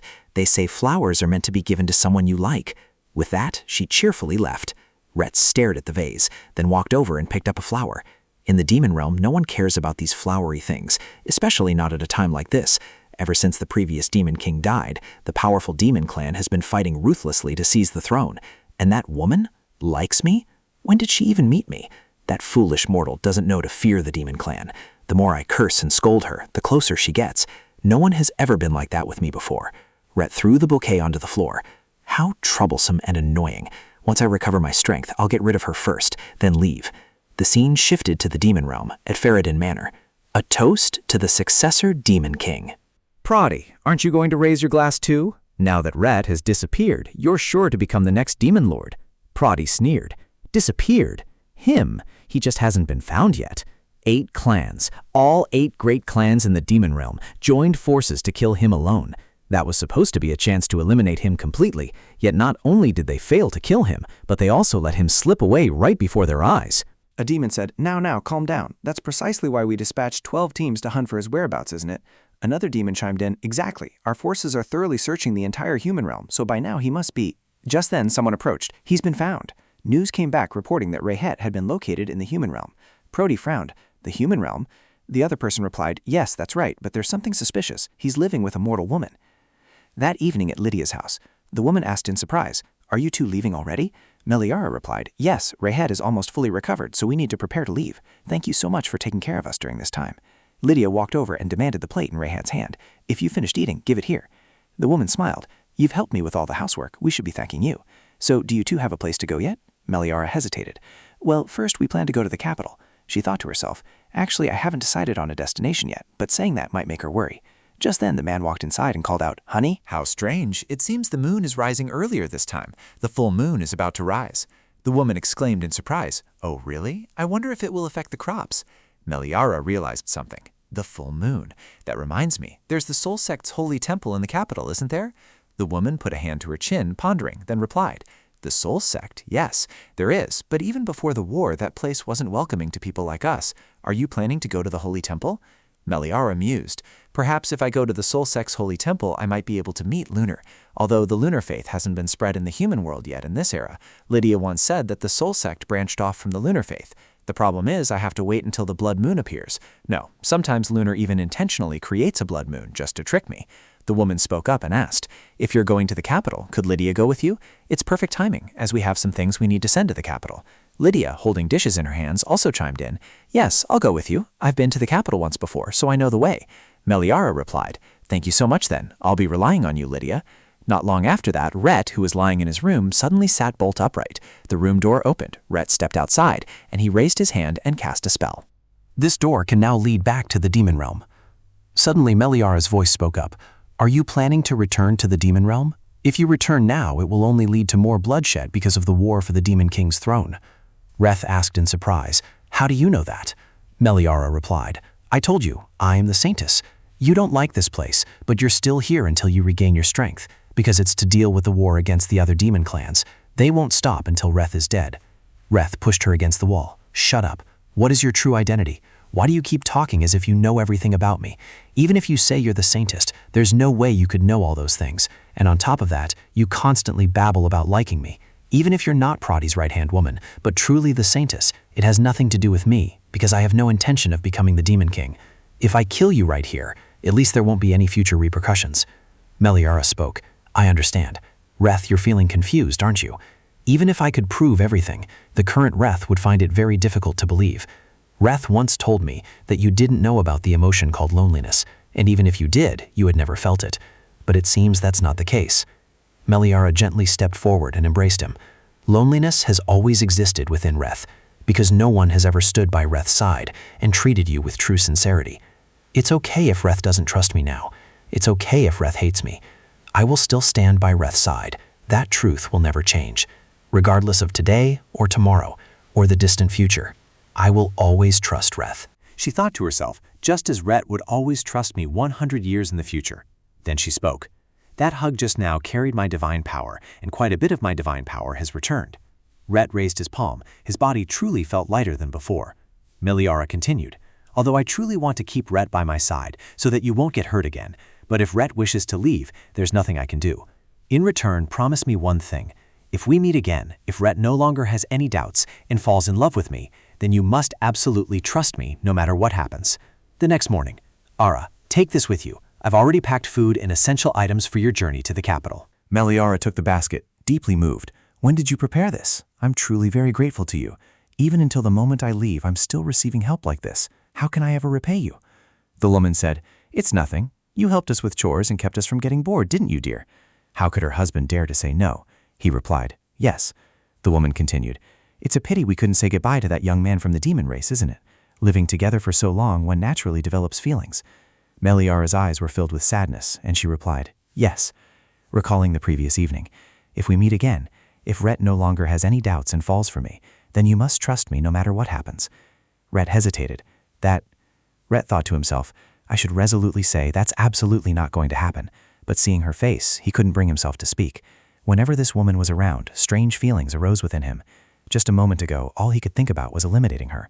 Now his heart was restless, and his mood was terribly uneasy. The way she spoke, as if she understood everything about him, annoyed him. Meliara saw him deep in thought and reached out her hand. "Are you all right? Your face is pale." Reth gritted his teeth, said he could leave, and then pushed her hand away. Meliara called out, "Reth." Reth turned his face away, so why did he put on a reluctant expression, not wanting me to leave? Back to the present, seeing her lost in thought, Lydia called out, "Sister, sister!" Only then did she snap back to reality. At this moment, the two of them were riding in a horse-drawn carriage.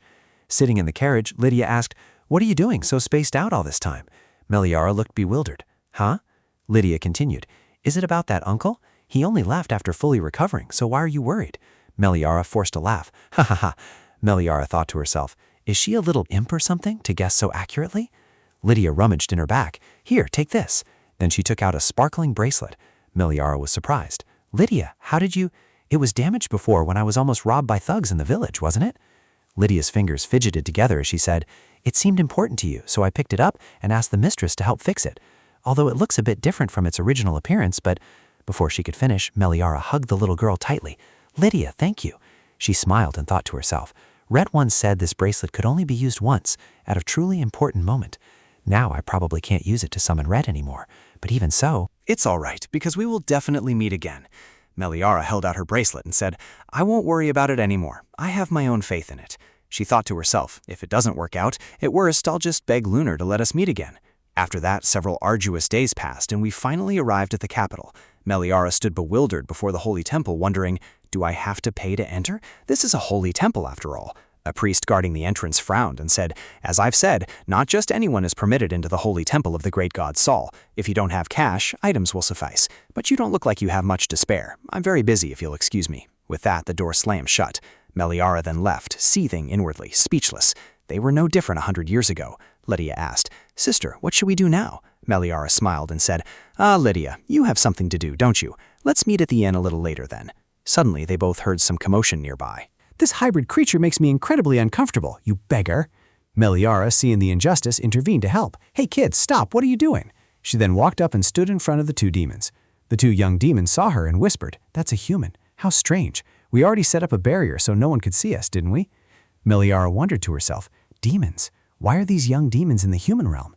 After that, the two kids immediately ran away. Meliara shouted after them, "Wait, stop!"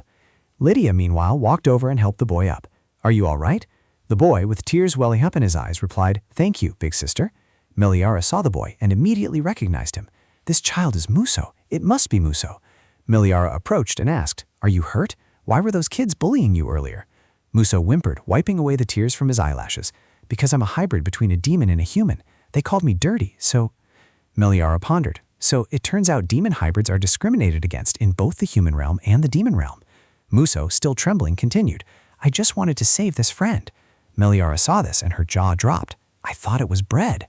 Muso explained, "He was born weak and small like me. That's why they bullied him. But I don't have any strength, so I couldn't help him at all. I could only endure the bullying with him. Because I'm neither human nor demon, and I'm a beggar, I don't even have a name." Meliara interrupted, "No." Lydia, meanwhile, flared up in a rage and shouted, "So what? You, stop with all that weak talk." Muso found this intensity even more terrifying than the beating he had just received. Lydia put her hands on her hips and said, "You say you can't do anything? Then why is the bird you're holding still perfectly fine like this?" Muso stammered, "No, it's not a bird, it's a griffin." Lydia continued, "The point is, it's not hurt because you held it, isn't it?" You wretched boy, a beggar without even a name? Just by standing up for animals weaker than yourself, you've already proven that you're a much better and braver person than those wicked people from earlier. So don't say such weak things anymore. In my opinion, you're much stronger." Meliara immediately realized, "I know now. This was the moment Muso fell for Lydia, don't you? So if you don't have a name, can I call you Muso from now on?" Suddenly, Prody appeared at this moment. "Found her this easily. Is it really her?" His subordinate replied, "Yes, it's definitely her." Prody raised his hands and said, "There's nothing special about it." Meliara startled, jumping up. "Prody, how do you know this place?" Prody was surprised. "What's this? You know my name? It seems that fellow Rhett has told you stories about me. Where is he now?" Meliara stood in front of Lydia, shielding her. "Rhett left a long time ago. You shouldn't speak so carelessly." Prody gave a strange smile. "Is that so? Even better." Then Prody's hand reached out, making Meliara stunned. "You—" Next, Prody lifted her up. Lydia immediately yelled, "Who are you? Let my sister go at once!" A purple light appeared, and then slowly faded, and with it, Meliara also vanished, leaving only a sparkling bracelet behind. A moment later, in the demon realm, "Let me go!" Meliara yelled and threw things at Prody's face, now chained by him.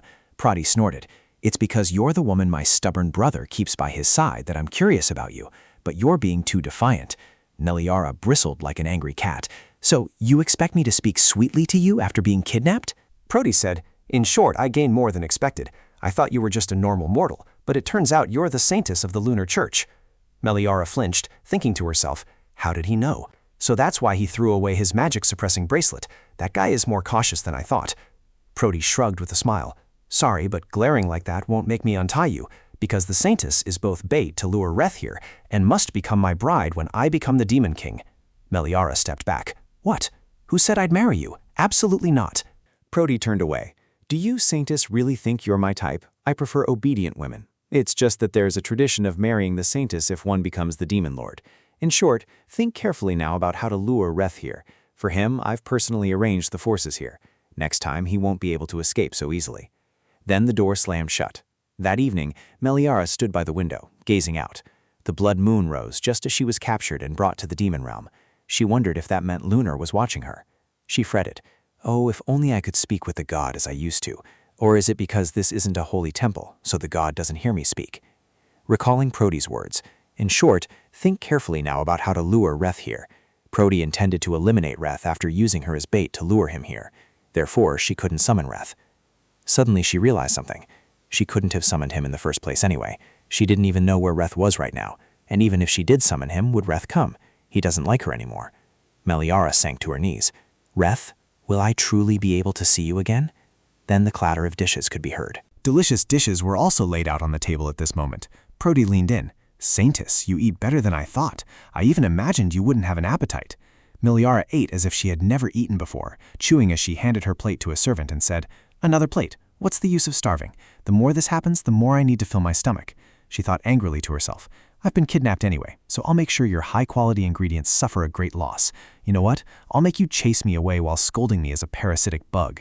Prody sneered. "Have you changed your mind? Do you want to side with me?" Miliara immediately froze. "Never. Even if the sky falls, I won't side with you. Prody, you cannot become the Demon King." Upon hearing this, Prody sprang to his feet. "It's only because of your title as Saintess that I've been lenient with you, yet you don't seem to understand anything, do you? If not me, then who is worthy of being the Demon King?" Miliara calmly replied, "Rhett is much more suitable than you, from his personality, talent, to his leadership abilities as a Demon King." Prody stepped forward. "You are human, so you probably don't know that no one in the Demon Realm sides with him. The 8 great families of the Demon Realm are all under my command. Not a single noble stands with him. Do you understand what that means? It means he absolutely cannot replace me as the Demon King." Miliara immediately retorted, "No, he can, because I stand with Rhett." Suddenly the door burst open, but Miliara continued speaking calmly without hesitation. "If I, the Saintess of the Lunar Faith, stand with Rhett, then how can Rhett not become the Demon King?" At this moment Rhett also entered, sword in hand. Prody was startled. "That's a surprise. You arrived faster than I thought." Prody looked at Miliara and thought to himself, "Is this woman really that important?" Miliara called out anxiously, "Rhett!" Prody sneered, utterly speechless. Miliara asked, "Rhett, why are you here?" Rhett said nothing, a slight frown creasing his brow. Before Rhett returned, I had no other choice. Even if I went back to the demon realm, Prody's subordinates would still be hunting me down, so it would be better to temporarily stay in the human realm. I absolutely did not stay because I cared about that woman. At that moment, the 2 children, startled by Miliara, ran off. What's wrong with that woman, honestly? Why did she suddenly interfere? Rhett was taken aback. Demons! I know the human realm is at war, so the situation was chaotic, but why are these demon kids here? Suddenly, what appeared next left him stunned. After capturing Miliara, Prody stepped into the teleportation gate. He immediately ran towards it, but it was too late. Lydia saw him and was surprised. "Uncle," Rhett's heart pounded. He asked, "That woman, where is she?" Returning to the present, Prody chuckled. "I didn't expect you to actually show up." "You secretly escaped from me to the human world to find a way to survive, my brother?" Miliara struggled. "Let go!" Reth angrily said. "That girl has nothing to do with me. Release her." Prody, of course, wouldn't comply. He said, "No way. You escaped from here looking like you were about to die, and you immediately returned right after I kidnapped her. Do you think I'll believe your words? Anyway, it works out well. Although it's sooner than expected, I've already arranged soldiers to welcome you. The situation has returned to how it was last time." The soldiers ran over. "Raven, Gorgon, Heron, the Reth we've been searching for everywhere has brought himself back." Prody flashed a triumphant smile. "I'll make you regret coming back here," Miliara said worriedly. "Rhett, I'm perfectly fine. Please get away." Rhett stepped forward. "Prody, they won't come. No, it's more accurate to say they can't come." Prody, still oblivious, scoffed. "Nonsense." But the quiet atmosphere made him pause. "Wait a minute," he mused. "Now that you mention it, why is there still no movement?" As he was pondering, Rhett lunged forward, pressing a knife to his throat. Rhett glared at him and said, "The soldiers defending the ramparts, including the nobles who sided with you, all the heads of the Raven, Gongo, and Heron families are dead." Prody, unable to believe it, yelled, "Ridiculous! Don't you dare speak such nonsense. They are all high-ranking nobles of the demon realm, yet they fell into a hopeless situation just because of someone like you?" Rhett replied, "It seems they didn't expect my arrival. All 3 of them were so drunk they couldn't even control their own bodies. Trusting them so confidently? I guess that really shows your standards for choosing people, doesn't it?" Prody angrily gritted his teeth. "Fine, that's exactly what I wanted. Do you think I can't deal with you myself, you wretched, incompetent fool?" Suddenly at this moment, someone approached and stopped. "Both of you, please stop. I apologize for the interruption." Miliara approached, asking curiously, "Who are you?" The priest kissed Miliara's hand and said, "Greetings, Saintess of the Lunar Faith." Rhett angrily said, "Now you are." The priest continued, "He wishes for the Saintess to immediately come and meet him, God Lunar." A moment later, at the shrine, Miliara walked up to the statue of God Lunar. God Lunar immediately frowned. "Why are you only arriving now? Thanks to you, the blood moon has risen for 5 days in the human realm, and with war ongoing, people will become even more chaotic, you'll see." Miliara closed her eyes tightly. "I couldn't help it. I was kidnapped, you know. Besides, you didn't tell me to come to the Lunar Faith's holy temple in the demon realm." Lunar stammered. "Well, it's just that only here can you hear my voice." Prody approached. "So, what's up? Why did you call us here?" God Lunar angrily said, "That brat, so annoyingly impatient. I've disliked him from the start. My dear daughter, from now on you just need to relay my words. Tell them that Having said that, God Lunar disappeared. Meliara cleared her throat. So now there are only 2 candidates left, and God Lunar will personally choose the Demon King, and I, the Saintess of the Lunar Faith, will represent him in speaking. The first competition, Prody immediately interrupted. Wait, regardless of lunar or whatever, none of us can hear any sound, yet you're telling us to follow the Saintess's decision. The Saintess of the Lunar Faith is his lover. Who knows if she'll choose the Demon King according to her own will or not? Rhett was startled when he heard him say Meliara was his lover. Prody, she and I are not lovers. Meliara continued. Of course, I understand why you have that question, but the competition to choose one of the 2 Demon King candidates has been a traditional method passed down for nearly 1,000 years. I swear on Lunar's honor, no matter what the outcome, I will honestly abide by it. Prody said bitterly. I don't trust you much, but I have no choice. Since it involves Lunar, I can only comply. Rhett continued. From what I know, the theme changes after each competition. So what's the theme this time? Meliara stammered. God Lunar spoke again. My dear daughter, wait, I haven't finished speaking. From now on, the competition topics will be personally decided by the Saintess. Meliara flinched and turned around. Oh, come on, you should have told me first. I was just loudly swearing to be impartial. The goddess chuckled. Well, you decide what the competition is, and I decide who wins and who loses. And if the competition categories aren't decided by you, it might only benefit one side. Meliara asked. Won't Rhett become the Demon King no matter what? Luna replied. Because you have returned to the past, the future can change. Time and space are closely linked. Meliara froze. The future can change? Prody, unable to wait any longer, grumbled, How long do you intend to make us wait? Meliara said to the god Lunar, I've decided, Lunar, the competition category will be the theme of this trial. The god Lunar asked doubtfully, Is that really okay? Meliara immediately nodded confidently. Then a scroll flew out and hovered in front of her. Meliara took the scroll and said, Because only 2 candidates remain, the winner of this competition will be recognized for the legitimacy of the Demon King and will ascend to the throne. The theme of the competition is to present the Saintess with a holy artifact containing special power. The preparation time for the competition was 1 week and 3 days had already passed. Immediately after the competition topic was announced, I asked Rhett why he had come to find me. Rhett handed her the bracelet that Prody had left behind and said, Take it. Meliara was surprised. This? Rhett explained. That girl took it. You dropped it when you were kidnapped. Meliara choked up. I see. Thank you for bringing it to me. Rhett interrupted her. I didn't just come to save you. I had already planned to ambush Prody's associates when they were off guard. Meliara was deeply moved and thought to herself, So that means he came here partly to save me? Rhett continued. Although quite weak, the magical aura in the bracelet still remains. Was the first time you used this to summon me? Who gave you this bracelet? Meliara recalled the advice of the god Lunar.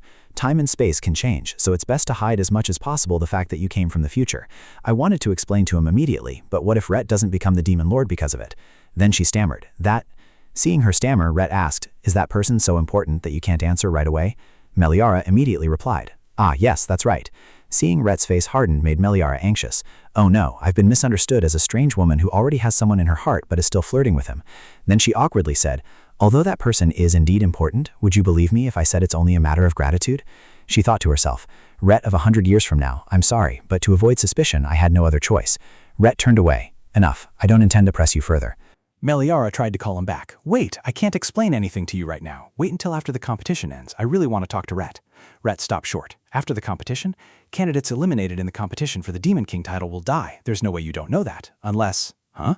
Meliara flinched. What, die? I can't believe it. Prody only had his horns cut off. He didn't die. Meliara asked. Rhett, were you planning to get yourself eliminated? Rhett mumbled. I've come all this way, haven't I? Besides, you don't want to marry Prody. Meliara couldn't help but smile. She said, So does that mean it's okay if you marry me, Rhett? Rhett's face flushed red in embarrassment.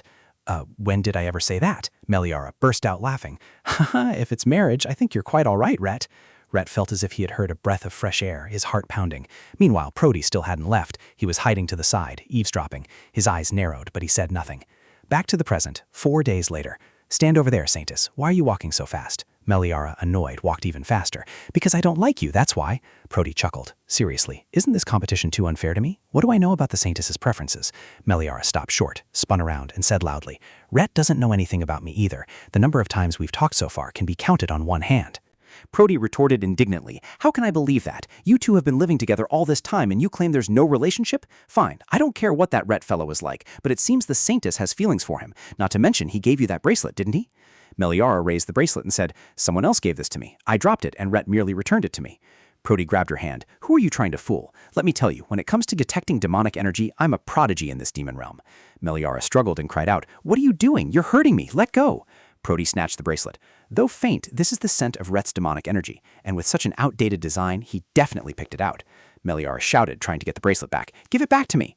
Prody snorted as he looked at the bracelet. Then he threw the bracelet away. The bracelet fell into a lake. Meliara's face darkened. "No!" Prody smiled gleefully. Its magic almost depleted and no longer effective. She should throw that outdated item away now. Meliara rushed over, startling Prody. Without much thought, Meliara directly jumped into the lake. Prody was also surprised. She jumped into the water just for that tiny bracelet? Rhett was stunned. The Saintess? Prody asked in astonishment.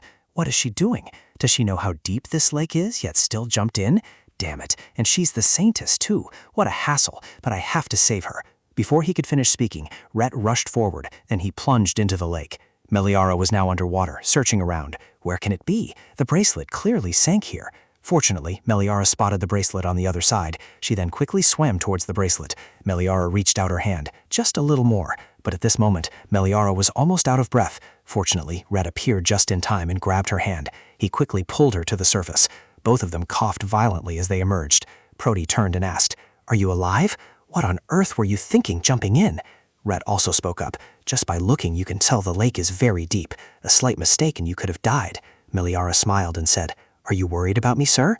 But seeing Rhett's grimace, she also flinched, realizing he seemed genuinely angry. She then quickly said, "I was looking for this," and held out the bracelet. Rhett's expression also darkened upon seeing it. Prody approached, mocking. "Risking your life for a bracelet? You're so frugal, Saintess. I'll buy you a new one, so please throw away that cheap piece of junk." Meliara's veins throbbed with anger as she thought to herself, whose fault is this in the first place? Prody flinched when she saw Reth glaring and quickly found an excuse to leave. "I'll just leave you two to argue. It only benefits me anyway." Then Reth turned to her and asked, "Is that item so important that you didn't hesitate to dive straight into the lake?" Meliara clutched the bracelet tightly in her hand and replied, "It might look old-fashioned, but this isn't just a piece of jewelry." She recalled what Rhett had once told her. This is also a device so that no matter where you are, you can summon me. A sense of unease stirred within her. The gift Rhett had given her out of concern didn't just carry that single meaning. Previously, when Rhett passed by a priest, the priest had told her that the strained relationship between the two of them was probably unavoidable. In the demon realm, position and power are determined solely by strength. Although I don't wish for Lord Rhett to become the Demon King, because of that immense power, he was subjected to assassination attempts from the age of 3, so perhaps becoming a candidate for Demon King is his destiny. Meliara asked in astonishment, "What, 3 years old? At an age when he should have been showered with love, how could they do that?" There was a reason why the current Rhett didn't trust anyone, because for Rhett, death and betrayal were all too common. The bracelet allowed her to summon Rhett, anywhere, under any circumstances. It seemed that only now did she truly realize the sincere meaning of the bracelet. It was as if he had entrusted his very lifeline to her. Returning to the present, Meliara said, "Because I know all too well what state of mind he was in when he gave me this bracelet." Rhett looked at her, thinking to himself, if that thing is so important, if she already has someone in her heart whom she cherishes enough to risk her life for, then why did she say she liked me? Meliara handed him the bracelet and continued, "Therefore, I will give it to Rhett." Rhett was stunned. "Huh?" Meliara said, "You just saw it, didn't you? This is a lifeline that I cherish even more than my own life." She thought to herself, "On the other hand, thanks to this bracelet, I was able to reunite with Reth from 100 years ago." Then she placed the bracelet in his hand. How should I put it? It was like an amulet. Even if the future might change, as Lunar said, due to going back 100 years, I believe that as long as the evidence of Reth loving me and the evidence of me loving Reth still exists, then no matter what happens, we will eventually reunite. Because I don't want Reth to get hurt. I'm returning to the Holy Land now. If I spend too much time with one candidate, Lunar will scold me. Good luck in the competition. Reth, I don't know if it was due to preparations for the competition or what, but for a long time I didn't see either Reth or Prody. Time passed, and the 1-week deadline after the challenge was set had expired.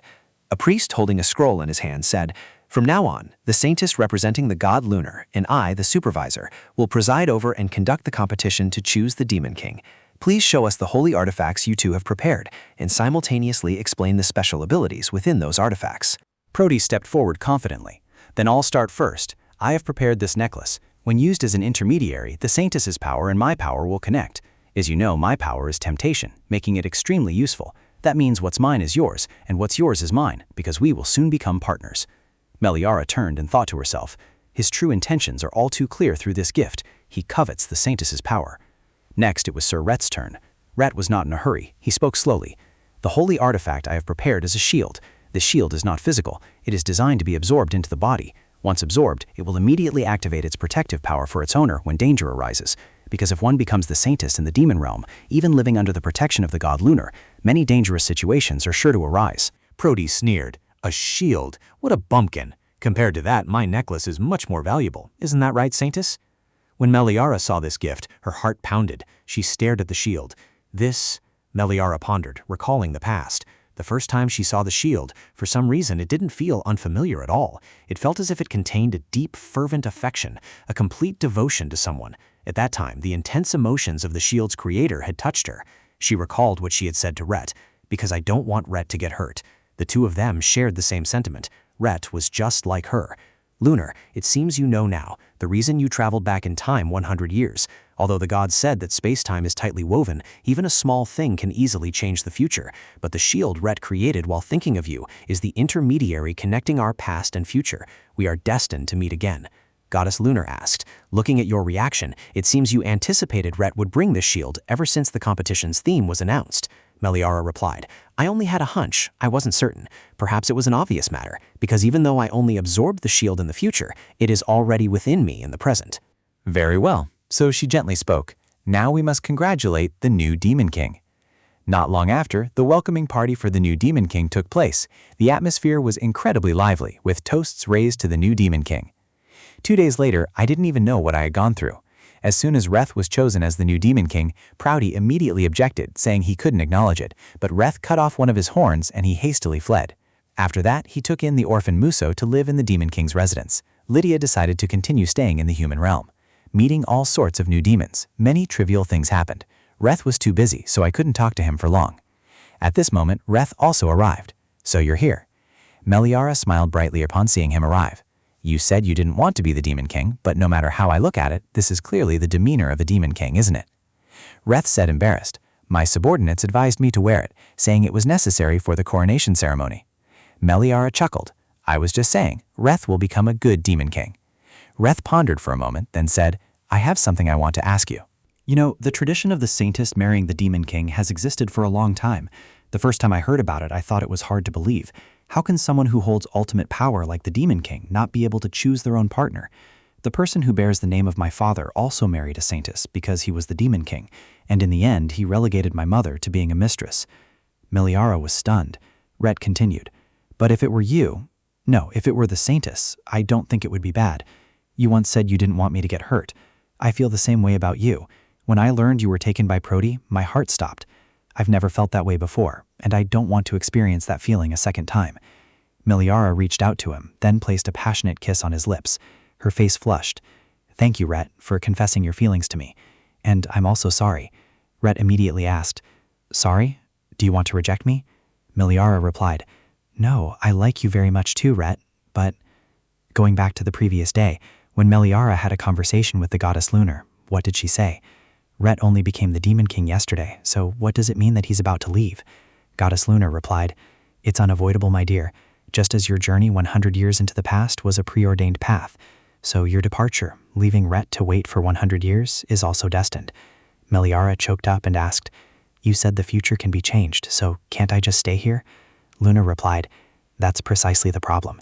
If you stay here now, the person who originally summoned and discovered Meliara's holy power will no longer be you. The starting point will vanish before it even begins." Meliara thought to herself in disbelief, "No way. It turns out that if I hadn't transmigrated into Meliara's body, traveling back 100 years in time would have been impossible, and the encounter with Rat could not have been established." Back in the present, she squeezed her hands tightly and continued, "Reth, I'm sorry to say this so suddenly, but I have to go now." Reth asked, bewildered, "Leave? Where are you going?" Mediana replied, "To a very distant place." Her eyes welled up with tears. "We will definitely meet again, I promise you. Although I will have to make Reth wait for a very long time, you will have to endure a period of time alone that I cannot even imagine. But I promise, when we reunite, I will never leave you alone again." The goddess Lunar urged, "My daughter, let's go." Mediana's tears streamed down. "So, I love you. I will always love you, Reth." With that, she gradually departed before Reth's eyes. A moment later, in a dark place. "I've returned to this place, returned to a world where nothing remains. Lunar, where must I go now? In the original timeline, the world was already destroyed, and my body was also dead." Lunar replied, I had originally intended to exploit a space-time rift to send you back 1 week before the welcoming party, but after hearing you speak of the two of your destinies, that you would surely meet again, I also came to a realization. Follow the light and go, my daughter. Though there may be worries, there may be doubts, but I know that the evidence of his love for me then and the evidence of my love for him will endure as long as they stand the test of time. Back to the moment Meliara was slashed across, Rhett was crying, his face bowed down. His tears fell onto Meliara's face, causing her to slowly open her eyes. She reached out her hand towards Rhett and said, "Rhett, don't cry. I told you, didn't I, that I wouldn't leave you alone again, that we would surely reunite." Finally, the two lovers came together after 100 long years. Thank you for watching today's video, and so we have reached the conclusion of this captivating story. See you in the next video, which will feature an even more dramatic and engaging story. Don't forget to like and subscribe to our channel to support us and not miss any new videos. Thank you sincerely for watching, and we wish you a happy day.